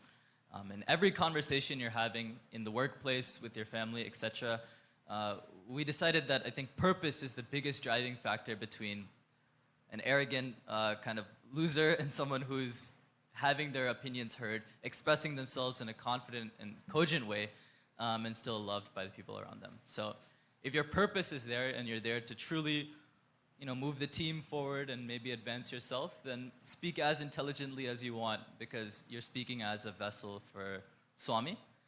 And we also came down to talking about ego as well. As soon as you realize that you're 1 in 8 billion, and even out of the field you're in, you're 1 in 100 million, you realize that what you have to say isn't that important. And no matter how intelligent you think you are, I think there's always someone smarter out there. And on the matter, Swami says in Vidyavahini 18, education promotes humility. So when you're educated on the matter, you realize how much there is to know and how much little I know. Develop humility, and you have good to learn from others. Even sometimes a pre-SSC kid will say like a very intelligent point, maybe voiced in like a weird way, but we can always learn from others. And of course, last but not least, people without humility and disciplines in dealings with others are certain to be counted out as a scholar or a pundit, no matter what sciences they have mastered or how famous they are as intellectuals. Such people will not be honored by society. They may win respect for some time, but that attitude will decline pretty soon. So yeah, thank you.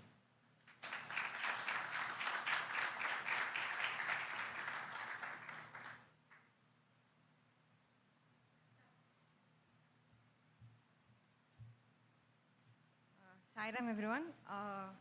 We got this question, our group got, I am striving to internalize his teachings to be the best version of myself, but my vasanas or tendencies from several births seem to have a stronger influence.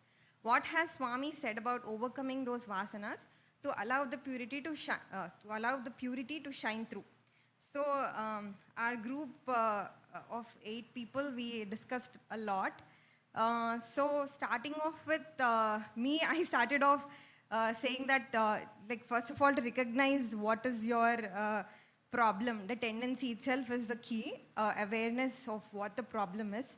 And then the group went on with such a beautiful points, like I'm going to cover the highlights of what each of them covered. Maybe I won't be able to go in deep. There were so many good things shared by them. So some of them were like opening your problem to everyone or someone who can help you with it. That will be one first step one can take. And being with the good company can help you automatically learn from good people around you. You are somebody of 3 or 4 friends you have is saying we have been hearing from very young, right? So that is something which also was one of the key highlights. And then to contemplate summary points, and they were very interesting points brought out by some of the senior brothers and sisters, you are instrument of Swami, so please don't overthink. Even if you have a bad habit, maybe Swami wants to utilize it in some way or the other. You never know what the purpose of that habit was given to you. So that was a reframing of their thought process towards the problem itself or the tendency one has. And be compassionate to yourself is one more thing. Like they said that don't obsess on that tendency of yours. Sometimes it might make it stronger and you might beat yourself, but you might not find a solution. So be nice to yourself, and slowly, and it will just fade away by itself was one of the nice points to hear. And there were some very beautiful experiences shared by one of the aunties here. So how to break a habit as simple as jealousy. She was trying to overcome that. So someone from her family was also Swami's. I mean, I think it was her husband himself gave her a good advice. That say, for example, we are jealous of something. So to praise them is the first step you should take, like to overcome that jealousy. You need to appreciate others so that it starts it changes something about yourself. So that was a key point, another point. And yeah, and there was something like how to control senses and such kind of examples also were highlighted. In that, gratitude towards what we have, recognizing what we have is something recognizing how people can be happy with simple things like how one laddu prasadam can bring a smile on a little girl's face. All small things can teach you big lessons is what one of the speaker has shared. And finally, when we summarized, what we summarized was like to practice anything, to break or make a habit, it takes at least 30 days. So, first, like how I brought the points up, like how to open to good company and, talking about your problem. You also need to practice to break the habit of whatever we acquire over the time. We need to work on it as well. It's not that we just know and it's enough. So, and I think Swami's answer also kind of comes down to that. He said that Gita, he quoted Gita where he talked about the discipline and duty of oneself and also constant practice and training and planned self-effort. It's not just effort, self-effort, it's planned. You need to plan to get rid of certain tendencies. And also it is very, also pray vitally fruitful. So what is more vitally fruitful than the prayer that pleads for saving the mind from sinward tendencies? So prayer is the answer. Like you can pray and surrender to Swami to get rid of tendencies as well. So this was the summary of what we discussed in our group. I hope I covered all the points. Sai Ram.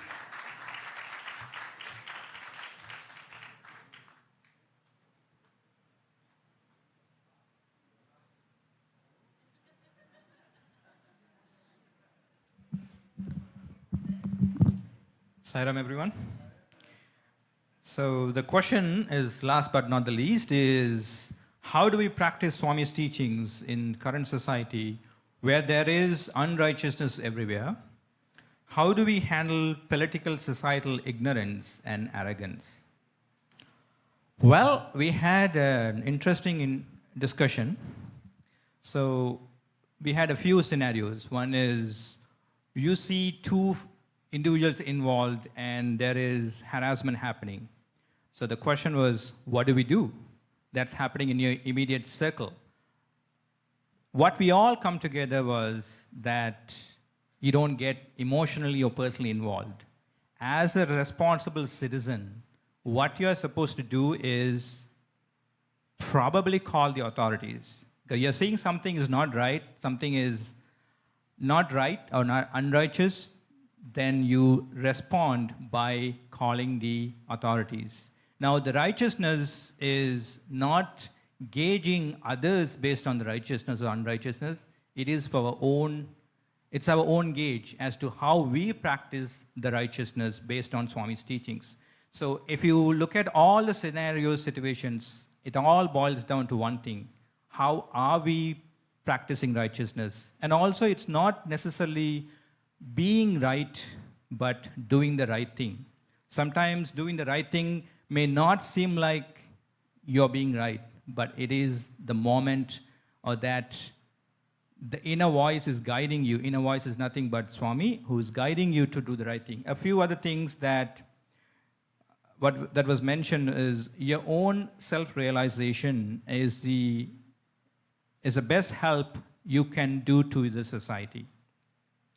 And just being silent sometimes helps, sometimes not. So you all always have to dive deep into your consciousness, and it is not one size fits all. Every situation requires contemplation and retrospection and seeking Swami's guidance. Play your part, seek Swami's guidance, and do the right thing. And one thing I really love about this is that in every situation there is Swami's reference, Swami's literature, Swami's discourse. So Swami got all the angles covered. With that, Jai Sai Ram.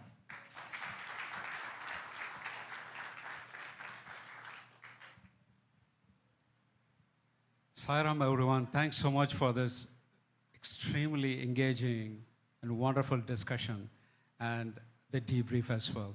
Really like to thank many of those facilitators who volunteered their time and for the very first time that they are doing this, and my special thanks to those first-timers. Sai Ram.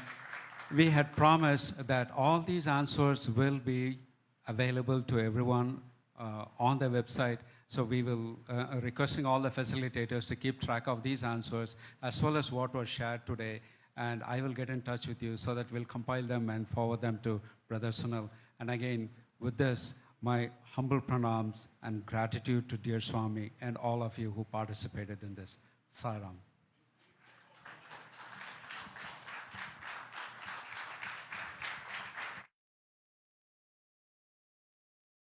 Sai Ram. Thank you, Brother Mohan Srinivasan, for facilitating the facilitators. It was a really interesting, it was interesting to sit through all of the debriefs because Swami's words came through every corner. Thank you, Swami, for your divine inspiration always. And I am going to take this in my hands because it's doing that little lean thing. Okay, Sai Ram. So, I'm just going to quickly go over what's going to happen for the rest of the evening so that we are just mentally and physically prepared. We will, Sai Ram, we will have dinner. Dinner has started at 5:15. As you know, they're very strict on timing, so I would encourage all of us to leave the hall after the food prayer and walk directly to the dining room for dinner. Dinner will go until 6:15. So as long as we're served before 6:15, we're good to go. It's a good amount of time. Then couple things happen. We come back here, 6:30, and there will be, we'll refocus with a couple of bhajans like we did in the morning, and then we'll have Dr. Sanjay Mahalingam address us again for about 90 minutes. Then we will all step out into the breezeway, and we will have a glass of water. We will relax for a bit. The YAs will need some time to reconfigure this room quickly, especially move the chairs. And then we will come back to a YA offering, which is going to be a play. So that will be two beautiful events this evening. One, a talk by our esteemed speaker, Dr. Sanjay Mahalingam, and then a quick break where the YAs reconfigure the room, and then there'll be a YA play, and then we'll end with closing prayers. Are we ready for the evening? All tuned in? Yes, no spot quizzes this time. Okay, great. Shall we just close with the food prayer? Oh, we can do it here. Om Brahmarpanam Brahmahavir Brahmagnau Brahmanahutam Brahmaivatena Gantavyam Brahmakarma Samadhina Aham Vaishvanaro Bhutva Praninam Deham Ashritaha Pranapana Samayuktaha Pachamyannam Chaturvidam Om Shanti Shanti Shanti. O Lord, thou art the food, thou art the enjoyer of the food, thou art the giver and the preparer of the food. Along with the inward and outward breaths, you are the digestive fire that digests all types of food. We offer to you all that we consume. Om, peace, peace, peace. 5:15 to 6:15, dinner over there, dining room. 6:30 to 8, back here for Dr. Sanjay Mahalingam's talk. 8 to 9, YA offering, and close. Sai Ram.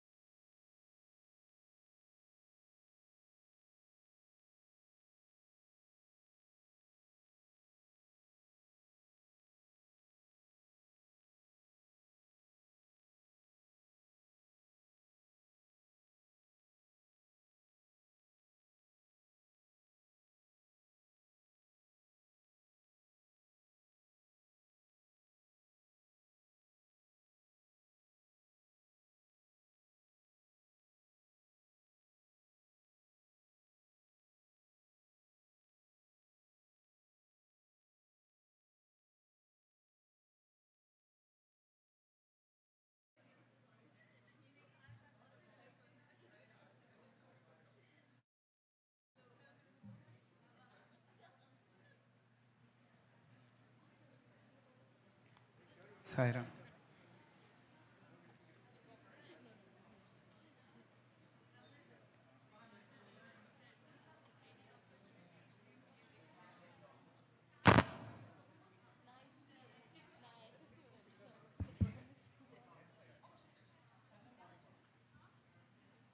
Testing, testing. Thank you.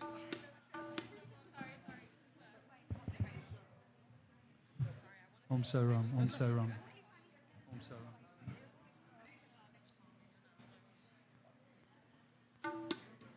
Saram. Om Saram.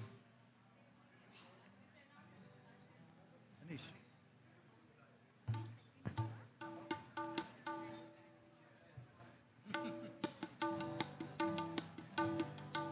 Sunil, 3 times each? 3 times.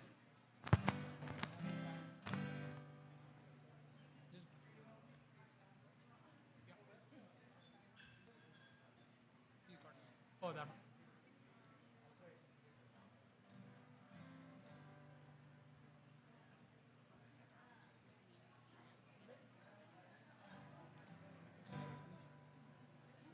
Anisha.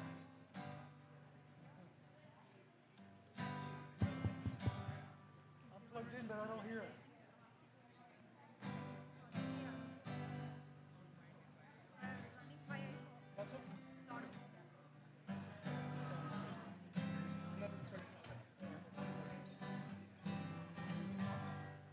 I'm plugged in, but I don't hear it. This is one that Ratish gave me earlier. You need to unmute it.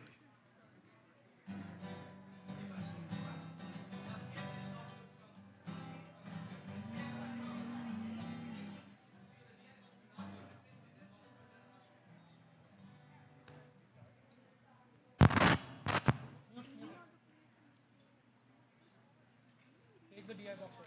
No, it won't go there. Take the DI box. Is it 6:30? Yeah.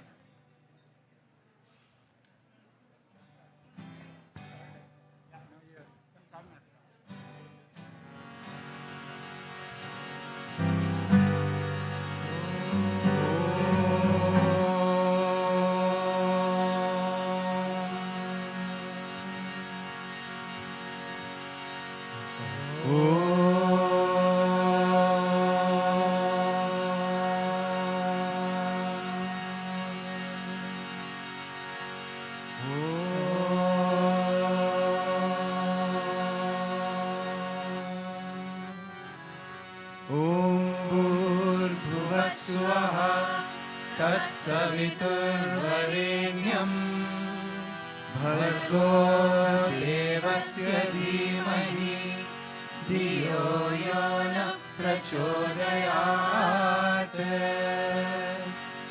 ॐ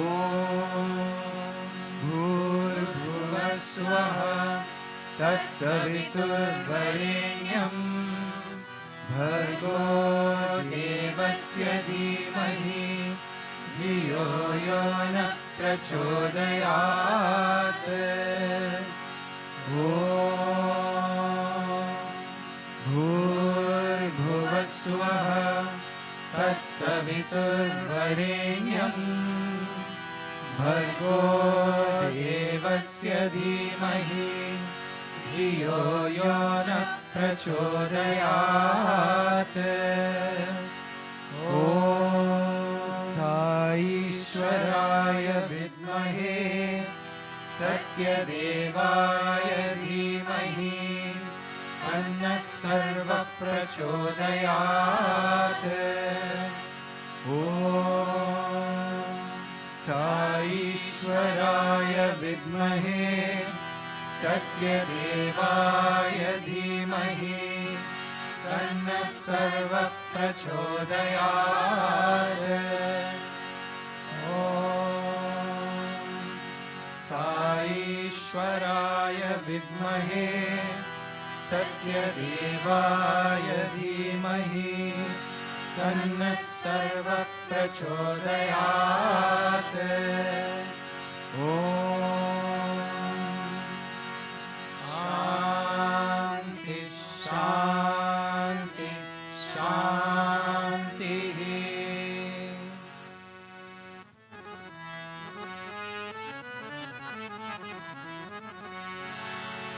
जय देवी दुर्गा गौरी शंकरी पार्वती जय देवी दुर्गा गौरी शंकरी पार्वती जय देवी दुर्गा गौरी शंकरी पार्वती जय देवी दुर्गा गौरी शंकरी पार्वती भुवन मोहिनी ललित लक्ष्मी कलावती भुवन मोहिनी ललित लक्ष्मी कलावती भुवन मोहिनी ललित लक्ष्मी कलावती भुवन मोहिनी ललित लक्ष्मी कलावती जय देवी दुर्गा गौरी शंकरी पार्वती जय देवी दुर्गा गौरी शंकरी पार्वती कमल कामिनी हरि नारायणी भगवती कमल कामिनी हरि नारायणी भगवती कमल कामिनी हरि नारायणी भगवती कमल कामिनी हरि नारायणी भगवती वेद माता विद्यादायिनी भारती वेद माता विद्यादायिनी भारती वेद माता विद्यादायिनी भारती वेद माता विद्यादायिनी भारती हंसवाहिनी वीणपाणि सरस्वती हंसवाहिनी वीणपाणि सरस्वती हंसवाहिनी वीणपाणि सरस्वती हंसवाहिनी वीणपाणि सरस्वती जय देवी दुर्गा गौरी शंकरी पार्वती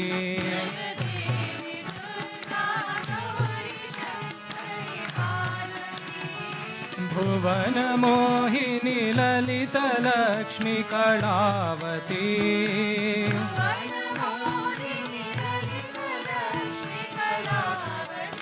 जय देवी दुर्गा गौरी शंकरी पार्वती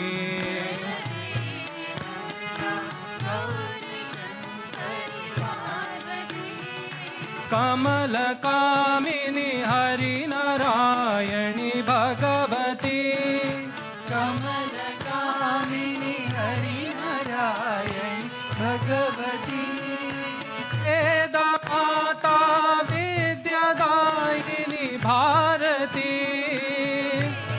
माता विद्यादायिनी भारती हंसवाहिनी वीणपाणि सरस्वती हंसवाहिनी वीणपाणि सरस्वती हंसवाहिनी वीणपाणि सरस्वती हंसवाहिनी वीणपाणि सरस्वती जय देव Gauri Shankari Parvati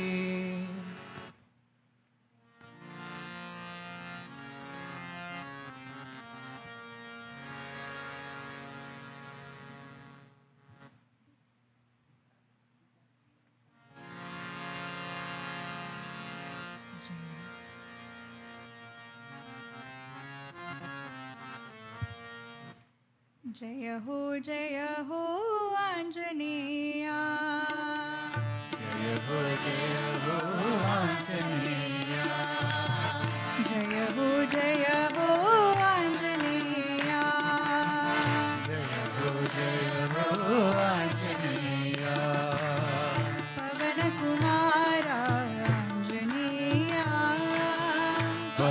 Kumara Anjaneya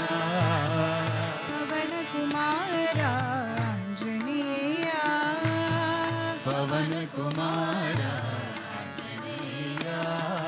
Jaya ho Jaya ho Jaya ho Anjaneya Jaya ho Jaya ho Anjaneya Maruti Raya Anjaneya Maruti Raya Anjaneya Maruti Raya Anjaneya Maruti Raya Anjaneya Atibala Bhima Anjaneya Atibala Bhima Anjaneya Atibala Bhima Anjaneya Shri Ramaduta Anjaneya Sai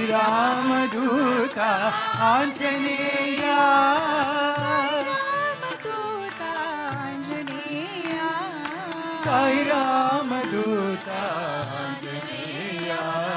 Sai Ramaduta Anjaneya Sai Ramaduta Anjaneya Sharanam Sharanam Anjaneya Sharanam Sharanam Anjaneya Sharanam Sharanam Sharanam Anjaneya Sharanam Sharanam Sharanam Anjaneya Jaya ho Jaya ho Anjaneya Jaya ho Jaya ho Anjaneya Pavan Kumara Anjaneya Pavan Kumara Anjaneya Jaya ho Jaya ho Jaya ho Anjaneya Jaya ho Jaya ho Jaya ho Anjaneya Maruti Raya Anjaneya Maruti Raya Anjaneya Atibala Bhima Anjaneya Atibala Bhima Anjaneya Shri Ramaduta Anjaneya Shri Ramaduta Anjaneya Ramaduta Anjaneya Sai Ramaduta Anjaneya Sharanam Sharanam Anjaneya Sharanam Sharanam Anjaneya Sharanam Sharanam Sharanam Anjaneya Sharanam Sharanam Sharanam Anjaneya Jaya ho Anjaneya Anjaneya Jaya ho Anjaneya Jaya ho Anjaneya Jaya ho Anjaneya Jaya ho Anjaneya Jaya ho Anjaneya Jaya ho Anjaneya Anjaneya Jaya ho Anjaneya Jaya ho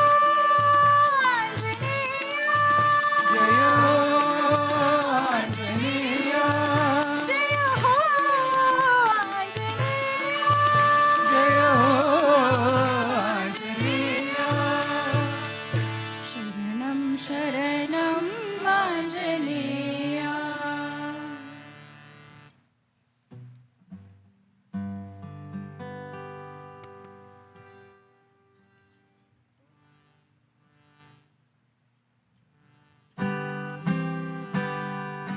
God is in the sanctuary. God is in the sanctuary. In the valley low. God is in the valley low. God is on the mountaintop. God is on the mountaintop. God is everywhere I go. God is everywhere. Together, I said, yeah, yeah, yeah, yeah, yeah. God is. Said, yeah.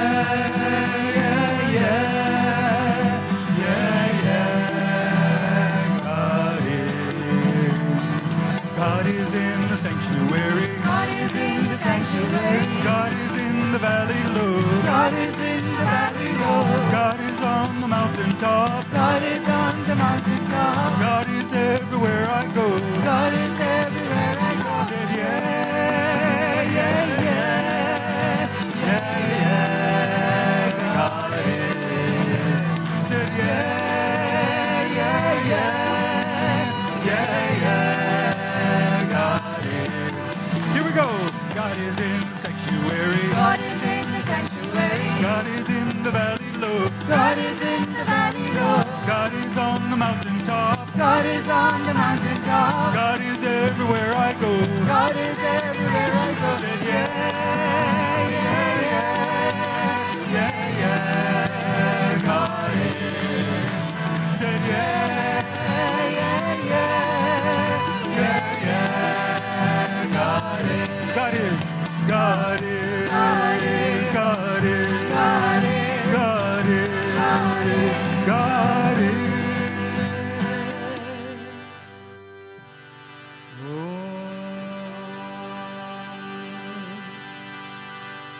Shanti, Shanti, Shanti. Sairam, everyone. Welcome back. Hope everyone had a nice dinner.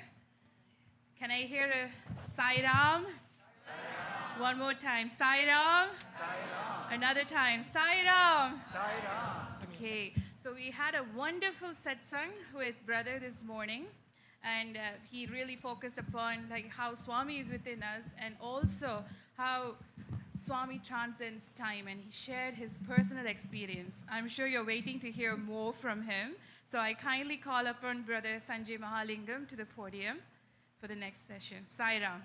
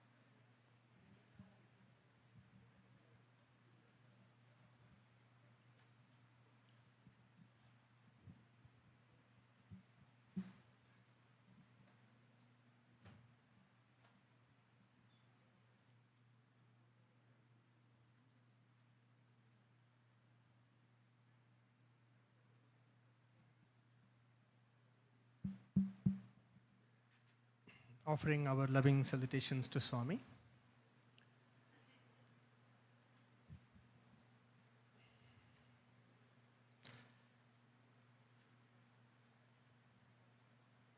Shall we start? Everybody settle down. So this will be a largely practical session where we will be making an actual inner movement. So the only challenge for all of us is to remain awake. It's a solid 7:15 a.m. for me. So I am be fully awake. Okay?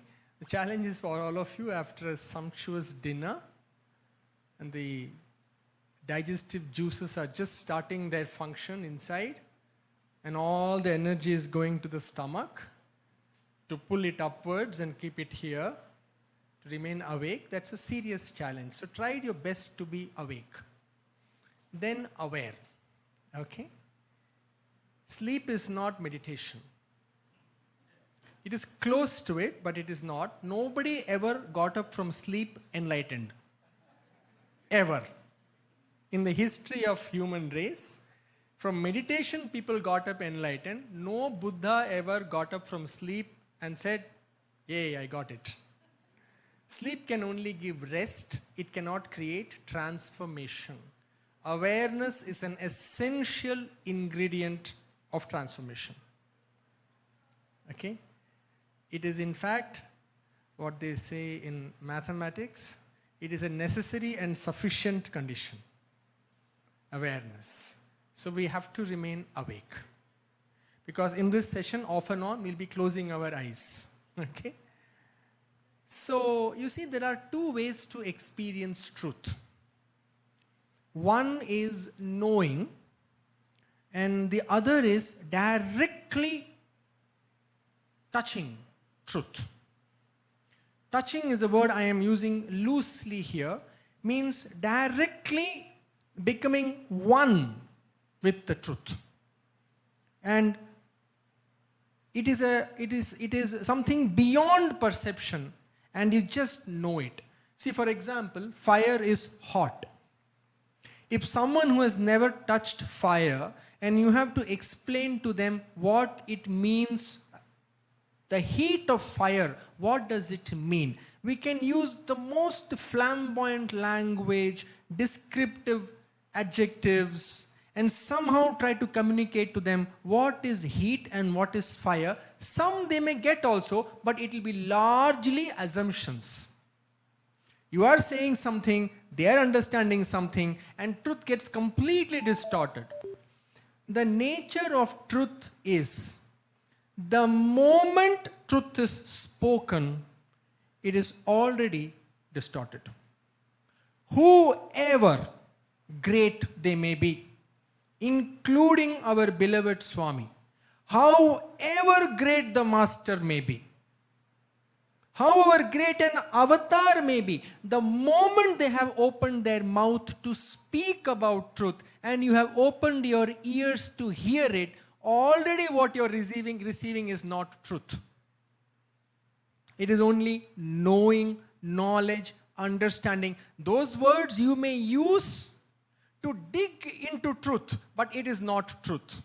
This is 100% true. That is why Swami says, develop inner silence. Then in that inner silence, when the two tango, when my inner silence resonates with Swami's inner silence, in that moment, without any doing, truth gets transmitted. And a clarity, a realization blossoms in our heart. So, the best way to know fire is just to touch it. No knowledge, no language, no words. Instantly you will know. So this is what it means, the heat of fire. So when we sublimate our inner chatter and in our silence of our hearts, when we are able to touch the Guru's heart, what we can gather or what we can create within ourselves, 10,000 discourses and speeches cannot create that for you. I am 100% telling you, you can go and live with Swami. 24 hours he can speak to you about truth for 100 years, non-stop. The great Swami, 24 hours, 100 years, if he speaks to you about truth, this much also we will not get. Because it is the nature of truth. It does not lend itself to communicating through words. Those words, if it creates silence in us, then it can happen. So that is what we are going to do today. We are going to try to touch Swami. Now, how do we make the inner movement? Anyone? Okay, it's a googly. We make the inner movement by making the inner movement. That's all there is to understand.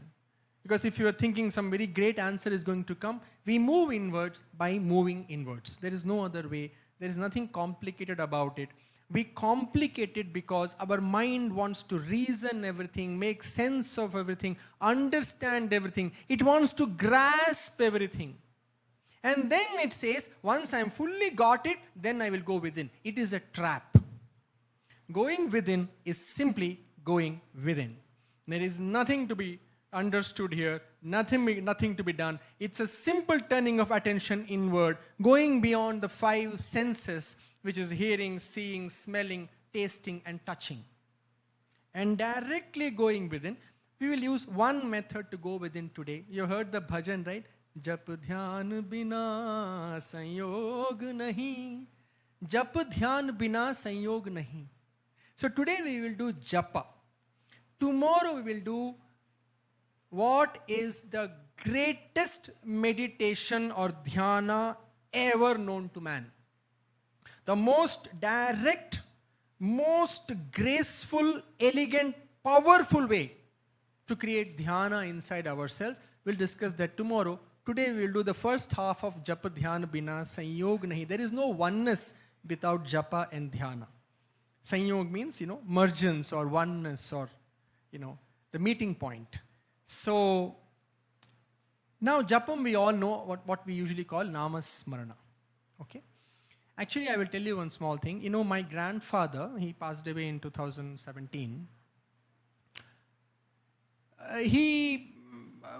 Swami was very fond of him. Very, very fond of him. And, but he, as a person, all his life, he would never even have closed his eyes for 5 minutes. Ever. Okay? I myself have known him for almost 35 years of my life. Not 5 minutes, 5 seconds also, he would never have closed his eyes, which means he is not a man given to spiritual practices as we understand. Be it japam or meditation or anything, he won't close. He will like Swami, he will hang around in the veranda, Swami would speak to him, give him importance, and he enjoyed that. About 3 months before his passing, suddenly on his own, he started doing Namasmarana. He started writing in the book. Om Shri Sai Ram, Om Shri Sai Ram, Om Shri Sai Ram, Om Shri Sai Ram. Like a madman, he started writing. Book after book, he started finishing. Like an obsessed person, he started writing. And when he's not writing, his hands will get tired, his lips will be moving. Om Shri Sai Ram. And when lips are not moving, you can look at the person and say he's not here, he's chanting. 3 months, he did that. Then 3 days before he passed away, he stopped eating, he stopped drinking water, everything he stopped. He was still erect, he was still sitting. He was not bedridden even for a single day. Just the last few hours of his life. And non-stop he was in the mind. His eyes had sunk, his body was shrinking, but Om Shri Sai Ram, he'll be going on. And one day, evening, suddenly he looked at the door and he couldn't contain his joy and smile and everything. And after 5 minutes, he said to my mom and dad with whom he was living, he said, Swami came. Very calmly he said. He told tomorrow 7 p.m. he's coming to take me. Swami came and told tomorrow 7 p.m. he's coming to take me. And we just thought, hallucinations of a man who is almost gone, No, he said, okay. Then next day, around 6:45, 6:50. That morning he was completely bedridden. He was in his bed. And 6:45, 6:50, my mom, we completely forgot about it. And my mom went and asked him, would you eat something? He had become he was not even able to speak. And he just kept Swami's calendar in the room and he just kept looking at it and smiling. And my mom said, okay, wait, I'll make one dosa and get for you. She herself decided, So she went and made dosa. And she came, it was around 7:10. And he was gone. That's all. So, just 3 months of Namasmarana. And Swami said, I will come tomorrow and I'm coming tomorrow at 7 p.m. And he came at 7 p.m. I don't know 7 p.m., maybe here and there a few minutes, but he came. Just 3 months of Namasmarana. That's how much we can draw Swami to us if it is done in a way. Now, Namasmarana, we all know it's simple, Smarana of the Nama, which means remembering the name, but there are powerful ways of doing it. We will explore some ways today. So, many years back, 2012, 13, I used to chant a lot of Gayatri Mantram. Om Bhur Bhuswaha Tat Savitur Varenyam Bhargo Devasya Dhimahi Dhiyo Yo Naf Prachodayat. But then after that, I left. I was more into meditation and self-inquiry, which we will see tomorrow. About 1.5 years back, it was February 2024, I was on a mountain trek, on a high altitude trek in India. In West Bengal, we were trying to summit the highest peak in West Bengal. It's called Sandak Fu. It's a 14,000 feet trek. So it's a 6-day trek. You trek, then you pitch your tent, and then you again trek, pitch, pitch, trek, you reach 14,000 feet and you start coming down. So it's a trek that goes to India, Nepal. It goes like this, it snakes its way to. The second or third day of the trek, Swami came in my dream. And he said, I want you to chant. I said, Swami, why suddenly, I'm very happy with what I'm doing. Swami said, no, you chant. Then he gave me a mantram also. You chant this. Then I said, okay, Swami, I will go back to Parthi and I will chant. Swami said, no. Start immediately. Then I said, Swami, it's a trek, I haven't showered for 3 days and, I'll go home, Parthi, and I'll break a coconut. I just want to delay it. I'll break a coconut in front of Ganesha, then I will start.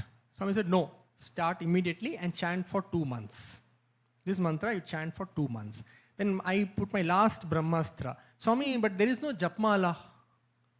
So I said, you arrange me a Japmala, I will chant. This is what I told in the dream. You arrange me a Japmala, 108 beats, so that I can keep count, So you do it and I will. Swami said, okay. So I thought in my mind, I woke up, I thought I'll go home, Parthi, I'll go to a shop, buy a Japmala, and then I will start. Still 5-6 days are there to reach Parthi. So then next day morning, we all got up, finished our breakfast, did our warm-ups, everything, and we got all our backpacks ready and all our trekking poles and everything and shoe tied and everything. We're about to start our day's trek. And our trek leader said, so that was a small tea house run by Tibetans at around 11,800, 12,000 feet above sea level. Their water, food also, it's very hard to carry. You just have to do with potatoes, bread and Maggi, which will come on mules. Mules will carry, and that's how, and there is no electricity. Anyway, you don't need it, so cold. There is no electricity, nothing. Water is heated on firewood. So it's that kind of a remote place, no electricity, food and water is scarce, and that is the place. And my trek leader said, these are poor Tibetans. Just before you're going, they have kept some keychains and souvenirs and all. If you want to pick up something for your home, you can pick up. It also helped them. So we all went, the usual Om Mani Padme Hum shawls, scarves, the keychains, everything. And there I see 2 Japmalas are sitting. Each was 200 rupees.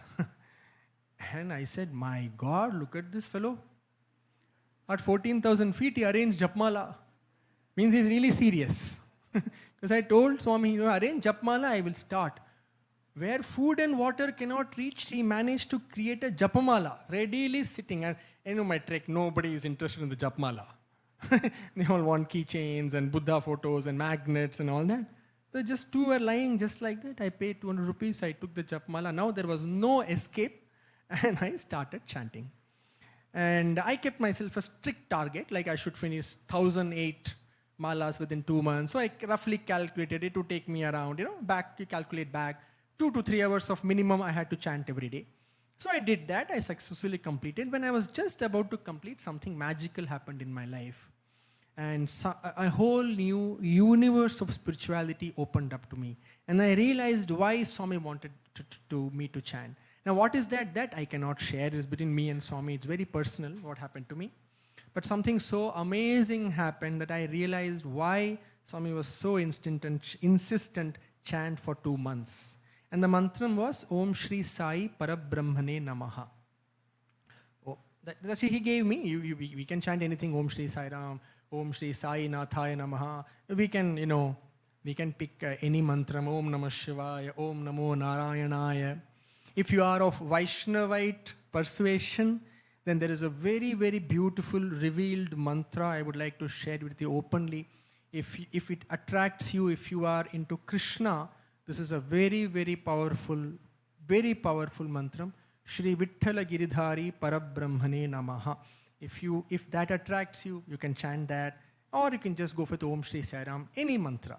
or Om Shri Sai Parabrahmane Namaha. Om Namah Shivaya, Om Namo Narayanaya. All these are famous mantrams. They cannot go wrong. Now, so why I am saying this is, today we will use Japam to go within and try to touch Swami directly.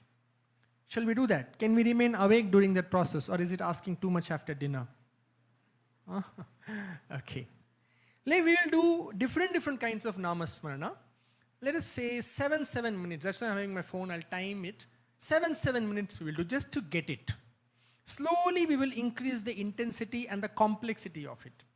Now, Namasmarana, just simply writing or chanting itself is very powerful. But I am telling you, okay, this one promise I make to you.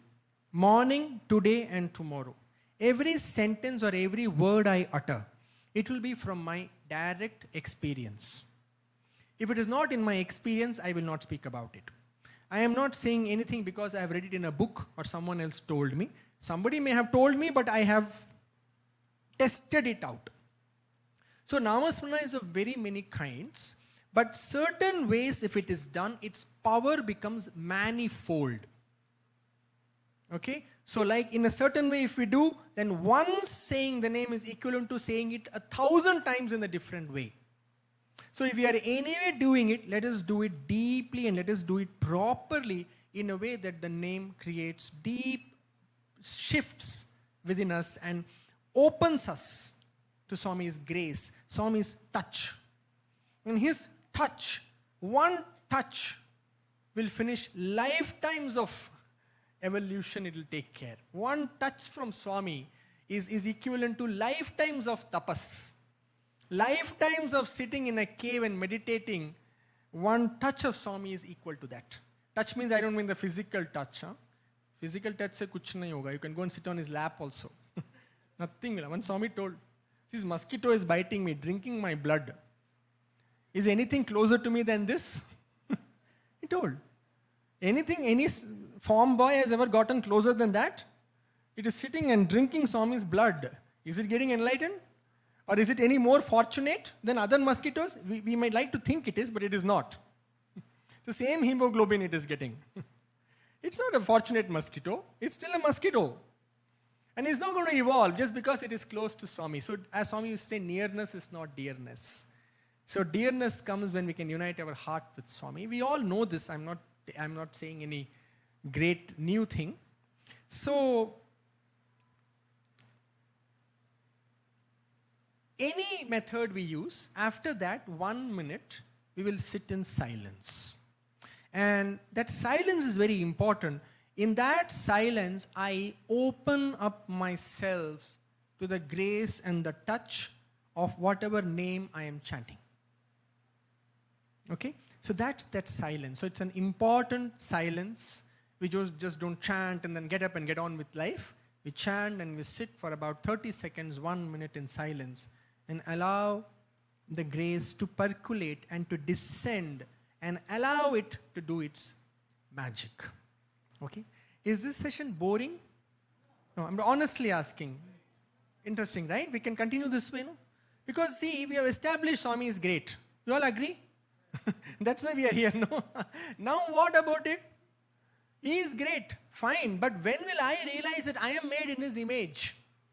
And I will walk as a mini Swami on the planet. You know? When will I realize that only his feet is not lotus feet? This feet also is lotus feet only. So that is what we have to, knowing to being Sai. All right. So what we will do now is, because I have chanted this mantra, I will continue with this mantra. Om Shri Sai Parabrahmane Namaha. After this session, you can use any mantra for yourself. I also personally very much like Shri Vitthala Giridhari Parabrahmane Namaha. I just absolutely, if you chant this mantra, I promise you this. If you chant it enough, within 3 days, you will have some sign from Vitthala. I promise you this. You will see this. Okay? Means you have to chant it enough, in a way. Some sign will come. Like you'll be walking, suddenly one car will go with his picture, and you would have never seen such a thing in California. Okay? And suddenly you will be walking and you will hear some Vitthala bhajan in a most unexpected way. Like what you would not at all consider usual. Guarantee it will happen. All right? Some way he will show you within 3 days that he's such an accessible being that he will show you that I have accepted. I know you are doing this, and here is my proof that I have accepted it. So you could try this, Shri Vittala Giridhari Parabrahmane Namaha. But today, because we are all of a certain fraternity under Swami's divine umbrella, we will stick to Om Shri Sai Parabrahmane Namaha. So the first simple Namasmrana we are going to do is we are going to simply chant it aloud. In a certain intonation, with a certain volume, we will go on chanting Om Shri Sai Parabrahmane Namaha. Om Shri Sai Parabrahmane Namaha. Om Shri Sai Parabrahmane Namaha. Simple, we will chant like this. Because we're chanting it loud, it's slightly more difficult to do it for 7 minutes. I will reduce the time a little bit. We will close our eyes now. When we are doing this, first step, don't try to imagine, visualize Swami's picture, nothing. As we are chanting Om Shri Sai Parabrahmane Namaha, try to simply stay with the sound of the chant. Now, if we are in love with someone, devotion is love. What is the one certain proof? Tell me. If I love my husband, my wife, my father, mother, brother, sister, girlfriend, boyfriend, what is the definite proof? One thing is definitely certain to happen if I love someone deeply. Sorry? Patience. No. With people we love. Sacrifice is good, very good. First thing, before even sacrifice, they become big in our life. They are big in our life. Isn't it? People we love, they are big.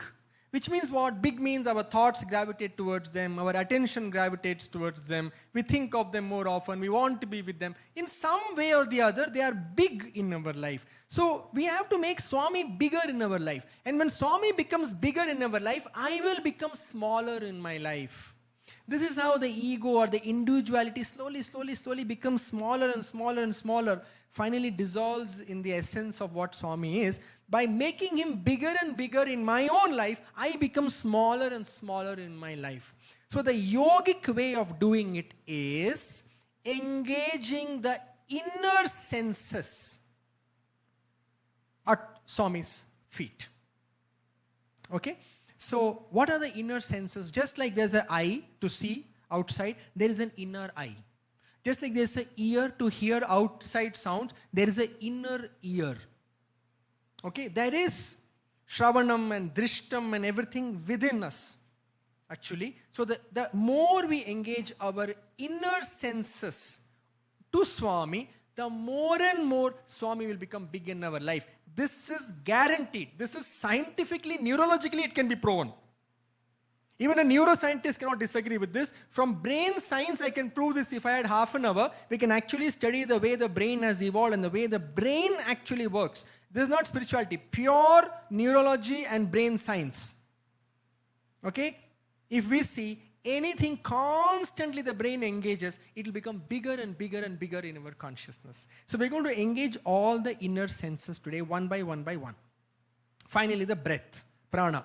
So we'll start with the sound. So now that we're chanting Om Shri Sai Parabrahmane Namaha, all we will do is remain aware. Don't complicate it. Just remain aware of the sound of Om Shri Sai Parabrahmane. The sound that I am only generating from my throat, I'm just going to be aware and just stay with the sound of the mantra. This is what we will do. Okay? For ladies, is this pitch okay? Is it too high? Om Shri Sai Parabrahmane Namaha. This is something you can reach, that octave? Okay. All right. So I will time us. Okay. We will simply start. And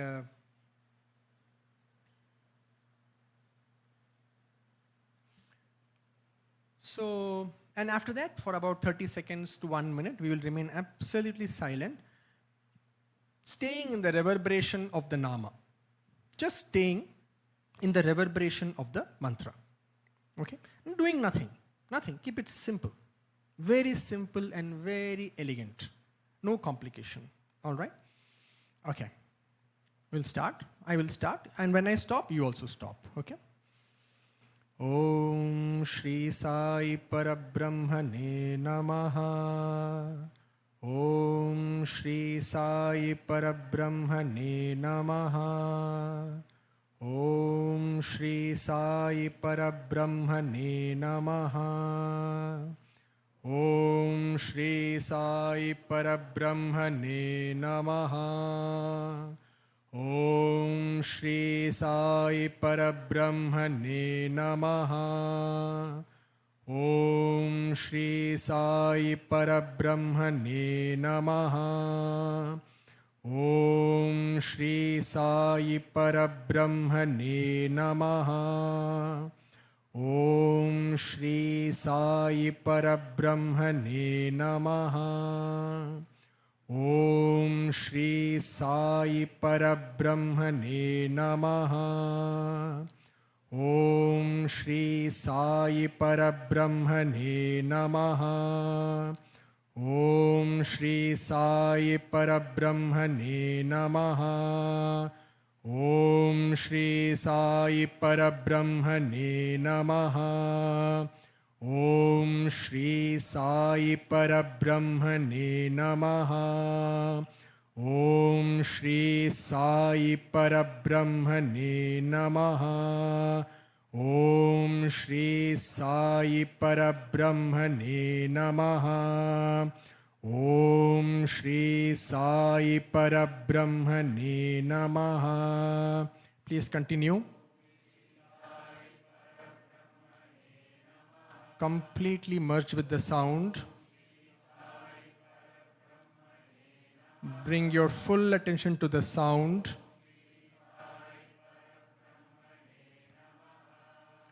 Om Shri Sai Parabrahmane Namaha. Om Shri Sai Parabrahmane Namaha. Om Shri Sai Parabrahmane Namaha. Om Shri Sai Parabrahmane Namaha. Om Shri Sai Parabrahmane Namaha. Om Shri Sai Parabrahmane Namaha. Om Shri Sai Parabrahmane Namaha. Om Shri Sai Parabrahmane Namaha. Om Shri Sai Parabrahmane Namaha. Om Shri Sai Parabrahmane Namaha. Om Shri Sai Parabrahmane Namaha. Om Shri Sai Parabrahmane Namaha. Om Shri Sai Parabrahmane Namaha.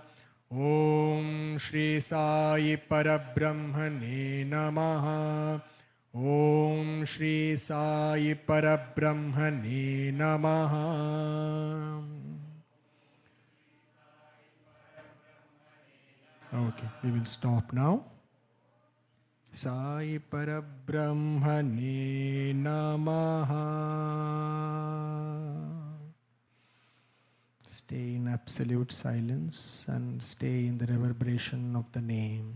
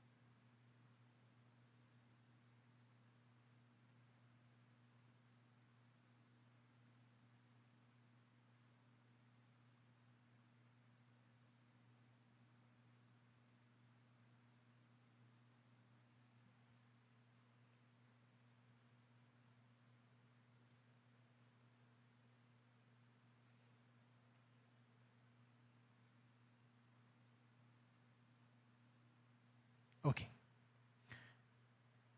Now we will do a more powerful, deeper kind of chanting.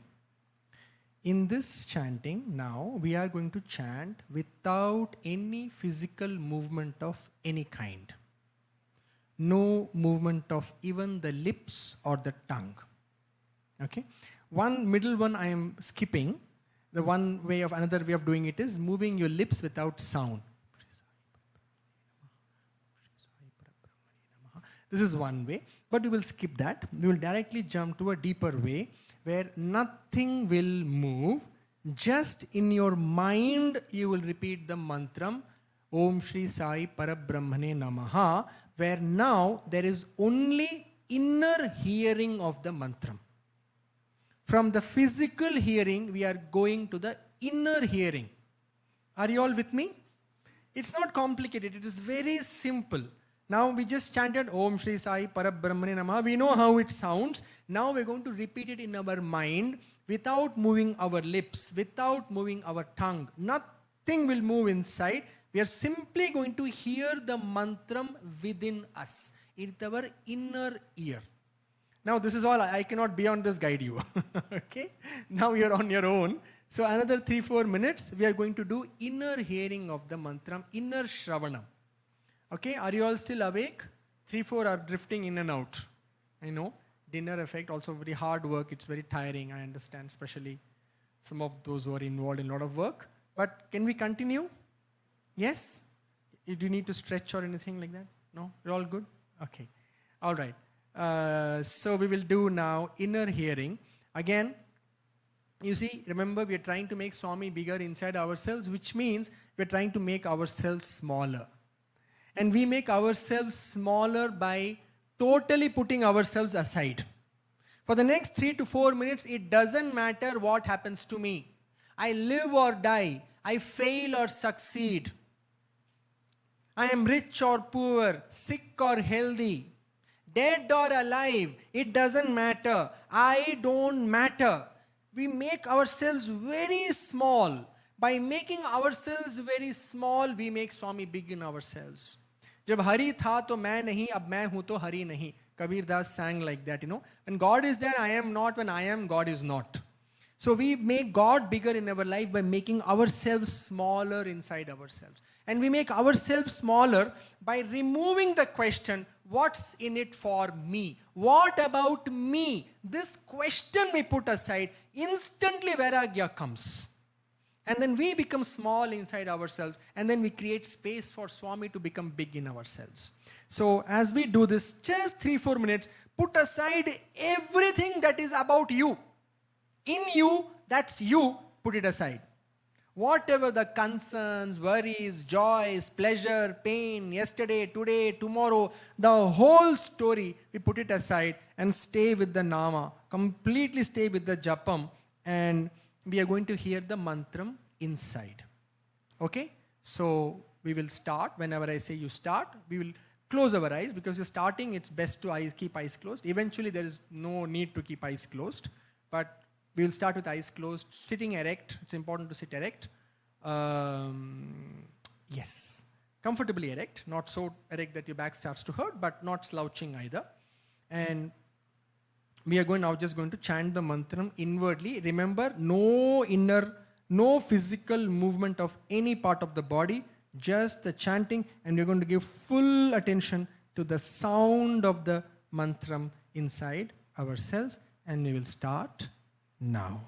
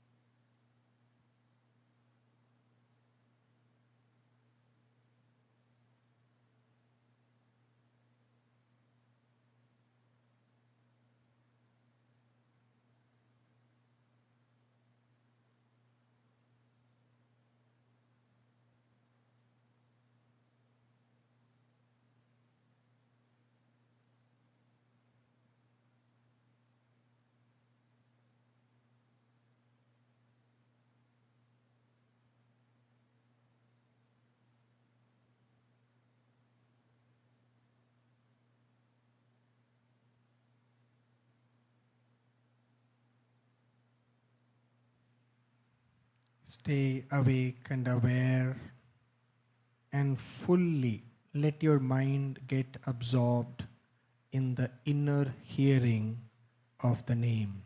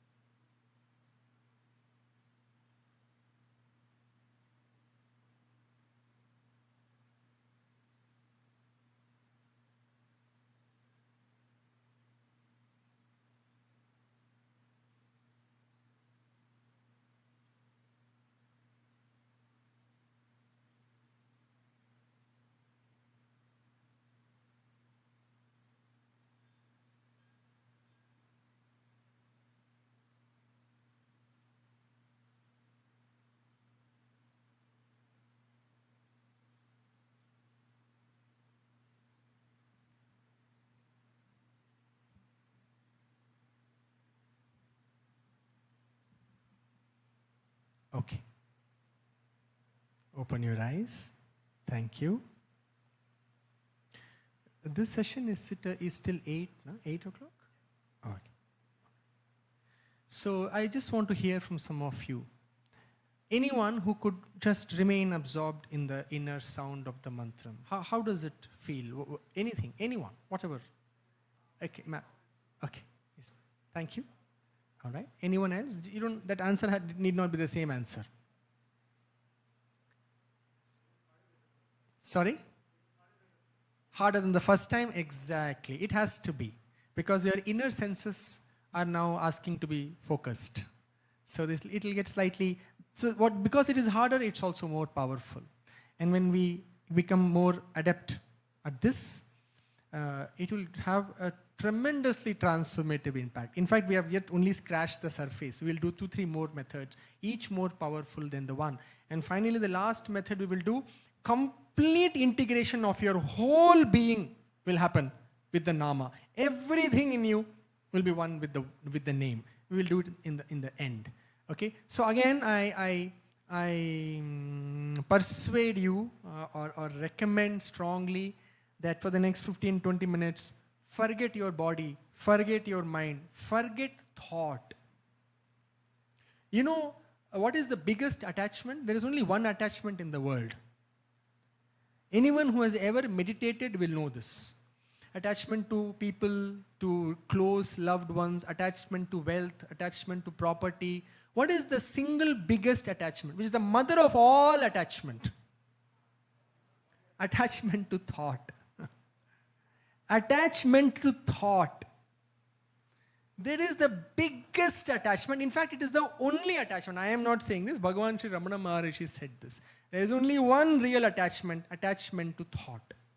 So we will today give up that also as much as possible. Don't put any pressure on yourself, but very lovingly and joyfully, we will merge more and more in the name as we go deeper and deeper the method. Okay? Can we project that picture?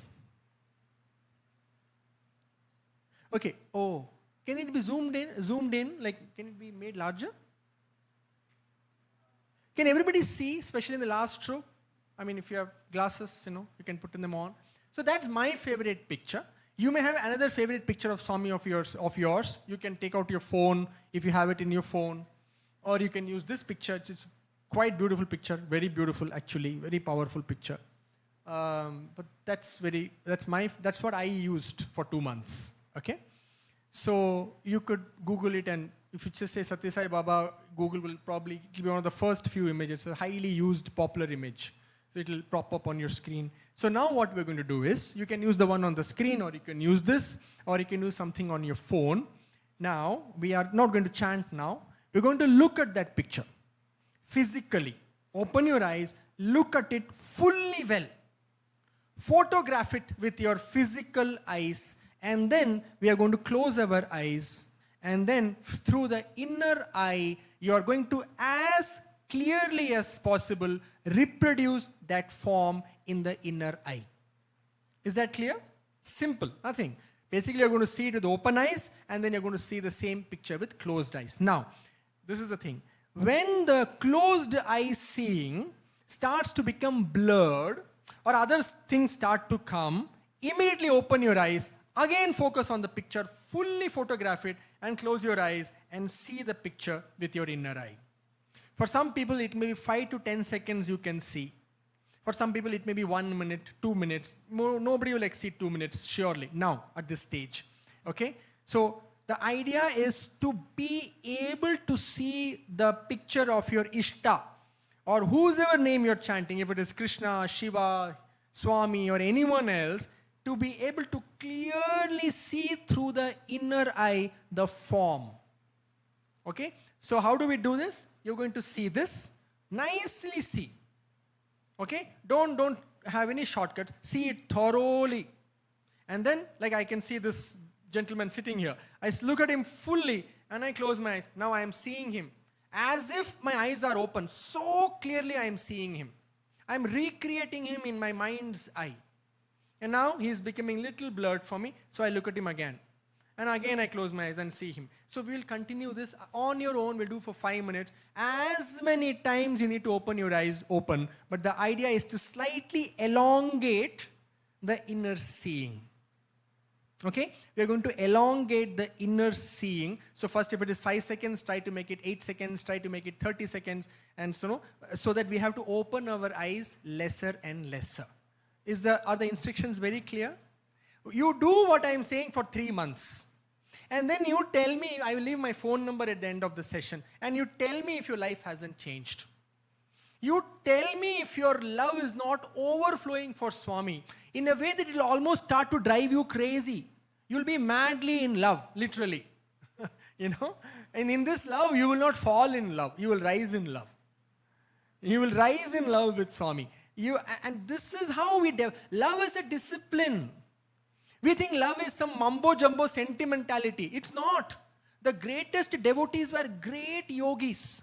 I will just digress a little bit. Recently, I went to we have this image, from books and all, that Mirabai was just singing and crying for Krishna. What a great yogi she was.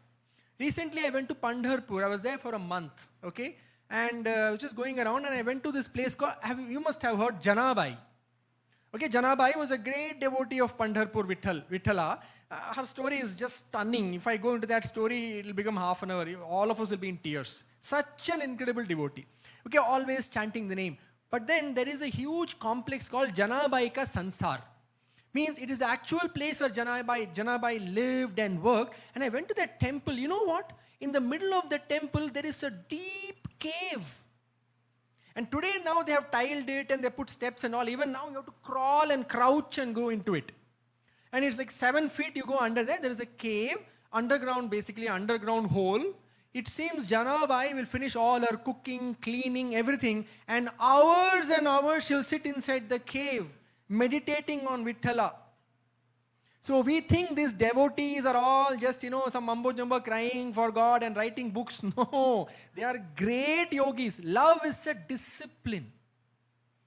So, to get a love like Radha and Gopika, they have done disciplined tapas over lifetimes. So if you have that kind of a love today for Swami, which means what? We all think we have, but very few of us have. Okay? Where I am so madly in love with Swami that I have to stop myself thinking about him. Most of us have to start thinking about him. Okay, I'm going to think of Swami now. No, if my love is so mad, like I am so madly in love with Swami that I have to somehow pray to Swami, Swami, stop, let me do my work. Stop coming in my mind. Can I please get some work done? I need to earn my living. I need to earn my bread. Can you please stay away from me? That kind of a mad love, if any one of you has, then you are sitting in the wrong place. Okay? Please get up and go. It's done. That kind of a love for the Guru, nothing else is required. But that love is not given easily. It has to be developed through discipline. And devotion is a discipline. And devotion is also a discipline. And the best way to increase love for the Guru is by engaging our inner senses, constantly engaging it at his feet. And offering our inner senses to him. So now, this is what we're going to do. We're going to see it and we're going to picture it. So we'll do it for 3-4 minutes. Please see, thoroughly see. Don't look at me. Okay? There or here. And fully see with your eyes wide open. And then close your eyes. Please don't do anything else. Don't close your eyes. No chanting. No repeating the name. This is a visual exercise. You see that picture. Absorb it fully. Close your eyes. Recreate it in your inner eye. Again open, close, open, close. Instructions clear? Anybody? Any doubts on the instructions? Okay. The time starts now. I have it on my phone, so I will use my phone. You all please use that.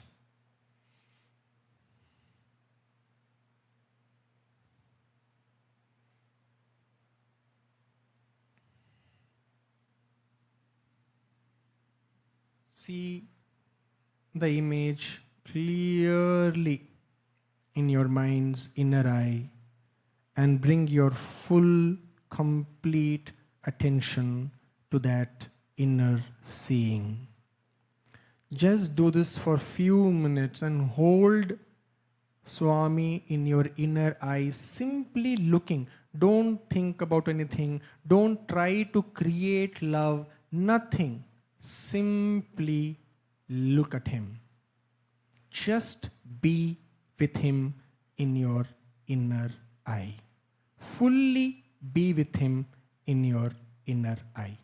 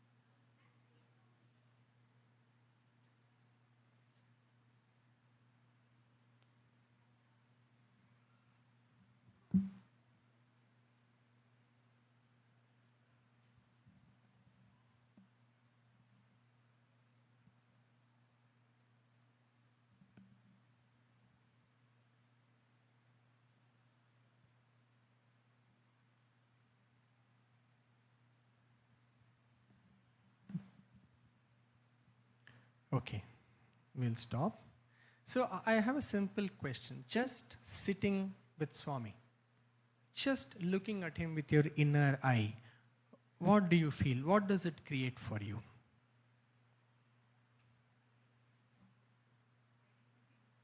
Sorry, ma'am? Okay.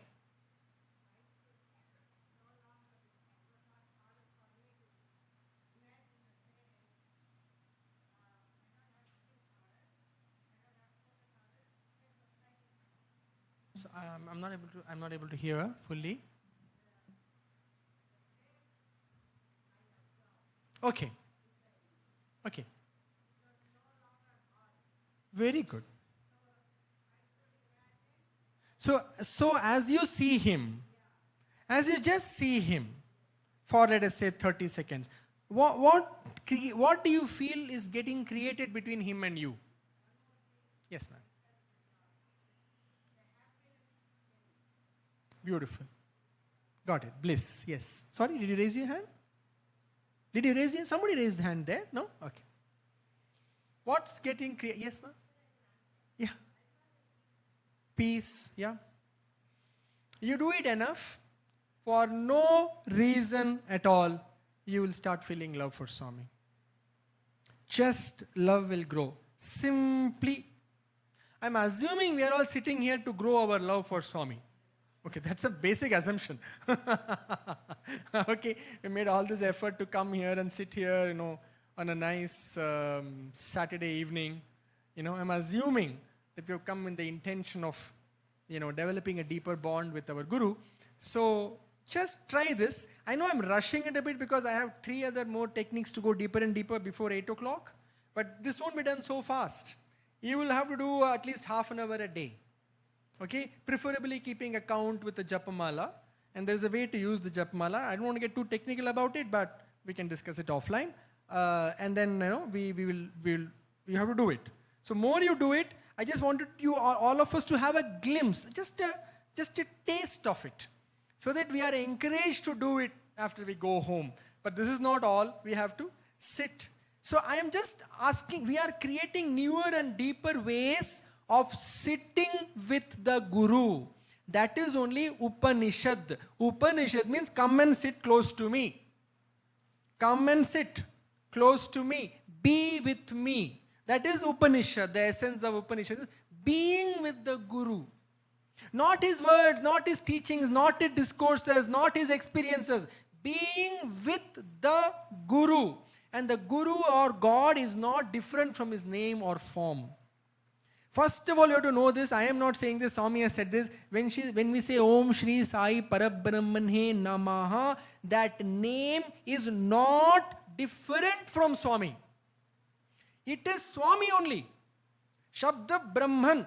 That sound is manifested Swami. With that faith, we sit with Swami, just looking at him clearly.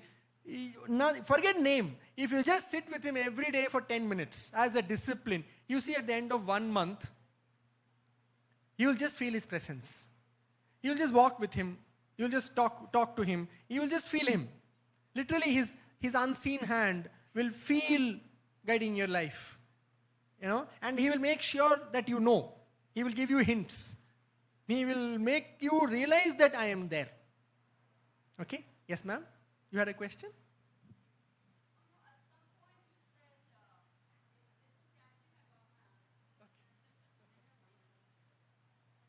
Okay. Now, yeah. Yes, ma'am?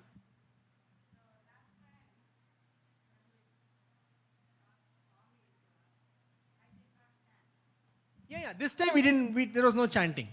Yes. Now we are going to go to the next level. Now we are going to involve our inner hearing and our inner seeing.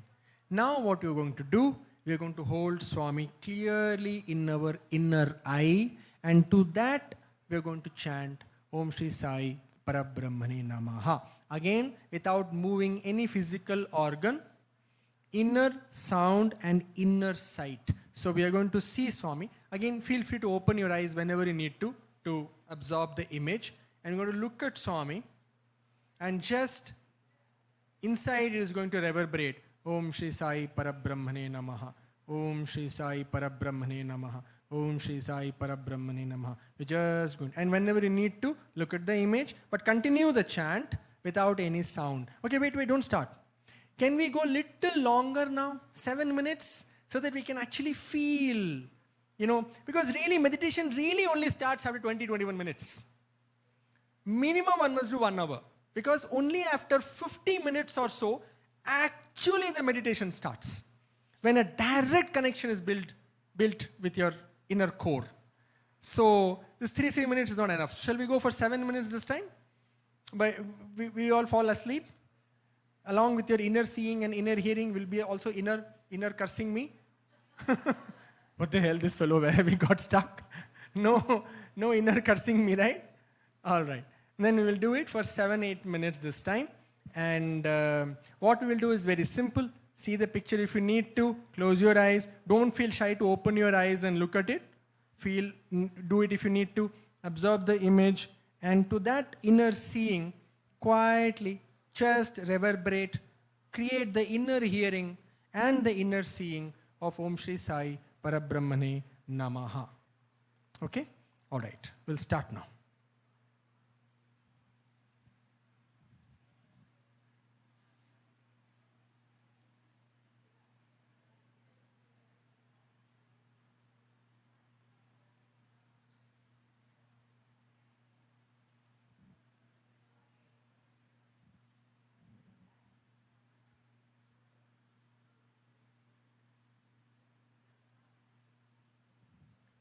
Do it in a very relaxed way. There is nowhere to reach, nothing to attain. Calmly, gently, but firmly and clearly see with the inner eye and create the inner hearing of Om Shri Sai Parabrahmane Namaha. Do it gently but clearly.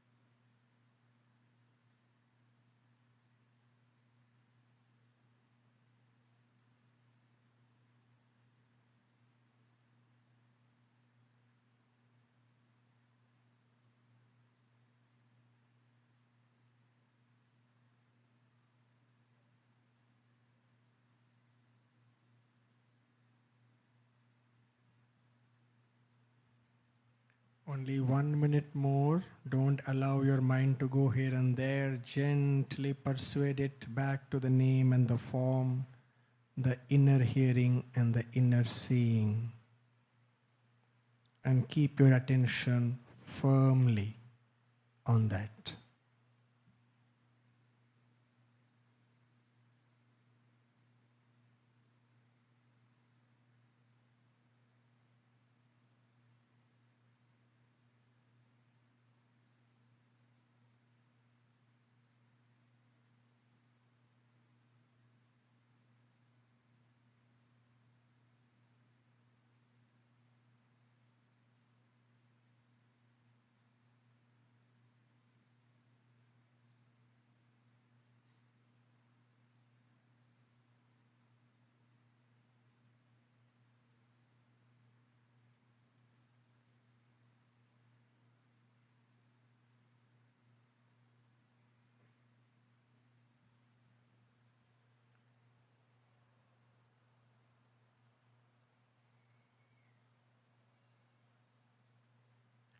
Okay, we'll stop for now. Thank you. Okay, let me hear from someone else. However it is, doesn't matter. How is it to keep him in front of your inner eye? And so it's likely that you will be seeing him somewhere here. There are other forms of namasmarana where you visualize the feet in your heart chakra.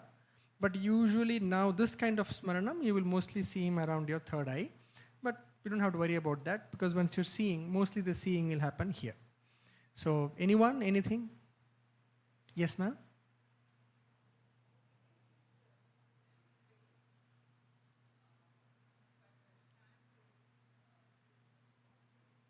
Can't hear. The image is faint, but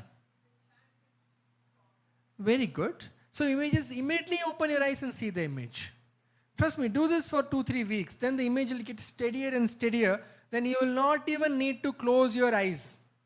Open your eyes and you will see Swami in front of you.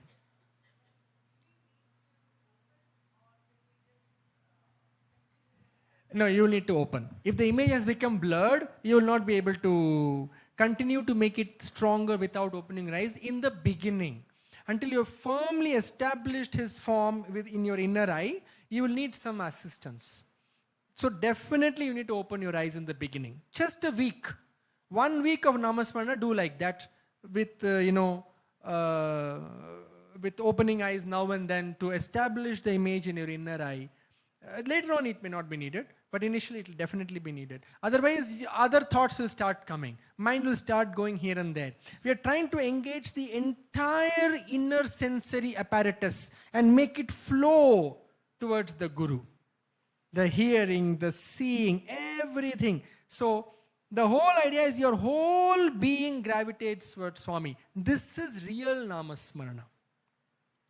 The whole of me begins to flow gently. So first, that's why we started with the loud chanting, then inner hearing, then establishing his image, inner hearing and inner seeing. Okay? Okay, we have 5 minutes. The last one. Usually I will do this much slower, but we are rushing with it. Please practice in your own time. Today when you go to bed, after you lie down, try to do this. Just look at Swami's picture in your phone and lying down, just keep doing Om Shri Sai Parabrahmane Namah or whichever other mantram you want and go on doing it and drift to sleep, trying to just allowing your being to flow towards him, and then see how beautifully you sleep and how nicely you will get up. Okay? So the last one. Actually, there are two, but I will stop with this one. Now, there is a inbuilt japamala God has given us. What's that inbuilt japamala? Huh? Fingers? No. Breath. Inbuilt japamala is there. So we really don't need actually a japamala, but in the beginning, just to keep count, it's nice. Today I did 7 japamalas. We feel a sense of accomplishment. So we can use the mala, but actually there's an inbuilt mala. Now what we're going to do, now this is a little challenging for those of us who are not used to meditating. What we're going to do is we're going to break the mantram into 2 parts. Om Shri Sai Parabrahmane Namaha. Om Shri Sai is one part, Parabrahmane Namaha is one part. Now listen to me carefully. As you inhale, we're going to say Om Shri Sai. As I exhale, Parabrahmane Namaha. Om Shri Sai, Parabrahmane Namaha. Now, it is important that you follow the breath and not make the breath follow you. If the breath begins to follow you, that means it is becoming a mental exercise and it will tire you and there will be no bliss, only irritation. I'm not joking. Because if you force the breath to follow the mind, it will create irritation in your system, pranic irritation. You will feel angry. It is important that you follow the breath, which means the body will decide when to take the next breath in. You will not decide. Be very attentive to what I am saying. Okay, now I have to chant the next mantra. Okay, so let me breathe in. Om Shri Sai. No. Wait. Let the body decide when it wants to breathe. And as you breathe in, the breath will come first. Then with the ingoing breath, you say, again, say means what? Only inner saying. No movement of lips or anything. Om Shri Sai, Parabrahmane Namaha. While also keeping Swami's form in the inner eye, we chant Om Shri Sai as we breathe in, Parabrahmane Namaha as we breathe out, Om Shri Sai, Parabrahmane Namaha. And we breathe as the body wants to breathe. I will tell you a small tip. Exhale completely. So when most of us, our natural systems are so spoilt right now that our prana is all over the place. Okay? So our breaths have become very shallow. This is one of the fundamental reasons of bad health also. It's also stress.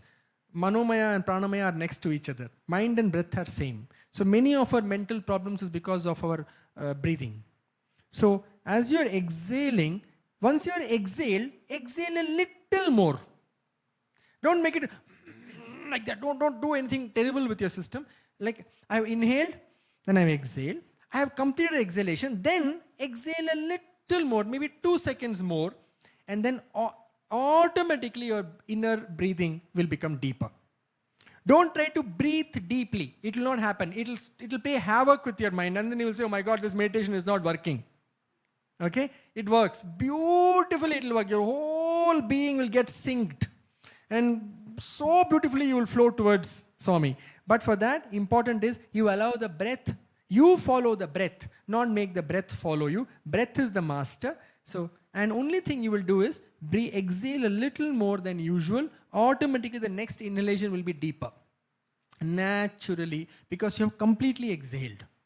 Many of our health problems are attached to our exhalation. In a normally healthy body with a healthy pranic system, exhalation must be twice the length of inhalation. It will be. But most of us, if you see, our inhalation is longer than our exhalation. It's a pranic disaster.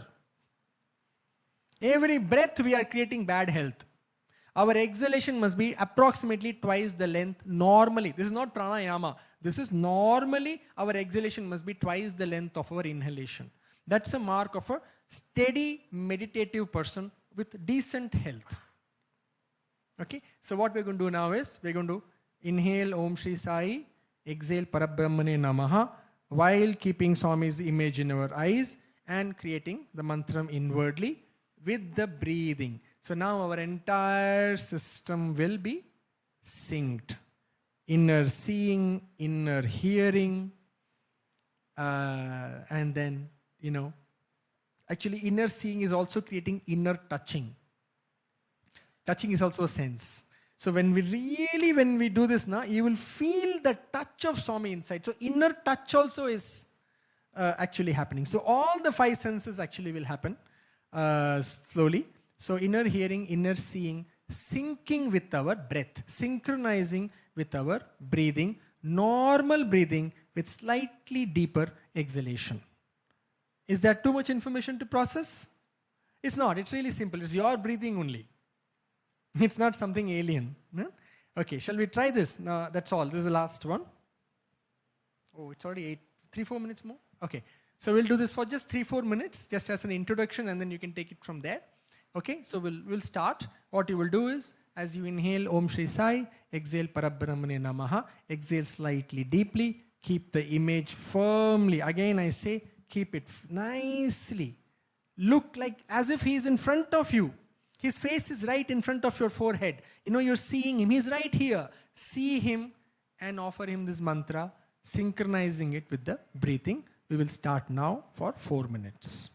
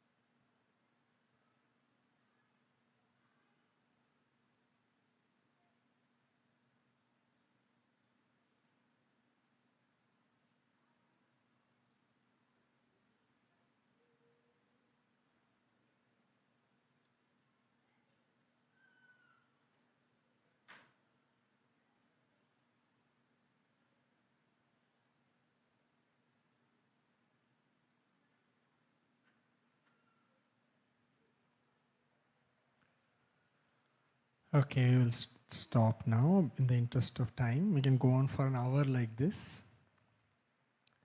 So let's try to do this an hour every day. Even if you can't do 1 hour at a time, maybe twice, half an hour, or thrice, 20 minutes. Do it for 90 days. And then see if some beautiful change doesn't happen in your life. Guaranteed it will happen. Something will shift. Irreversibly it will shift. Give it 90 days, 1 hour. Chant with seeing, inner hearing, and synchronizing with the breath, so that your whole being is doing Namasmarana. And Nama Rupa Smarana, actually. It is not just Nama Smarana. What we are doing is Nama Rupa Smarana. We are, being with the complete Swami. The complete of us is being with the complete Swami. And just sitting with the Guru is real Upanishad. Any questions on this? Anything? Yes, ma'am? Can't hear you. Thank you. The sequence, like the way you taught us. You can do any of these, but the last one is the best. Okay, so we can directly do the last one. Yes. Nothing so great about it. Okay, you can definitely do the last one, but if you're finding you struggling, especially with the breath, then you do without the breath. Yeah. And if you really want to one day do it loudly, you do loudly. It's fine. Find your own way. The thing is, this is the thing. You start with a good intention. Some intuition and wisdom will pour on you. Swami will guide you after that.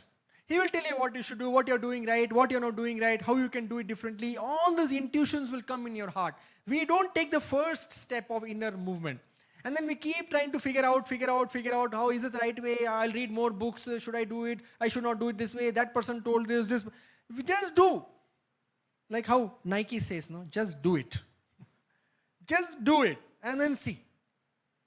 Just jump into the pool. Jumping into the pool and splashing whatever all over and not at all swimming correctly is better than sitting outside and reading a book on swimming. It is still better, right? Yes, sir.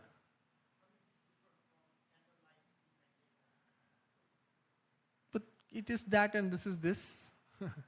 This is directly creating a relationship with the Guru. Candlelight, Jyoti meditation is also beautiful. Every meditation has its own strength. You are trying to create a direct communion with what Swami represents inside of you. So Namasmarana ultimately will lead to greater inner silence. 100% it will lead. 100%. Okay? Eventually, you don't have to close your eyes at all.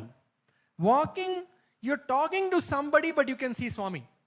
Like not in him. You will be seeing Swami while talking to this person. So eventually the form will become so clear to you, you will not have to close your eyes at all. Just like that, with your eyes open, fully open, you can be looking at Swami and inwardly, Om Shri Sai is going on. It's just going on. It's just happening. So, and it is not as difficult as it sounds. Just we need about investment of 3 months, 90 days. Yes.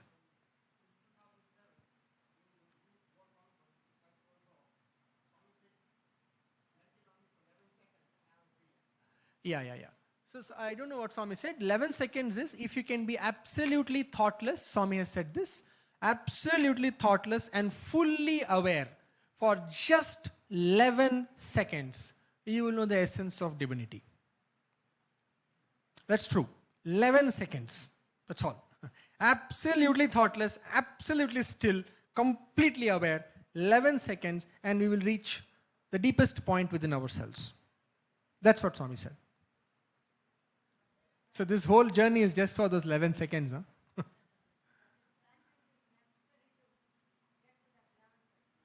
Yeah, not necessary. This is one of the great practices. There are many other ways. Self-inquiry, we'll see tomorrow is another way. There are many ways. Nothing is necessary, but this is one way. If you want to go from here to wherever, San Diego, there are multiple ways to do it. Any way will take you. This is one way. Yes, one name is better, ma'am. Because to develop that inner reverberation of that one name itself will take time. It's best to stick to one name. We can also do Gayatri Mantram this way, where half the mantram you can do inwardly, inhalation and exhalation. I can leave my number with you. Okay, you can ping me, you can WhatsApp me, if you have any more questions. But you'll have to give you a reference that I was in the retreat. Okay, this is not for hello, hi. Okay, not casual talks. Just you can ask me if you have a question. I prefer an audio note. I don't like texting. If you send me an audio note of a question with the reference that this was from this retreat, I'll be happy to answer your question. Question based on practice. I will know if the question is coming out of practice or is it coming out of curiosity. I will answer only if the question is coming from practice. I assure you I will know. Just with the energy of your voice only I will know. if it is coming from practice or is it coming from mere curiosity. Oh, let me get this. Let me wrap my mind around it. I will not answer that question. If it comes from practice, I'll be happy to answer that question. Okay? How do I leave my number with you? We can either, yeah? Okay, Sunil, all of them are in some group? Okay, great. In retreat group, he'll share my number and also my email. Whichever medium is comfortable for you, you can reach me from that. Okay? Any more questions we'll take because I don't want to come in the way of the next program. More questions, you can actually catch me anytime for the next today and tomorrow, or you can ping me on email or phone. Okay? Thank you so much. I'm very grateful for this opportunity. Thank you. Thank you.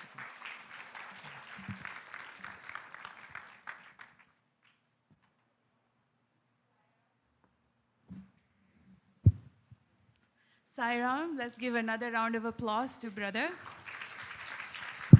Thank you, brother, for giving us that insights on Namasmarana or Namarupas Smarana, because it's very important to internalize because, as he said this earlier also in the morning, that senses are the problem, and when we control the senses and focus on the mind and focus Swami, then it's very helpful for us to have that one-on-one romance with our dear Lord.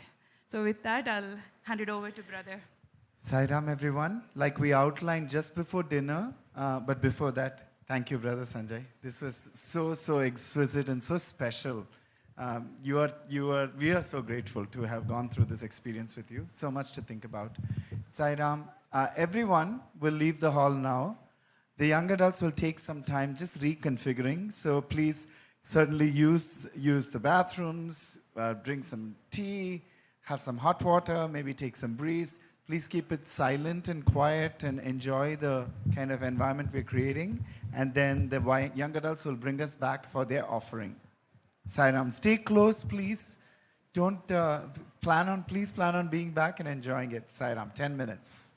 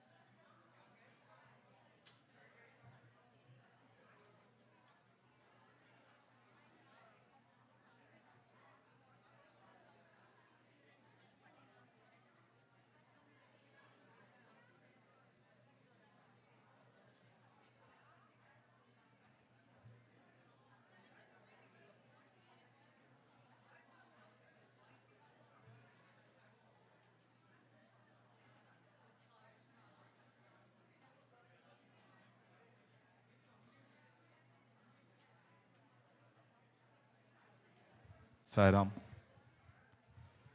Sairam, requesting all of you to settle down. We'll be starting in 2 minutes. Can we turn off the hall lights?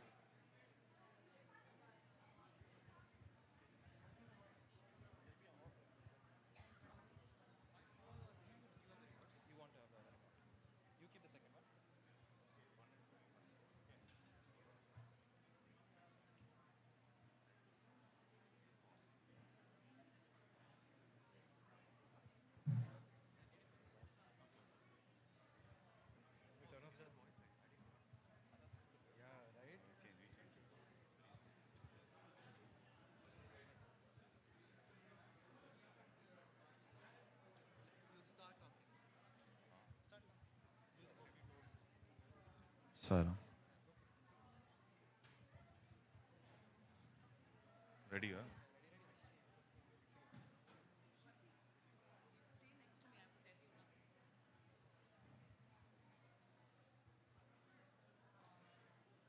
Om Shri Sai Ram. Region 7 YS will be now presenting an offering in the form of a play to bring out the retreat theme, Knowing to Being Sai. As you follow along, we invite you to think deeply about the intentions of the characters and subsequently reflect on how you can apply the theme into your own lives. We sincerely hope you enjoy the performance. Om Shri Sai Ram.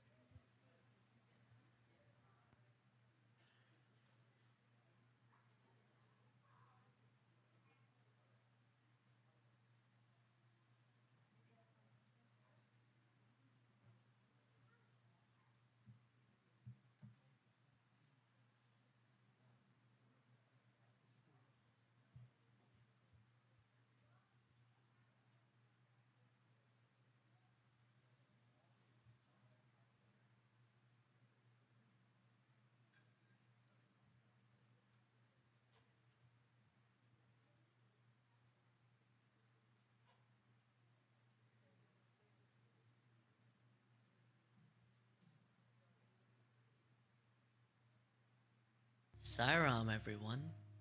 From knowing to being Sai. That is the theme of our retreat. But what does it mean to become Sai? We have explored this topic in depth today through speaker sessions, workshops, and reflections. Do we become Sai if we sing bhajans perfectly every time? If we undertake and succeed in large-scale service projects, does it guarantee that divinity will spark within us overnight? Or can we say that we have become Sai if we can recite and repeat Swami's discourses and words? Come, let us see how Raga, a young adult, searches for the Sai within her in a quest to become Sai.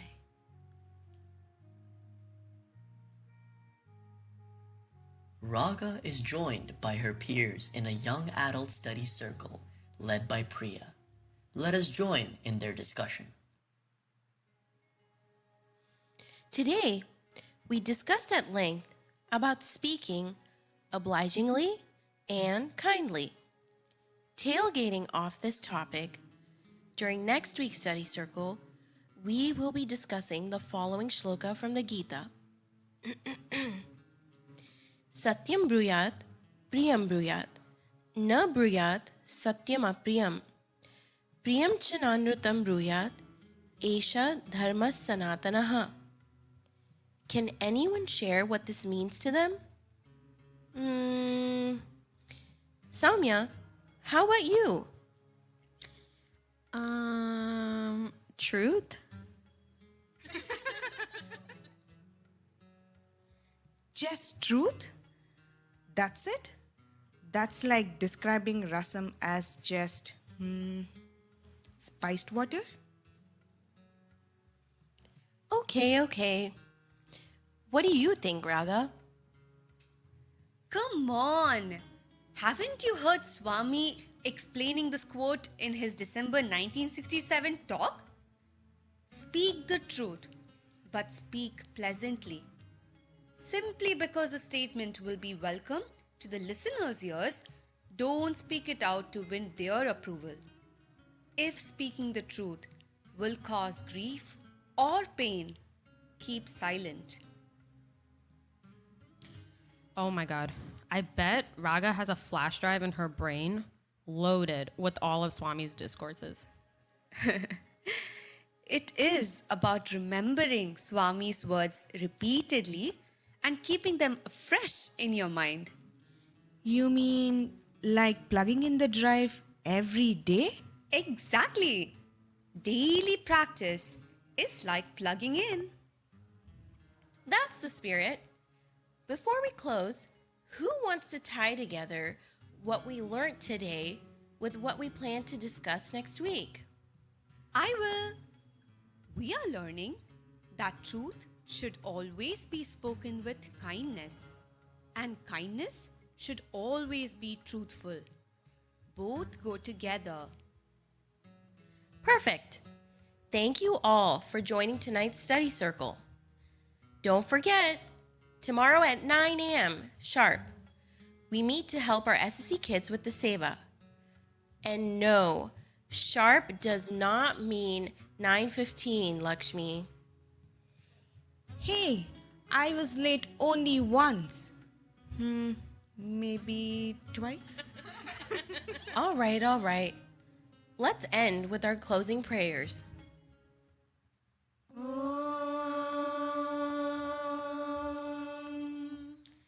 Shanti, Shanti, Shanti.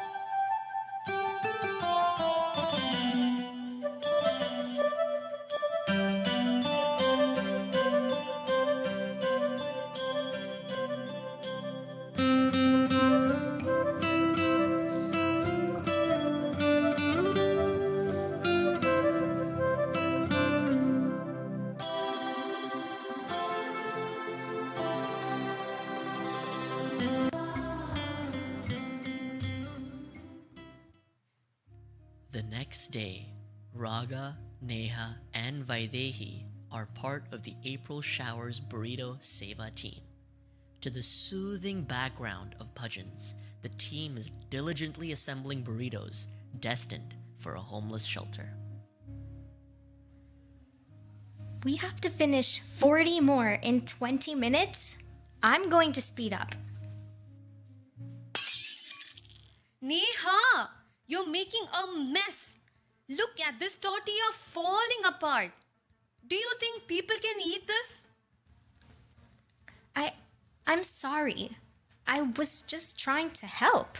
I thought if we did not go faster, we wouldn't be able to finish. Going faster doesn't help if we have to throw it away. We don't have time for mistakes. Palpable silence descends upon the kitchen for a minute. Vaidehi, who has been standing beside them, calmly sets down her spoon and tries to help the situation. She takes Neha aside and consoles her. I didn't mean to spill the salsa, but I also didn't expect to be yelled at. Don't worry, Neha. Mistakes happen, but they can be corrected with patience.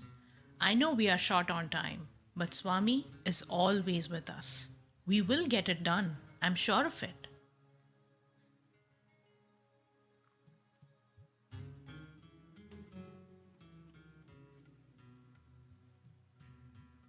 Raga, I know it is in your nature to want things perfect, just as it is in your nature to speak the truth as you see it. Those are good qualities, but when urgency and frustration come in, the truth can come out sharp and perfection can feel like pressure instead of care. The end goal is to feed people, yes, but we do it through love and patience along the way. This is so frustrating. It feels like I'm the only one who cares about doing things the right way. Maybe I just won't say anything.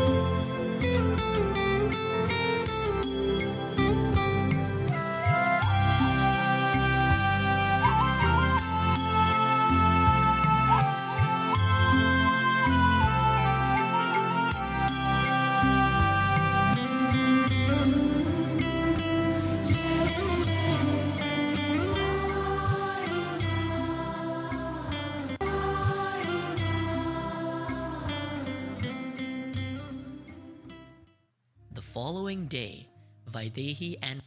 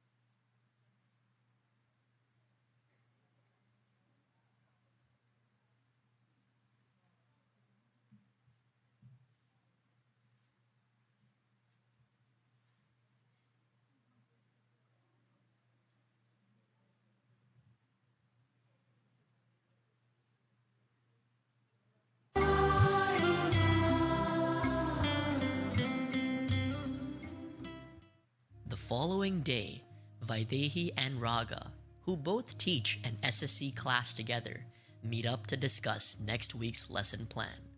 Let's see what lesson Vaidehi has in mind. Sai Ram Raga, how are you doing? Nice to see you after yesterday's seva. All our burritos were delivered on time. Yeah, we delivered on time. We did run into a few issues though, which was quite disappointing. It's okay, Raga. Like I was saying yesterday, situations come up that may not be in our control. But how we choose to react to them is what makes a difference. And learning a lesson from that situation is what ultimately matters. Yeah, I hope Neha learned her lesson. Okay, so for next week's lesson plan, I came across this shloka. Let me know what you think about it and what it means. Satyam bhruyat, priyam bhruyat, na bhruyat satyam apriyam, priyam chanandrutam bhruyat, esha dharmaha sanatanaha. Raga is surprised that this quote has come up for the second time this week in conversation. It means that truth should always be spoken with kindness, and kindness should always be truthful. Both go together. That's right, Raga. I was thinking of sharing a chinna katha, small story that beautifully illustrates the importance of restraining ourselves from conveying the truth harshly and instead finding a way to be kind in the way we speak. It is the story of the saint and the snake.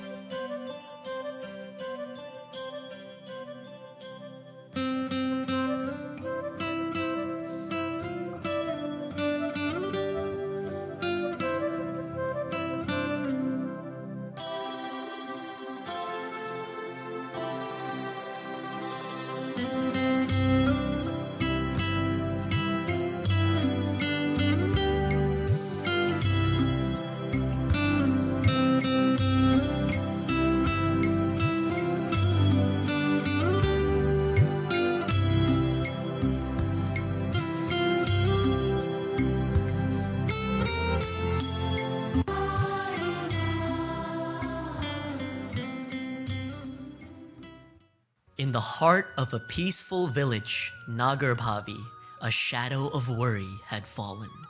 The snake, once a creature of the hills, had become a source of fear, its presence felt in every corner. As the day draws to a close, a few friends gather, their talk inevitably turning to this unwelcome guest, their voices reflecting the growing unease that has gripped the community.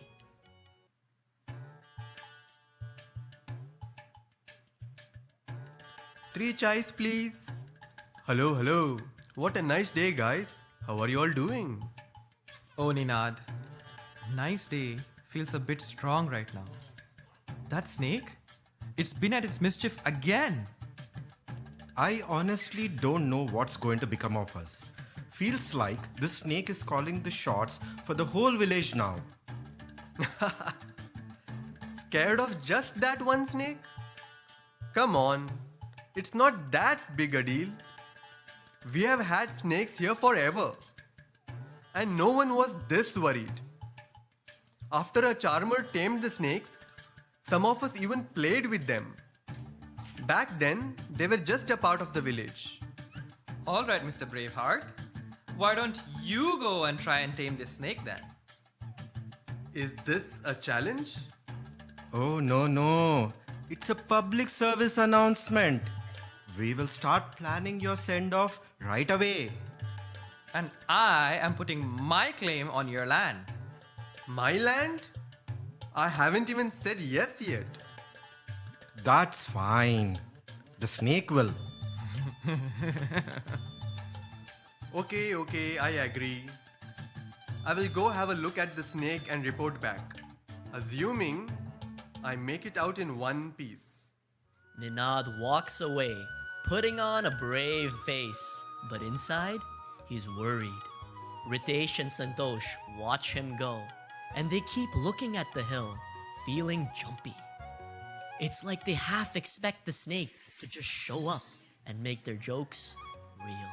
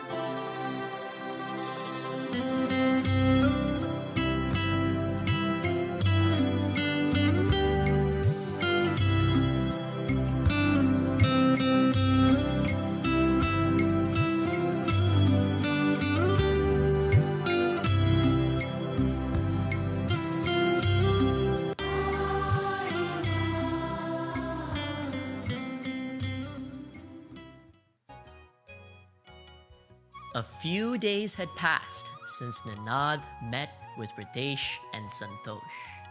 As dusk began to settle, Ninad was on his way home, making a stop at the bustling marketplace.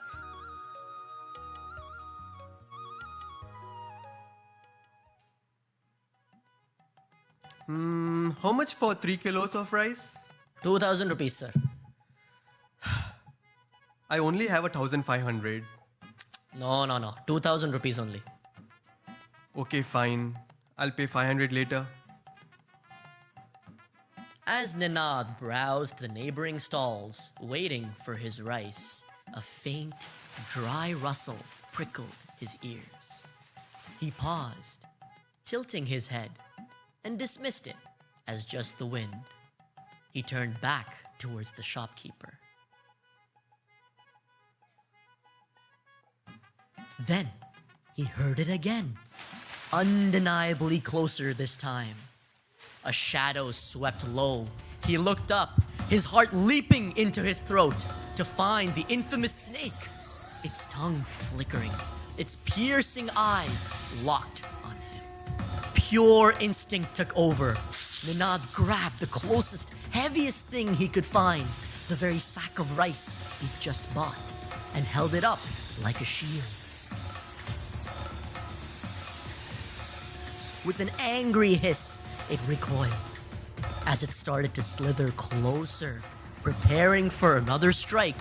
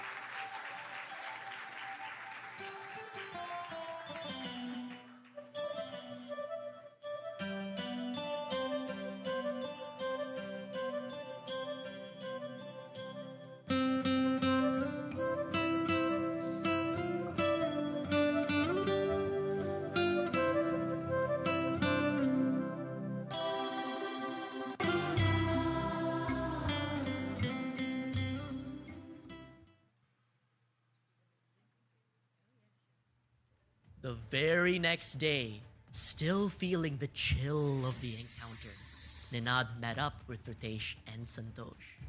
He was still catching his breath, not just from the run, but from the raw memory of fear. Are Ninad bhai, where have you been hiding all these days? We thought the snake ate you or something. Arey, what do I tell you? I'm lucky that I'm standing here. Yesterday, I saw that monster with my own eyes. Yes, yes. Then? Then and all what? I ran away. Did you do your big hero act and tame it? Hero act? That snake just came out of nowhere, hissed like a demon, and took one big swipe at me. I tell you, my soul just jumped right out of my body. See, I told you. But you were all big talk that day, weren't you? Yes, laugh now. But seriously, this is too much. We are all living like servants to that snake. True. It even just waltzes into the bazaar, takes whatever it wants, and slithers away without even a thank you. Listen, I know someone who might be able to help. A saint. Saint? Who? Will he come with a big stick or with mantras? Both I think. This saint has dealt with snakes before and he's lived to tell the tale. Oh, let's see if your saint can really help us, or he's just another sadhu who eats our laddus and leaves. Call him quickly. Determined to find a solution, Ninad travels to the mountain where the saint lives. He humbly explains the dire situation, painting a vivid picture of the snake as vicious and a constant threat to the villagers. Hearing Ninad's plea, the saint agrees to help and sets out to visit the village to confront the infamous snake himself.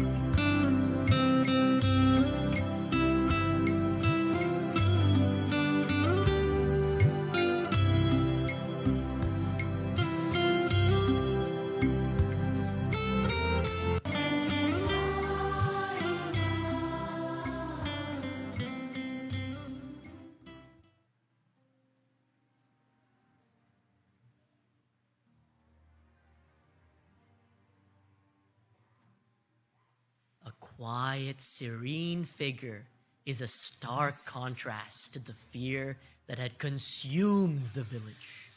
He sought out the snake, not with apprehension, but with a profound sense of understanding. He found the snake coiled amongst the rocks, its gaze wary. Oh, snake, do you remember me? You were a thief in your previous birth, and you still trouble the villagers so much. Why? Oh, saint, you don't understand these villagers. They throw stones at me. They bang their big gongs as if I were a storm about to swallow them whole.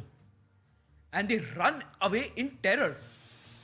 If I don't bite, how will they ever show respect to me? Will they let me be? Respect born out of fear is not true respect, my child. It is like a roof held up by flimsy sticks. One strong gust of wind and it all collapses. Genuine respect comes from peace, not terror. So if I stop biting, they will what? Treat me like a guest? Perhaps not, but they will certainly stop seeing you as an enemy. You will be able to move along your path freely without striking and harming. I'm a snake. Biting is my true nature. It's how I am. So is slithering. Yet you do not slither around every single person you encounter, do you? Control comes from choice, my child. You possess the inherent power to strike or choose not to. That is where your real strength lies. It is in the choice, not the action. You make it sound so easy. I know, my child, it is not easy. But true peace within yourself can never be found by hurting others. Try it just once. Refrain from striking. See how light your heart feels. Feel the peace that comes from kindness. All right. I will not bite anyone from today. This is my promise to you. But what if someone steps on my tail? What then? Let them complain, my child. You will still have kept your sacred promise. Now go and let the village finally see the new you, the one of peace and choice. With the saint's gentle counsel resonating within it, the snake turned and slowly, deliberately began to slither away, a silent promise hanging in the air. The village would soon witness a transformation, a testament to the quiet power of choice over instinct.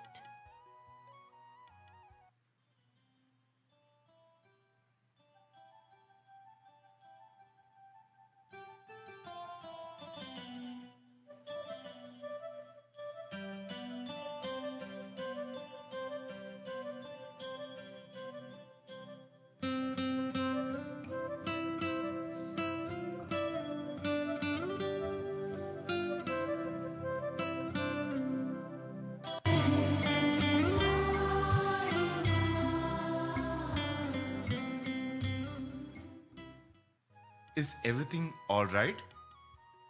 What happened? Oh, Saint, ever since I stopped biting, the children of the village throw stones at me and trouble me relentlessly. The adults have driven me away. I'm suffering so much. They show me no mercy. Oh, my silly dear snake. I told you not to bite. That is true. But I never told you not to hiss. Hissing, you see, is a warning. It tells others to stay away, to give you space without causing them harm. Self-control, my child, does not mean becoming weak or allowing others to mistreat you. It means using your strength wisely with discernment, without the destructive force of anger or the intent to harm.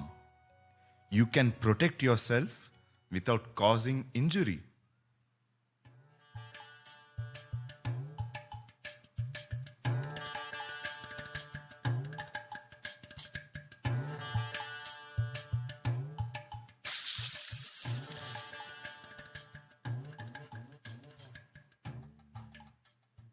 The saint's words were a balm to the snake's wounded spirit, a clarification that offered a path forward, a way to uphold its promise while still commanding respect and ensuring its safety.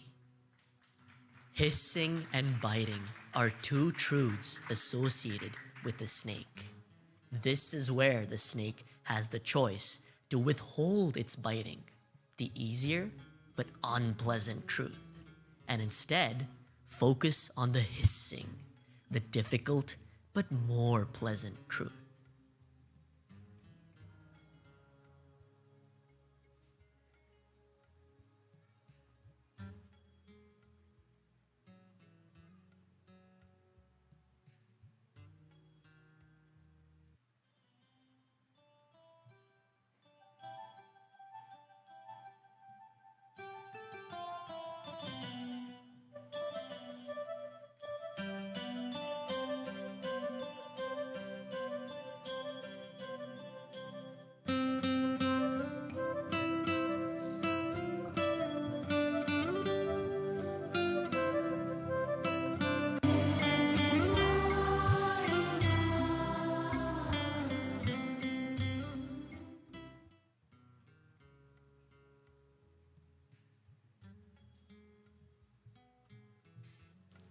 A thoughtful silence hangs in the air for a moment as Raga absorbs the lesson.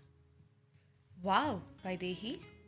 So the biting of the snake, that's like speaking an unpleasant truth, something that hurts. But the hissing, that's still a truth, a warning, but it doesn't cause harm. It does its job, it keeps people safe without being overly hurtful or mean. It's the truth spoken with kindness. Great! I'm hoping the kids will also understand this in our next class. Oh wow, look at the time. Why don't we stop here and I'll see you next week. Sairam, see you then. Raga, lost in thought, makes her way out of the classroom and towards her car. The Bhagavad Gita's quote, combined with the saint's lesson, has sparked a powerful internal reflection. I was harsh with Neha at the service event with my sharp and critical words, like the snake biting. But how could I have achieved the task without hurting her? A sense of quiet determination settles over Raga as she reaches her car. The lessons from the story are beginning to forge a new resolve within her. The journey to being Sai is not just about knowing the teachings, but about living them every day in every interaction.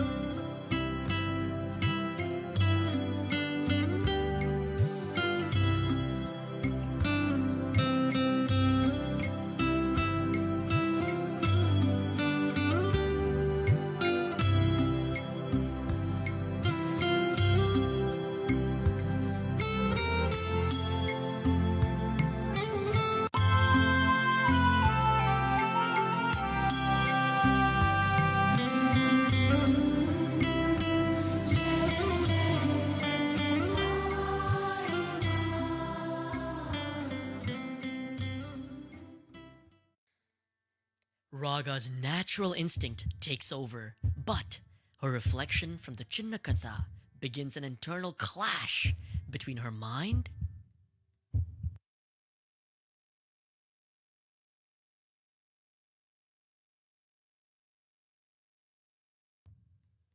and her conscience. How could she do this? The repeat offense. Put an end to this right now. A leader who forgives twice teaches carelessness forever. Or teaches courage. Correct the mistake. Enable the person. You think that makes you noble? It only makes you weak. Your words are your fangs, Raga. If you do not strike when someone slips, they will never learn. Strike now, and they will remember your bite every time they falter. Fangs leave wounds, but patience? Patience can guide, teach, and heal. Speaking the truth is your nature, but when you let fear or anger color it, that truth becomes venom. And venom may silence for a moment, but it never nurtures growth.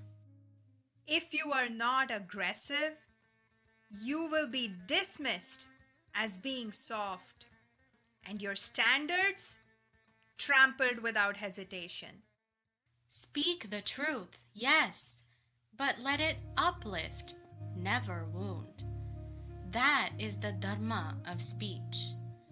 Harshness is not the only way to achieve perfection, Raga.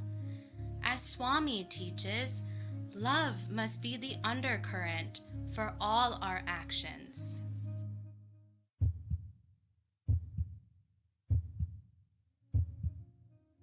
I'm so sorry, Raga. I promise I'll be more careful. Hey, it's okay. We're okay. These things happen. Come on, let's rebuild. Raga and Neha quickly put everything back together. Thank you. I just don't know what happened. Thank you for being patient with me, and next time I'll do a much better job. I'm glad to hear it. Vaidehi, I now realize what you told me the other day about the importance of restraining ourselves from conveying the truth harshly. What a difference it makes when we actually practice Swami's message in our life. And so, Raga went from merely knowing Swami and his message to actually living his message, and is now one step closer to being Sai. Mic drop. Oops. Sairam, everyone.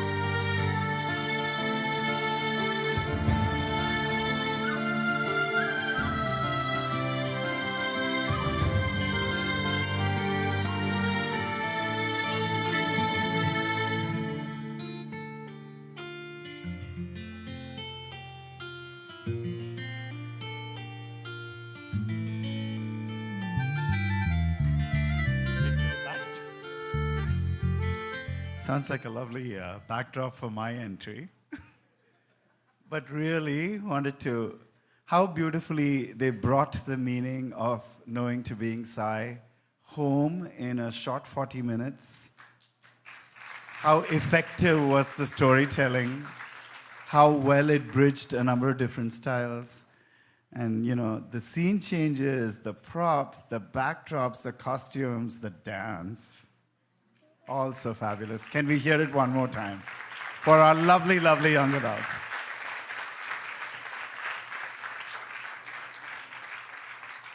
Many of them are serving in other capacities as well as they're thinking about this play and doing this play. So really want to take a moment to thank them for all that they do for this region. You know, Swami has said that the young adults are the future, and they keep proving this time and time again. Of note also are the SSE children who, after a really long and hot day, are just like, have been the most amazing audience. Like, let's hear it for them also. Hopefully they're seeing the lovely pipeline to what it makes. You know, in the future, who wants to do the snake dance? There, I see some hands. I see this, yes. This is happening. Jai Sai Ram. We'll just end with closing prayers for today. I know we went about 25 minutes later than planned. We'll close for today. Tomorrow morning begins here at 5:30 in the morning with Suprabhatam.